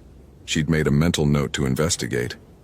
At 1530 hours, as the afternoon heat reached its peak and the canyon walls seemed to radiate warmth that was almost visible, Harper had heard something else. It was a cry, high-pitched, almost childlike, a sound of distress or alarm. It had come from above her, from the direction of a narrow band of vegetation that clung to the canyon rim. She looked up, expecting to see an animal, a young bighorn sheep perhaps, or a mountain lion cub, but saw nothing except the pale rock and the dark vegetation silhouetted against the bright sky. The cry hadn't repeated. The canyon had returned to its normal background noise, wind, rustling, distant bird calls. Harper had continued setting up her camp, choosing a location with good sight lines toward a likely roosting area where she'd positioned her remote camera traps. Now at 2100 hours, with full darkness arrived and the temperature already dropping rapidly, Harper was beginning to understand that the quiet of the canyon was not, as she'd initially assessed, a normal wilderness quiet. It was an absence of sound where sound should be. The crickets and insects that should have been active after dark were gone. The nocturnal bird calls that she would normally expect, the owls, the nighthawks, the other creatures that emerged as the sun set, were completely absent. The canyon was silent in a way that felt deliberate, as if something had arrived and everything else had evacuated in response. Harper had experienced wilderness loneliness many times before. She enjoyed it. There was something clarifying about complete solitude, about being the only human heartbeat for miles in any direction. But this silence was different. This silence felt like attention, like the landscape itself was watching her, waiting for something. She was sitting near her camp, reviewing photographs on the back of her camera, when she heard the first clearly non-insect sound of the evening. It was a voice, a human voice. It was calling her name. Harper. Just that. Her name, spoken softly, from somewhere down canyon. toward the direction of the trailhead she'd hiked in from that morning. Harper turned toward the sound, her hand instinctively moving to her satellite communicator. Though she didn't activate it, hikers occasionally pushed beyond their intended routes. Someone might have become lost, might have decided to camp in her general area, might have heard her setting up camp and was calling to establish contact. "Hello?" she called back. "I'm just ahead." There was no response. She waited 30 seconds, a minute, 2 minutes. The silence returned, complete and absolute. Harper told herself that the sound had probably been an echo. Canyons created strange acoustic effects. The human brain was prone to pattern recognition, to interpreting random noise as familiar sounds. She'd heard her name because she expected to hear human voices because on some level, her brain was concerned about being alone, was primed to detect signs of other humans. She settled back into reviewing her photographs, checking the settings on her camera traps, ensuring that she had clear sight lines for the nocturnal photography work. The bats would begin emerging around 2200 hours. She could set her watch by it. The heat of the day would be sufficiently diminished, the insects more active, the conditions optimal for feeding. She wanted to be ready. At 2145 hours, she heard the sound again. It was still her name. It was still coming from down canyon, but this time it was closer. "Harper. Harper, come here. There's something you need to see." It was a woman's voice this time. Not young, not old, ageless in that way that voices sometimes were when they carried on wind through open spaces. It was speaking in Spanish-accented English, each word precise and deliberate. And there was something familiar about it, though Harper knew she'd never heard it before. Something that made her spine tighten with an instinct she didn't quite understand. She stood up. She was aware of her own heartbeat now, which had been absent from her consciousness a moment before. She was aware of the drop in temperature. It had fallen perhaps 10 degrees in the last hour, the desert chill settling in as the radiating heat dissipated. She was aware that she was alone, and that there was someone or something else in the canyon with her, and that the thing calling her name seemed to want her to move toward it. "I'm here," Harper called back. "Where are you?" "Down here," the voice said. "In the deep canyon. In the places where the sun doesn't reach. Come see. You'll want to see this." Harper's rational mind provided several explanations. Another hiker, disoriented by the darkness. Someone with a satellite radio trying to establish contact. A recorded voice from some source she wasn't identifying. All of these explanations were technically possible. All of them required her to ignore the thing her body was telling her. That this was not another hiker. That this was not someone in need of help. That the thing calling her name in that precise, careful voice was something that should remain at a distance. She activated her satellite communicator.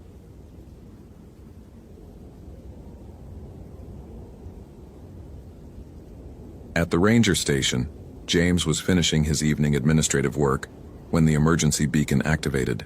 Not a full emergency. That would have been a different signal entirely. But a request for assistance, a need support alert from a registered backcountry communicator. The location placed it in Water Canyon, approximately 2 miles from the marked trailhead, within the park boundaries but in relatively remote terrain. James didn't hesitate. He logged the incident, confirmed with dispatch that he was responding, and began gathering equipment. A hiker was requesting assistance in the backcountry. This could be anything from a twisted ankle to dehydration to simple panic at being alone in wilderness at night. He grabbed his pack, his two-way radio, his flashlight, his emergency medical kit, and headed out toward the North McKittrick trailhead. The drive would take 20 minutes. The hike to Harper's location would take 45 minutes to an hour in darkness, moving carefully through terrain he knew, but that would be treacherous with limited visibility. The night was clear. The full moon James had noted in the weather forecast was rising now, pale and swollen, providing enough light that he didn't need his flashlight for the initial trail section. The temperature had dropped rapidly, and the air was that peculiar combination of desert cold and residual heat that made August nights in the Guadalupes almost comfortable after the brutal afternoon. He reached the trailhead at 22:10 hours, confirmed his location with dispatch, and began hiking up canyon. The route was familiar. He'd covered this trail dozens of times, knew every major rock formation, every water source, every section where the terrain became technical. Moving in darkness required more caution, but the moonlight was sufficient. He made good time. At 22:45 hours, he contacted Harper on his radio. "This is Ranger Caldwell with Park Services. I received your assistance request. What's your location and situation?" There was a delay before the response came, longer than the 3 or 4 seconds typically required for radio transmission. The voice that came back was calm, but James recognized the undertone of fear in it, the controlled response of someone trying hard not to panic. "Ranger, I'm approximately 2 miles up Water Canyon from the main trailhead. I activated the communicator out of caution. I'm hearing voices. Someone calling my name. I can't locate the source. Weather is clear. I have adequate supplies, no injury. But I think I should have someone here with me." "Copy," James said. "Estimate I'll reach your location in approximately 30 minutes. Stay where you are. Maintain contact. Tell me exactly what you're hearing." "There's someone in the canyon," Harper said. "Calling to me. Speaking in English but with an accent I can't place. A woman's voice. She's been calling for the last 10 minutes, asking me to come down canyon. Moving farther away from my camp each time I hear her. This could be weather phenomenon. This could be acoustic tricks from canyon amplification." James had encountered hikers who were convinced they were hearing voices, only to discover the sound source was wind through a narrow passage, or an animal cry, or the hiker's own exhaustion and isolation, creating phantom noises. What exactly is she saying? "She's asking me to come look at something. Says I'll want to see it. The voice seems old, but I can't identify any regional accent. It's strange, Ranger. Something feels wrong." James was moving faster now, ascending the canyon with confidence born of years of knowing this terrain. "I'm en route. Don't move from your camp. Don't follow any sounds. Stay where you are and keep this channel open." "Copy," Harper said. Then, after a pause, "Ranger, I think she just responded to you. I can hear her saying something about you. She sounds angry." James didn't respond immediately. He was processing the logistics of the situation. Radio transmission shouldn't be audible to someone in close proximity using a different device, unless their communicator was receiving feedback. Or unless there were 2 separate people with communicators in the canyon. Or unless... He pushed the thought away. Stick to practical considerations. Continue moving. Reach the victim. Determine the situation. By 23:05 hours, he could see Harper's camp, a small figure huddled near a low campfire, illuminated by both the moonlight and the flames she'd kindled. She looked up as he approached, and James saw the relief wash across her face before it was replaced by something closer to uncertainty. "Thank God," she said. "I've been hearing it for 20 minutes now. It's getting louder, coming closer. I tried to ignore it, but..." She stopped. She was looking past James, back down the canyon in the direction he'd just come from. "It's behind you," Harper said quietly. "Do you hear it?" James turned. He stood very still, listening. The canyon was a theater of sound and silence. Wind moved through the vegetation. The creek that gave Water Canyon its name murmured in the distance. The normal sounds of desert wilderness at night, and underneath all of that, so quiet he almost couldn't distinguish it from the other sounds, there was something else. It was the sound of wings. Large wings, moving through the air with slow, deliberate strokes. The sound was coming from directly above him, perhaps 30 feet up, where the canyon walls rose like cliffs. The sound of something very large moving through the darkness with absolute precision. "Go inside the fire's light," James said to Harper. He was activating his radio as he spoke. "Dispatch, I'm at the Water Canyon location with the permit holder. Situation is unclear. Something large in the airspace above our location. Possibly a bird, but behavior is unusual." The radio crackled. "Copy, Unit 3. What is your assessment?" James didn't answer immediately. He was watching the sky above the canyon. The moon was bright enough that he should have been able to see the shape moving above them. He should have seen it clearly. Instead, he could only see darkness, a section of sky that seemed darker than it should be, moving with the sound of wings but refusing to be resolved into any distinct visual form. The sound of wings stopped. In the silence that followed, James heard something else. It was a sound that he recognized immediately, though not from any recent experience. It was a sound he'd heard once years ago on a nature documentary about owls. It was a scream, the shriek of a hunting bird, the predatory call that preceded an attack. Except no owl in the Guadalupe Mountains screamed like that. No owl anywhere screamed like that. The sound was too loud, too reverberating, too laden with something that transcended animal vocalization. It was a sound that carried intelligence and malice and an ancient hunger that had nothing to do with feeding and everything to do with claiming territory. Harper had moved to the far side of her camp away from James, pressing herself against the canyon wall. "What is that?" she whispered. "What is that sound?" James didn't answer. He was reaching into his pack for the signal flare he carried, standard equipment for search and rescue situations, useful for signaling aircraft. He pulled the small canister out and aimed it upward, into the darkness where the wings had been. He ignited it. The flare shot upward, a brilliant red light that illuminated the canyon in harsh, unforgiving detail. For a moment, James saw the thing that was hunting them. It was perched on the canyon rim, perhaps 20 meters above them. It was an owl. That much was immediately apparent from the shape, the posture, the massive wings folded against its body. But it was an owl that should not have existed. It was perhaps 5 feet tall, with a wingspan that seemed to extend nearly 12 feet when it spread its wings in response to the flare light.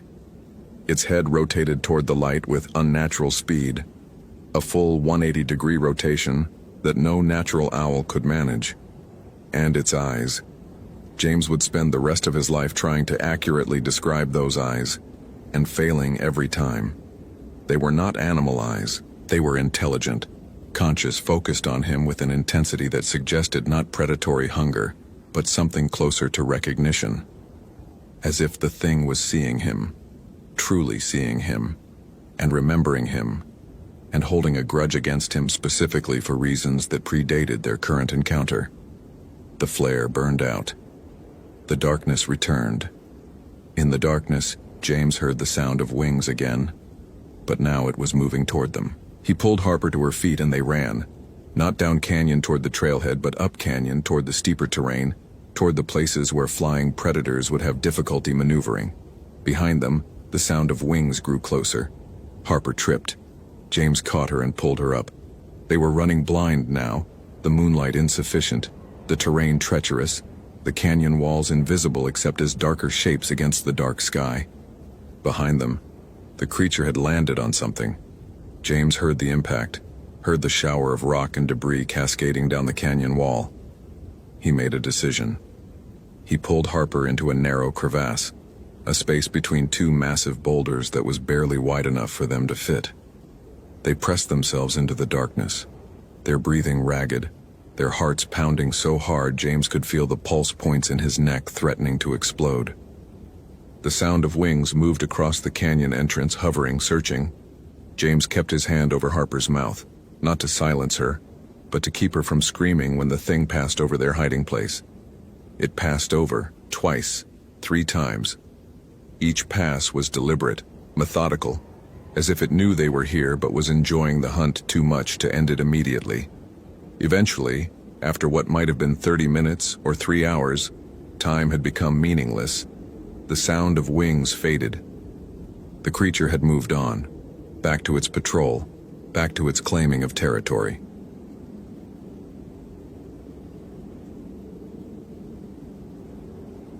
James and Harper emerged from their crevasse at approximately 300 hours. The moon had begun its descent. The darkness was absolute.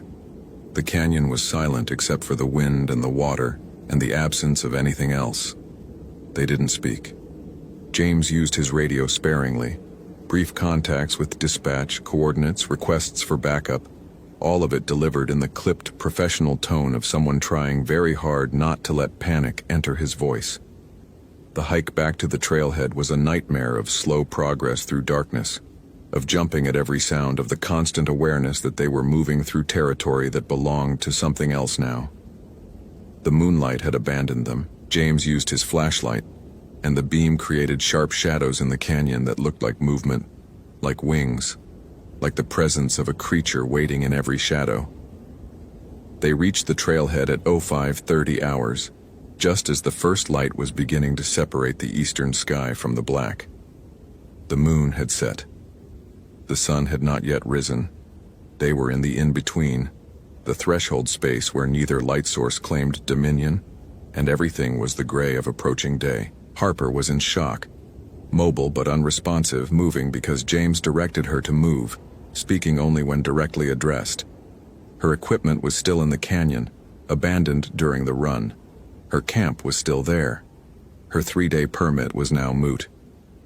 James filed the incident report with dispatch as Harper sat in the ranger station, wrapped in a blanket that provided no comfort. His description of what they'd encountered was brief and non-specific. Large predatory bird, behavior uncharacteristic of known species. Attack response suggests possible habitat intrusion or territorial response. The official investigation that followed was necessarily inconclusive. A park ranger and a registered backcountry permit holder had reported hearing an unusual large bird in Water Canyon. The bird had behaved aggressively, but had not caused physical injury to either party. Park Service researchers examined the canyon for evidence, feathers, scat, territorial markers, and found nothing consistent with any known species. The incident was logged, filed, and forgotten by administration. Wildlife experts speculated about the possibility of an exceptionally large eagle, perhaps a golden eagle with unusual aggression, though the size estimates James had provided exceeded any documented eagle dimensions by significant margins. The case was closed, pending any additional reports. Harper Cole left the park that afternoon, driving back toward Fairbanks. She would not return to the Guadalupes, and her wildlife photography business would subsequently transition toward indoor studio work. The bat migration research she'd intended to conduct was abandoned entirely. James remained at the ranger station. He had nowhere else to go, and leaving felt like an admission of defeat. But he never returned to Water Canyon. He never worked that section of trail again. When other rangers covered those routes, James found administrative tasks that kept him at the station. At night, particularly on clear nights when the moon was bright and full, James would sometimes hear the sound of wings passing overhead. Too high to see, too swift to identify, but present enough that he knew it was real, and not a trick of exhausted nerves. He would stand outside the station and listen to the sound of those wings, moving over the land with territorial assurance. And he would understand that the creature had not forgotten him. The creature had merely decided to let him live, to let him continue existing in the park, aware of what owned that landscape, aware that his presence was tolerated only because the thing in the canyons had chosen tolerance. Years later, James would retire from the Park Service. He would move to a city in central Texas, hundreds of miles from any mountains or canyons. At night, he would sometimes wake to the sound of wings passing overhead, though the sky above Austin contained no creatures large enough to produce such sounds. The creature in the Guadalupe Mountains was still there, he knew. It was always there. It hunted in the canyons, claimed territory in the darkness, and marked its domain with symbols carved into the pale limestone walls, symbols that older hikers spoke of in quiet voices, symbols that newer rangers explained away as natural erosion patterns, symbols that everyone except James was too afraid to interpret correctly. The land had reclaimed itself. The wilderness had reasserted its ancient ownership. And the eyes that watched from the canyons, eyes that held intelligence and memory and a kind of patient, eternal hunger, continued their vigil over the country that had belonged to them long before the park was established, long before anyone had thought to call it Guadalupe Mountains or Frijoles Ridge or any of the other human names. Those eyes were always watching. They had simply decided to wait.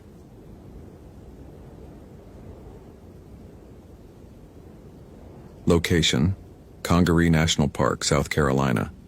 Date: March 31st, 2008. On the Congaree River had been rising for 4 days straight, and Marcus Webb knew the floodwater patterns well enough to understand what that meant. Heavy rains in the North Carolina mountains, the entire Congaree Basin becoming a vast, temporary lake, the park's boardwalk trails closing one by one as the water climbed the support posts. By late March, the park transitioned into what the rangers called the difficult season. Not winter, not fully spring, but a suspended moment where the wilderness reasserted dominance over human infrastructure and visitor convenience became secondary to ranger competence. Marcus had been with the National Park Service for 7 years, and he'd spent the last 3 of those managing Congaree's southeastern sector, a sprawling expanse of bottomland forest that transformed radically depending on the season and water level. In summer, it was a photographer's dream. Towering bald cypress trees draped in Spanish moss, clear waterways that allowed kayaking and canoeing, the distinctive calls of pileated woodpeckers echoing through the canopy. In spring flood season, it became something else entirely. The forest turned into a maze of water, fallen trees creating obstacles that hadn't existed weeks before, visibility reduced by the tannic stain of the river water, the very concept of trail becoming negotiable and subject to change without notice. The morning had started like most mornings at the ranger station, a small, cinder block building situated on higher ground about 2 miles from the main park entrance. Marcus had come in at 6, made coffee in the station's ancient coffee maker, and reviewed the overnight reports. 2 minor flooding incidents on the boardwalk loop, 1 fallen tree blocking access to the northern overlook trail, 1 call from a visitor who had gotten disoriented in the heavy fog and needed guidance back to the parking area. Nothing unusual for a spring flood event. The fog had been the first unusual element. It was thicker than normal, clingier, carrying a smell with it that made something in Marcus's hindbrain register as wrong. The Congaree in spring smelled like rich earth, decomposing vegetation, the mineral tang of floodwater. That smell was there, certainly. But underneath it was something else, something ancient and organic and vaguely like decay. The kind of smell that suggested things that had been underwater for a very long time, things that should have stayed buried, were now being disturbed and rising. By 8 in the morning, Marcus was out doing his first patrol. He'd taken the park's aging motorboat, the Cypress Runner, which was designed specifically for navigating the flooded forest. The boat was perhaps 20 feet long, with a shallow draft and a quiet electric motor that didn't disturb the wildlife. The river was swollen and moving with unusual force, the current pushing debris downstream. Entire trees, sections of wooden fencing from destroyed camps, what looked like someone's garden shed broken into pieces and distributed across the water's surface. He was checking the northern boundary when he received the radio call. Unit 3 dispatch. We have a missing person report. Solo female, Isabella Martinez, age 31, registered for a permit to do the boardwalk trail loop early this morning. Permit shows she checked in at the station around 6:30 a.m. Vehicle still in the lot. No one has seen her since. Park ranger stationed at the trailhead, Park Ranger Janet Corliss, last saw her heading onto the trail approximately 6:45 a.m. Ranger Corliss reported that she advised the visitor against hiking alone in the current conditions due to flooding and reduced visibility. Visitor elected to proceed anyway. Marcus keyed the radio. Dispatch, copy on missing person. I'm approximately 4 miles north of the trailhead. ETA to location 20 minutes. What do we know about the missing person? The response came back promptly. Isabella Martinez, female, age 31, Hispanic descent, dark hair, dark eyes, approximately 5'6", wearing a blue rain jacket and tan hiking pants, carrying a hydration backpack with water and a light lunch. Experienced hiker, her permit shows she's been hiking in the southeast for approximately 8 years.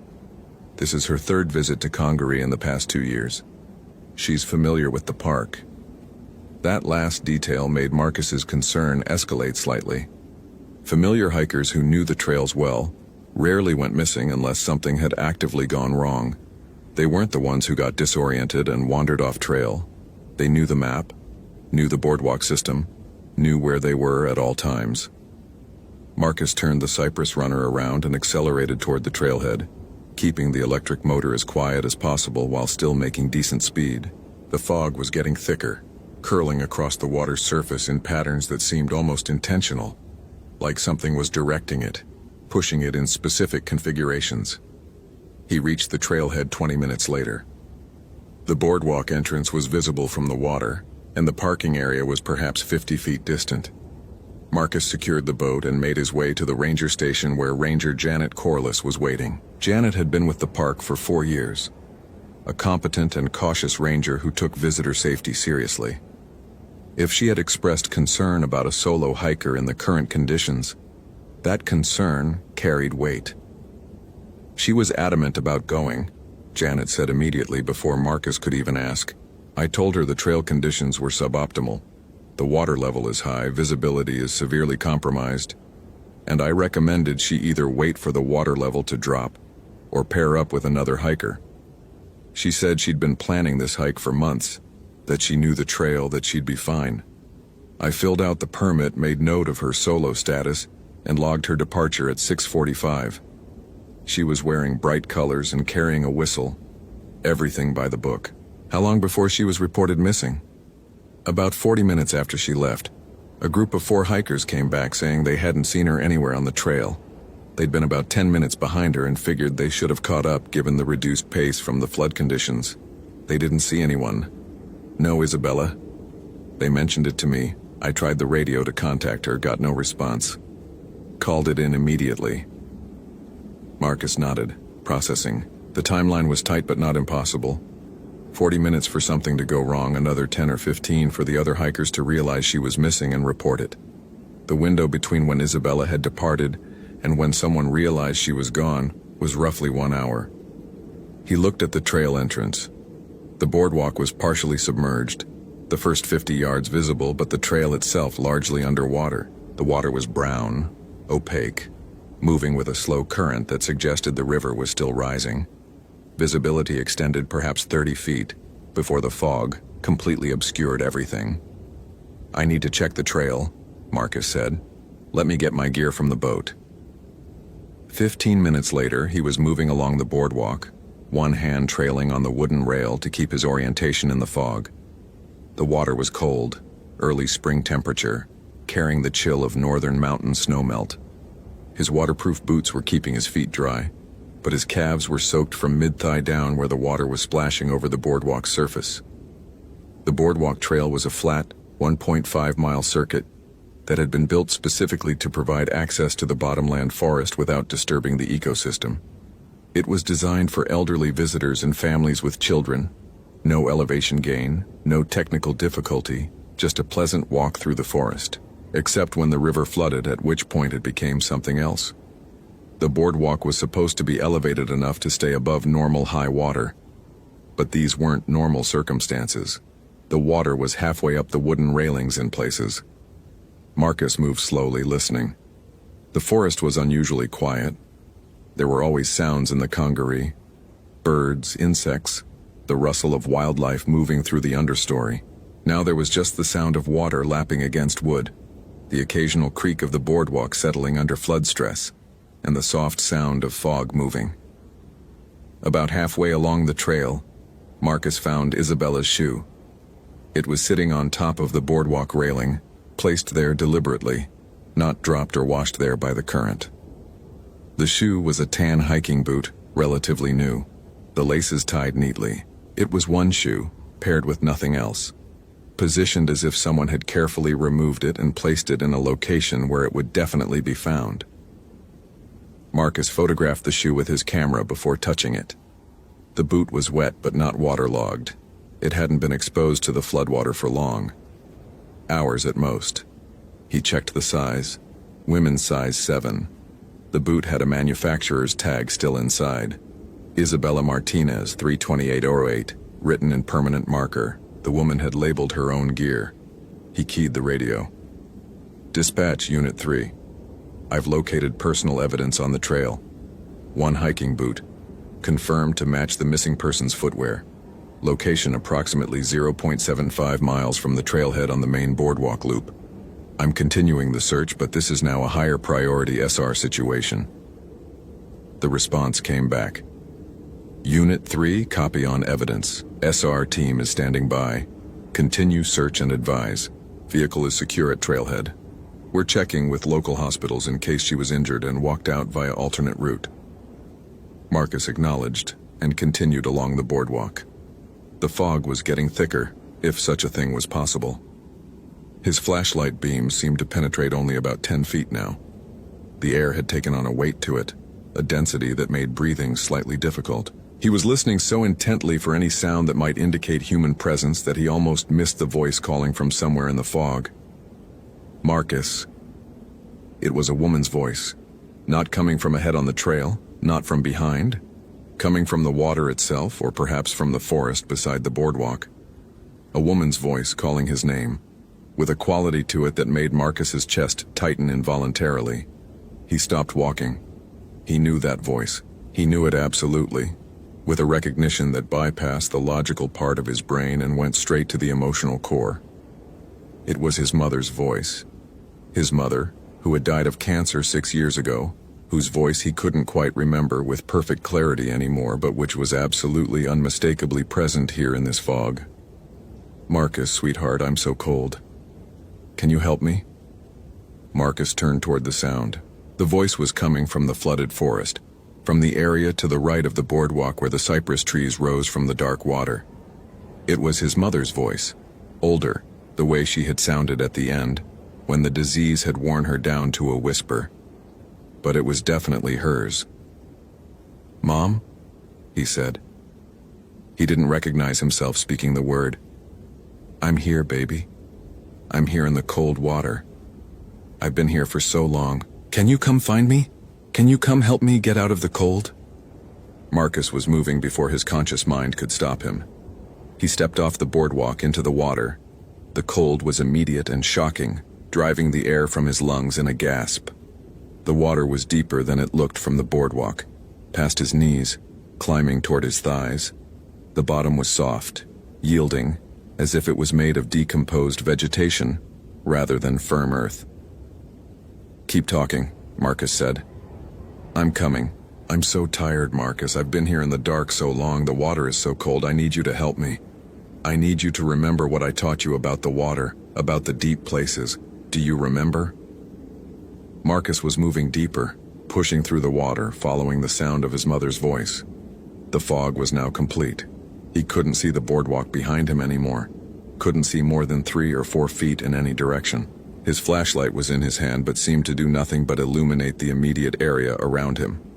I remember, he said, and he did. His mother had grown up in South Carolina, had taught him stories about the water, about the old creatures that lived in the deep places, about things that lived in the swamps and the bottomlands that weren't quite animals and weren't quite human. Stories meant to keep a child afraid of the water, respect the water, never go alone into the water. That's good, Marcus, that's very good. You always were my smart boy. Can you come a little deeper, just a little? I need you to come where I am. The water was now above Marcus's waist, and his feet were no longer finding firm bottom. The current was pulling at him, a gentle pressure that suggested the floodwater was flowing with more force than it appeared. He was swimming now, more than wading, moving in what he hoped was the direction of his mother's voice. And then, abruptly, his hand touched something that wasn't water. It was soft and cold and shaped like a human body. Marcus flinched backward, his hand breaking contact immediately, and his flashlight swung toward the object. In the beam of light, he saw a woman's face, pale and bloated, her dark hair floating around her head like seaweed. Her eyes were open and glassy, her mouth slightly ajar. It was Isabella Martinez. Marcus screamed. He scrambled backward, his feet searching for purchase on bottom that wasn't there, his hands churning the water into foam. The body bobbed gently in the current, rotating slowly, and as it turned, Marcus saw that there was something wrong with her left side. Something had cut into her, leaving wounds that were far too regular to be natural. Wounds that looked as if they had been made by something with a knife, or a blade, or a claw that was sharp enough to cut through bone. The water around him began to move. It wasn't a current.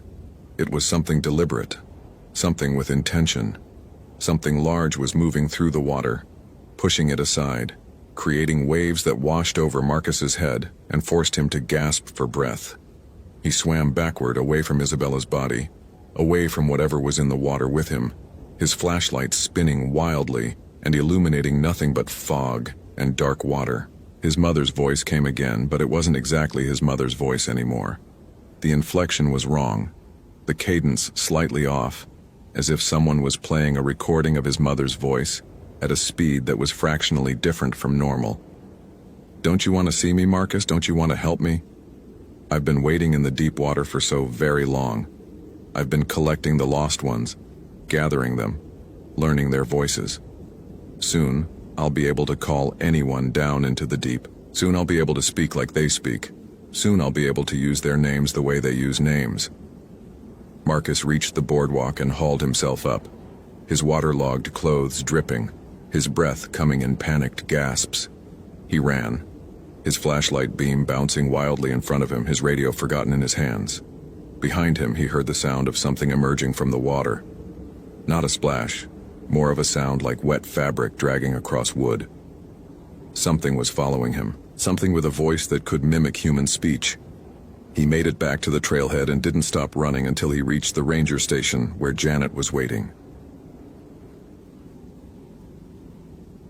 What Marcus couldn't comprehend, what his mind had already begun suppressing in the aftermath of that encounter, was that Isabella Martinez had been dead for hours before he'd found her in the water. The body had been positioned deliberately, placed in the exact spot where he would find it, where his panic would cause him to splash and flail and make noise that would attract attention. Because while Marcus had been waiting in the flooded forest trying to answer his mother's voice, Isabella had been somewhere else entirely. She had been sitting at the bottom of the old well, a structure that had existed since before the park was established, a relic of a homestead that had been reclaimed by the forest 100 years ago. The well was perhaps 20 feet deep, lined with stones that were slippery with algae and moss, and it had filled completely with floodwater. Isabella sat at the bottom, her lungs burning, her vision exploding with colors as her body tried desperately to continue breathing in the absence of air. She had been following a voice, a woman's voice that called her name, that promised her something, that lured her deeper and deeper into the flooded forest until she was so disoriented that she couldn't find the way back. And then the forest had opened up, and there was a well, and the voice had come from inside it. And Isabella had been so confused and so exhausted and so desperate to understand what was happening that she had climbed into the well without thinking.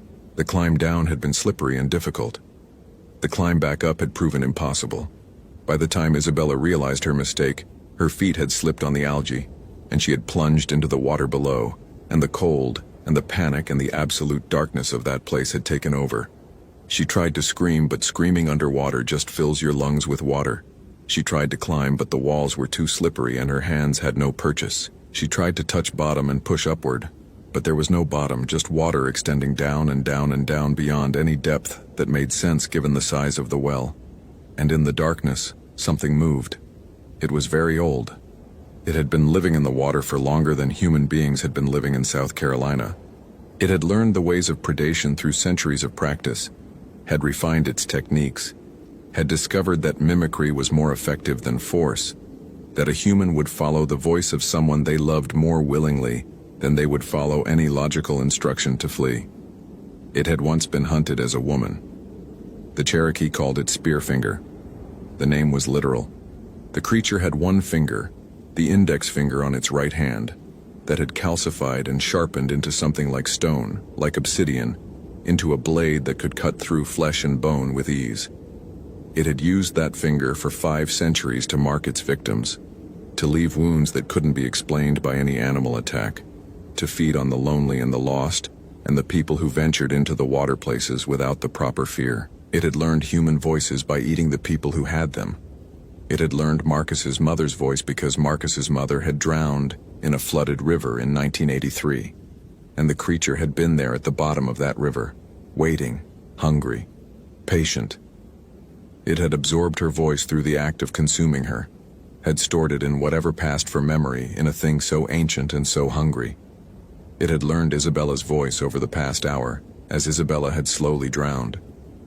And when Marcus came to the well, drawn by promises in his mother's voice, drawn by the power of grief and love and the desperate human need to save someone we think we've lost, the creature would have a new voice to add to its collection. It would learn to call other names, it would wait in other parks and other wild places where the water was deep and the people were isolated. It would call the names of the dead to the living, and the living would come, drawn by love and the terrible human hope that maybe, just maybe, the people we've lost might still be out there somewhere, waiting to be found. The search operation for Isabella Martinez was suspended after 3 weeks. The official cause of death, when her body was recovered by divers 2 days after the discovery, was listed as accidental drowning in flood conditions. The ranger report noted that she had ventured off the marked boardwalk trail into dangerous terrain, had become disoriented, and had fallen into deep water. The exact location where she had gone into the water was never determined, but the coroner noted unusual lacerations on her left side that were theorized to have been caused by pieces of sharp driftwood or submerged debris. Marcus Summers took a leave of absence from the National Park Service. He returned to his apartment in Columbia and spent 3 weeks seeing a psychiatrist who specialized in trauma and grief. He had experienced something in the floodwater, some kind of dissociative episode, some manifestation of trauma related to his mother's death. The psychiatrist was kind and professional and clearly had no context for what Marcus was actually describing. Marcus didn't try to make her understand. He knew that what he'd experienced had been real. He knew that the voice he'd heard was not a manifestation of his own mind. He knew that something in the congaree had called him by his name using his dead mother's voice. He also knew that that something was still there. When the leave of absence ended, Marcus requested a transfer to a completely different region. He wanted mountains, not swamps. He wanted dry land, not water. He wanted to work at a park where there were no rivers that rose in spring, no deep places where old things could hide. His transfer request was approved, and Marcus was assigned to Great Smoky Mountains National Park in Tennessee. He told himself that he was being logical, that he was making a reasonable decision to avoid a traumatic location. But what he was actually doing was running from the thing that lived in the congaree. And as all who run from predators eventually learn, running only convinces the predator that you are prey worth hunting. On the evening of his final day at Congaree, Marcus sat by the river as the sun set, watching the water flow past, listening to the sounds of the forest settling in for the night. The water was lower now. The flood had receded. The boardwalk trail was no longer partially submerged. And then, carried on the evening breeze, he heard a voice calling from the forest. His mother's voice. His father's voice. The voice of his grandmother. The voice of Isabella Martinez, drowned and cold and speaking from a place where the sun never reached. From a depth beyond depth. All of them calling his name. Marcus didn't answer. He walked back to his truck. He packed his remaining belongings. He drove away from the congaree without looking back, the voices following him down the dark highway, becoming fainter, but never quite disappearing entirely. And in the water, the thing called Spearfinger settled back down into the deep places, into the wells and the channels where the current flowed, into the darkness where it waited.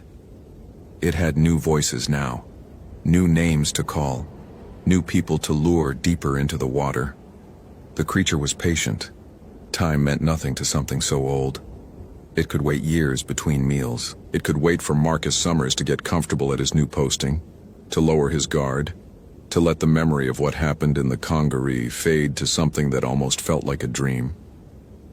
And then, on some spring night when Marcus was walking through a mountain stream in his new park, it would call to him using a voice he loved. It would call to him using the names of people who had drowned in waters miles and miles away, people whose voices it had consumed and learned and stored like a predator storing food for winter. The deep water remembers, and the old things that live in the deep places have learned the power of human language.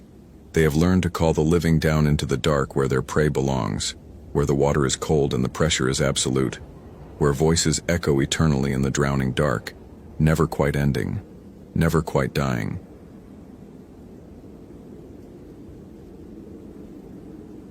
Location: Gates of the Arctic National Park, Alaska. Date: January 23, 2006. The cold in January at Gates of the Arctic was a living entity, not just the absence of heat, but an active, aggressive force that attacked from every direction. It came through your clothes, through your skin, through the gaps in your defenses. It made your lungs burn when you breathed too deeply. It turned sweat into ice crystals before they could even form properly. Andrew Mercer had been the primary ranger at the Wiseman Station for 3 years, long enough to understand that January wasn't really part of winter. It was something harsher, something that existed at the boundary between regular seasonal cold and actual survival horror. The sun rose at 10:47 a.m. and set at 3:42 p.m., giving Andrew roughly 4 hours of actual daylight to work with. The rest was twilight, a gray perpetual dusk that made it impossible to accurately judge time or distance. Everything looked the same. Everything was white or gray or the absolute black of shadow. The landscape itself became almost abstract in this light. Mountains that might be miles away or 100 meters distant. Snow that might be a meter deep or 30 meters deep. Ice that might be solid or treacherous. Andrew's morning routine in January was compressed into the brief window of daylight. He was up before dawn, which was meaningless in Alaska in winter since dawn came whenever it came, and had coffee ready in the ranger station by 8 a.m. The coffee never cooled much below drinking temperature because the building itself was cold. The heating system worked, but the cold outside was so intense that it created a perpetual battle between inside and outside, with the ranger station existing in a state of fragile equilibrium that could be destroyed by something as simple as a door left open for too long. He checked the weather radio. 28 degrees Fahrenheit, wind from the north at 15 miles per hour gusting to 25. Wind chill somewhere around 45. No new snow in the forecast, but the old snow was consolidated and dangerous. The kind of conditions that could trigger avalanche activity without warning. The park itself was essentially closed in January. No hiking, no camping, no visitors unless they were exceptionally experienced and armed with the permits that the Park Service required for extreme condition access. Andrew reviewed the visitor log. There was one permit holder currently in the park, a woman named Lily Morrison, age 28, supposedly an experienced backcountry hiker, who checked in 3 days ago for a 5-day solo expedition to the Hall Road area. She was due back today. Her checkout time was scheduled for 4 p.m., which meant Andrew had roughly 6 hours to prepare for her return or to begin a search if she didn't show up. The breakfast he made was routine: oatmeal, powdered eggs, coffee, high-calorie foods that would maintain body temperature in case he needed to go out into the field. He ate slowly, methodically, making sure his body had fuel before the day's work began. By 9:30 a.m., Andrew was dressed in his extreme cold gear: insulated parka rated for 60 degrees, thermal underwear, insulated pants, thick socks, boots rated for Arctic conditions, heavy gloves, balaclava, goggles. He looked like a figure from a different world, barely human, layered in technological protection against an environment that wanted him dead. The ranger station sat at elevation, overlooking a vast landscape of glaciated valleys and frozen water. The view was spectacular even in January, especially in January, when the minimal light created drama in every shadow and highlight. The mountains rose in sharp relief against the pale sky. The lakes and streams that were liquid in summer lay frozen, their surfaces smooth in some places and broken in others, where ice pressure had created ridges and pressure formations. By 10 a.m., Andrew was conducting his standard pre-daylight routine. He checked the emergency equipment in his truck: extra blankets, a small heating unit, flares, a satellite communicator for locations where regular radio didn't work, climbing gear, avalanche probe, shovel. He tested the radio. Good signal to the Fairbanks district office. He was as prepared as he could be for whatever the day might bring. The daylight portion of January was compressed and precious. By 11 a.m., Andrew was out on patrol, checking the routes that visitors might take. The Hall Road area where Lily Morrison was supposed to be hiking was accessible via a winter route that required significant experience and proper equipment. It was beautiful terrain, dramatic valleys, pristine alpine meadows. But in January it was genuinely dangerous. Avalanches happened without warning. People could become disoriented in the limited light. Hypothermia could kill someone in under an hour if they became immobilized. Andrew drove the access road slowly, checking for any sign that Lily might have returned early or run into trouble getting out. The road was clear. The few shelters built along the winter routes were sealed and undisturbed. Nothing indicated distress. By 2 p.m., Andrew was back at the station. The sun was already beginning its descent toward the horizon. The twilight period would soon begin, that in-between time when navigation became exponentially harder. Lily Morrison was due to check out by 4 p.m. It was now 2:47 p.m., and she hadn't appeared. Andrew keyed his radio. Wiseman Station to Fairbanks District. I have a potential overdue visitor situation developing. Female visitor Lily Morrison was issued a permit for the Hall Road area, due to check out at 16 hours. No sign of her yet. Monitoring situation. The response came back clear. Copy, Wiseman Station. What's her experience level? Permit application indicated moderate to high backcountry experience. This is her first solo trip to Gates of the Arctic. I issued the permit because her references checked out. Understood. Keep monitoring. If she's not back by 16:30, initiate search protocols. Conditions are going to degrade as the light goes. You'll have limited visibility soon. Copy, Fairbanks. We'll advise at 16:30. Andrew set the radio down and looked out the window at the landscape. The sun was already low on the horizon, and the light was taking on that particular quality of end-of-day cold. Everything seemed to be crystallizing. The air itself looked harder, and somewhere out in that landscape, a woman who had paid for the privilege of experiencing one of the most remote and dangerous parks in the country was either running late, injured, or in serious trouble. Lily Morrison had been hiking for 6 years, ever since a divorce had pushed her toward seeking meaning in solitude and stone. The Gates of the Arctic permit had been a dream, the most remote major park in the country, genuine wilderness, genuine danger. She'd prepared meticulously, spent months training for altitude and cold, studied maps obsessively, researched equipment, talked to other hikers who'd done January trips to the park. What she hadn't adequately prepared for was how different the reality would be from the expectation. The first day had been manageable. She'd hiked the Hall Road area, established a camp in a sheltered location, managed the cold with the right equipment and protocols. The second day had been harder. Her body was already exhausted from fighting the cold, from hiking at altitude while breathing air so cold it hurt her lungs. The third day, today, she decided to take a shorter route back, to move toward the pickup point, to finish her expedition. The problem was that the landscape had become unreliable. Lily had been following what she was certain was the correct path back to the ranger station access point. The map was clear. The terrain should have been straightforward. But something about the way the light was falling, the way the snow and ice created visual confusion, had sent her in a direction that felt increasingly wrong. She'd stopped at 1:30 p.m. to check her GPS.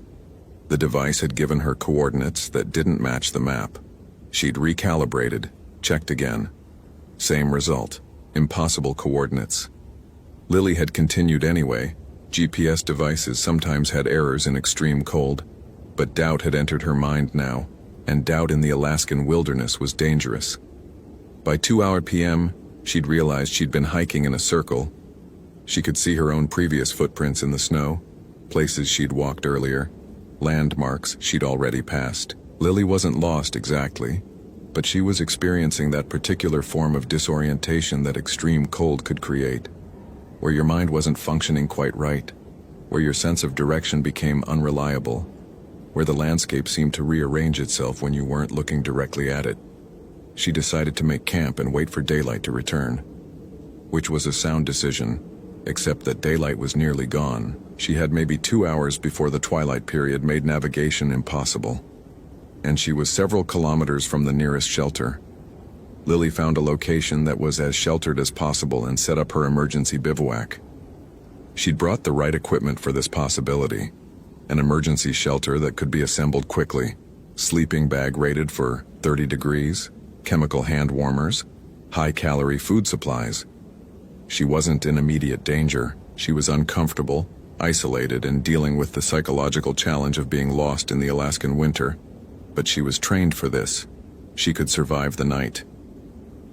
It was around 2:45 p.m., as she was assembling the shelter, that she heard the voice. "Lily?" She turned immediately. The voice had come from somewhere to her left, across a snowfield that she could see clearly in the remaining light. There was no one there, just snow, ice, and the darker shadows of rock outcropping in the distance. "Hello," Lily called back. Her voice sounded small in the vast landscape, inadequate somehow. "Lily, it's Andrew, the ranger. I came to find you." Lily's first reaction was relief, then confusion, then something closer to unease. She'd only met Andrew Mercer once, at the ranger station when she'd picked up her permit.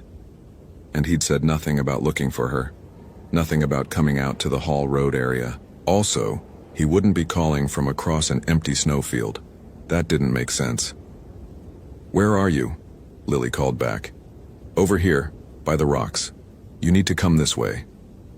The voice seemed to be coming from different places now, first from the left, then from the right, then from somewhere ahead. Lily's unease ratcheted up into something closer to alarm. She knew the dangers of the Alaskan wilderness. She knew that disorientation was one of them. She knew that hypothermia could cause hallucinations and psychological impairment. But she also knew that the voice sounded exactly like Andrew Mercer. Not close enough for her to see him, but close enough that she could hear him clearly. "I can't see you," Lily called back. "I'm going to stay here and wait for proper daylight to navigate." The response came immediately. "No, you need to come now. A storm is coming in. Bad one. We need to get you to the shelter before it hits." That sounded plausible. Storms did come in without warning. The forecast had mentioned possible weather degradation, but Lily's instincts were sending alarms now. Something about this wasn't right. "The forecast said clear weather until tomorrow," she called back. There was a pause. Then, "It's changed. Lily, I'm serious. You need to come now. There's a cabin maybe 2 kilometers north. We can reach it before dark." 2 kilometers north. Lily looked at her map. There was no cabin 2 kilometers north. There was exposed terrain, frozen streams, and rock. But the voice sounded so reasonable, so familiar, so like an actual ranger who understood the situation. "I'm staying here," Lily called back firmly. "I have shelter and supplies. I'm safe. You can find me in the morning when there's better light." Another pause. Longer this time. When the voice came again, it had changed slightly. The friendly, helpful tone had shifted into something else, something that sounded less like Andrew Mercer and more like the landscape itself, like wind given voice. "You have to come," it said. And now the voice was coming from everywhere, from the rocks to her left, from the snow to her right, from the sky above. "You have to come to the water." Lily's instinct overrode her training. She grabbed the unassembled shelter components and her pack and started walking, not toward the voice but directly away from it, toward the direction that she calculated would lead back toward the ranger station area. She didn't run because running in extreme cold was dangerous. It would cause overheating, hypothermia, the collapse of whatever thermal regulation her body had managed to establish. But she walked fast, and she didn't look back. Andrew was preparing the search equipment when the radio came to life. His watch showed 4:03 p.m. Lily Morrison was 3 minutes past her checkout time. "Wiseman Station, we have a situation," he said into the radio. "Visitor hasn't returned. Initiating search." "Copy, Wiseman. Be advised, Weather Service is predicting possible system movement into your area within the next 6 to 8 hours. Conditions are going to degrade. Do you want to wait for daylight or initiate tonight?" Andrew looked out at the landscape. The light was already nearly gone. The sun had dropped below the horizon, and the twilight period had begun. The landscape was transforming from distinct geography into vague shapes and shadows. Searching in this light would be difficult and potentially dangerous. But a night in January at gates of the Arctic with inadequate shelter could easily become fatal. "Initiating now," Andrew said. "I'll follow her proposed route and see if I can locate her before full darkness. If I don't find her by 17, I'll establish a search grid and resume at first light." "Copy, Wiseman. Stay in radio contact. We'll have SAR teams ready if needed." Andrew loaded his search gear into the truck and drove to the trailhead. where Lily would have begun her hike. Her vehicle was there, a rental SUV stuck in the parking area because roads in January weren't something you drove casually. He noted her license plate, her vehicle description, and keyed the radio with the information. Then Andrew began to follow her path into the wilderness. The hike was cold and demanding. Even with all his experience and equipment, Andrew felt the cold attacking constantly, finding the gaps in his gear, testing his thermal regulation, threatening hypothermia with every breath. He had a headlamp on now, because the light had faded to almost nothing. The landscape around him was defined only by the beam of his lamp and the faint starlight and moon that filtered through the clouds. He found her first campsite around 4:50 p.m. The location was good, sheltered, defensible, but there was no Lily. There was evidence of recent habitation, a place where she'd apparently rested and then moved on. Andrew checked the direction of her departure and continued following. The search had gone on for maybe 30 minutes when he heard it. A voice, calling his name. "Andrew! Andrew, I'm over here, I found shelter." Andrew stopped walking. The voice had come from somewhere ahead of him, maybe 200 meters away. It sounded like a woman's voice. It sounded like someone in distress. But something about it created an immediate moment of pause in Andrew's decision-making process. Something about it wasn't quite right. "Where are you?" he called back. "I'm coming. Keep talking." "By the water. There's a frozen lake just north of here. I found a shelter." Andrew's training sent up immediate warnings. There were no major lakes in that direction according to his map. There were frozen streams but not lakes, and Lily would know that from studying the maps the same way Andrew had. "Identify yourself," Andrew called back, even though that seemed absurd. "What's your ranger station name?" There was a pause. Then, "Andrew, don't be stupid. It's Lily. I'm cold. I need help." That could be true. Hypothermia could make people confused, disoriented, unable to remember basic information. But Andrew's gut was screaming something else. He keyed his radio. "Fairbanks. I have a voice contact in the search area, female voice claiming to be the missing visitor. But something's off about the contact. Continuing approach with caution." "Copy, Wiseman. Advise of any developments." Andrew moved forward carefully now. The light from his headlamp caught snow and ice and rock. He was heading roughly north toward where the voice seemed to be emanating. And as he got closer, other details began to register. The temperature had dropped even further. His thermometer on his parka was reading 32 degrees now. That was extreme even for gates of the Arctic in January. And there was a smell. Andrew's nose, protected by his balaclava, could still detect something. An organic smell that didn't belong in this frozen landscape. A smell like water, like algae, like something alive in an environment where nothing should be alive. "Andrew," the voice again, much closer now. "Andrew, I'm here, at the edge of the lake." Andrew crested a small rise and saw the water.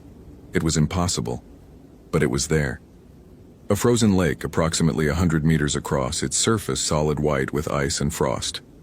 And in the middle of the frozen surface, a hole, a perfectly circular opening in the ice, perhaps 5 meters in diameter, with dark water visible in its depths. And standing at the edge of that hole was a figure. For a moment, Andrew's mind processed it as Lily Morrison. The figure was roughly the right size, roughly the right shape. It wore hiking clothes similar to what Lily would be wearing. But as Andrew's headlamp caught it more clearly, details began to register that didn't match. The proportions were slightly off.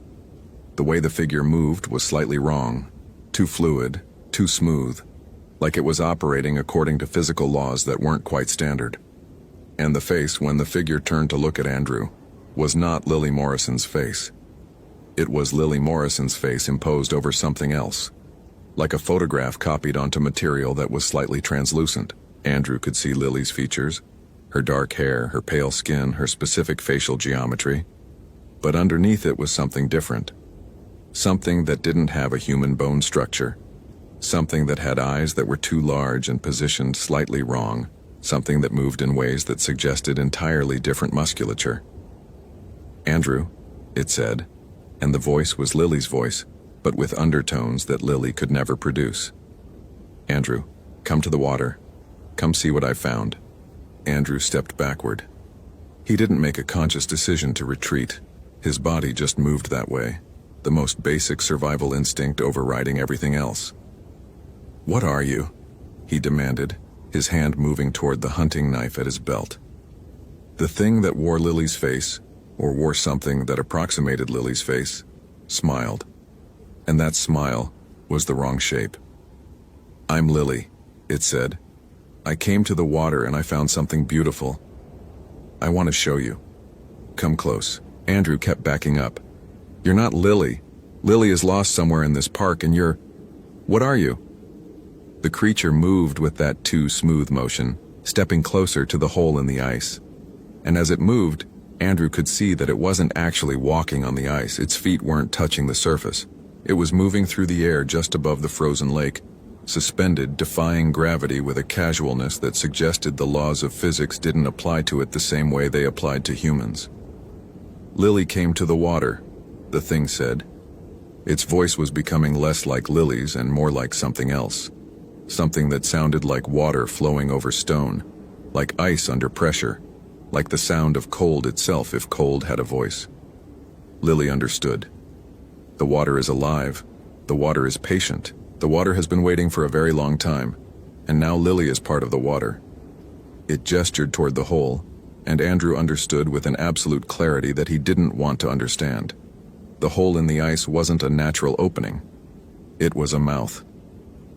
The thing standing above it, or partially inside it, was only approximately lily-shaped. The deeper parts of it extended down into the water, into depths that Andrew's mind refused to fully process. "No," Andrew said. "That's not... Lily's somewhere here. She's alive. I'll find her." The thing that had been Lily laughed. The sound was like ice cracking. "Lily is here. Lily is everywhere. Lily is in the water. Lily is learning what the water knows. And you..." It pointed at Andrew with an appendage that wasn't quite an arm. "You should come too. You should learn. The water has been waiting for the water walker to understand." Andrew ran. He didn't think about it. He didn't plan it. He just turned and ran back the way he'd come, his headlamp bouncing wildly, his breathing becoming ragged despite the cold. Behind him he heard the creature make a sound that was somewhere between a laugh and a shriek, a sound that held dimensions of emotion that Andrew wasn't sure actually existed. Andrew didn't stop running until he reached his truck. His hands were shaking so badly that he could barely turn the key in the ignition. The engine caught, and he sat with the truck running, the heat beginning to build as he tried to force his mind to process what he'd just seen. The Tlingit people had stories. Andrew had read them once in an old Park Service document about indigenous knowledge and park management. Stories about creatures in the water, kushtaka, ottermen, things that lived in the water and could take human form, things that lured people to the water, things that were ancient and patient and territorial. Andrew had dismissed it as folklore. The Park Service was big on incorporating indigenous knowledge, but most of that was practical. Seasonal patterns, wildlife behavior, sustainable harvesting.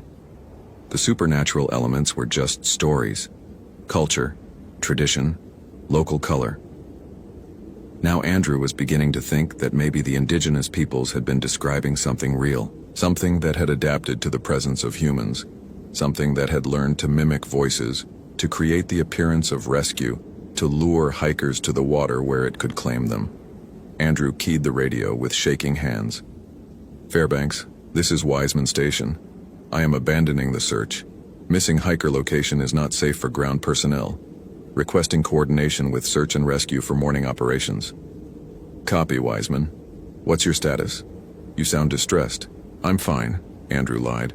"But the location where the visitor's last signal was coming from presented hazards I couldn't safely navigate in the dark. Recommending SAR take the lead with daylight operations." "Understood, Wiseman. We're mobilizing SAR now. They can be there by early morning. Sit tight, and Andrew, you sure you're okay?" "I'm fine," Andrew said again. "Just cold." He drove back to the ranger station and sat in the truck for a long time before going inside. When he finally did, he poured himself 3 fingers of whiskey, which he normally never did while on duty, and sat in the dark, staring out at the landscape. Lily Morrison was never found. The SAR team searched extensively when they arrived. They found nothing. No body, no equipment, no sign of distress.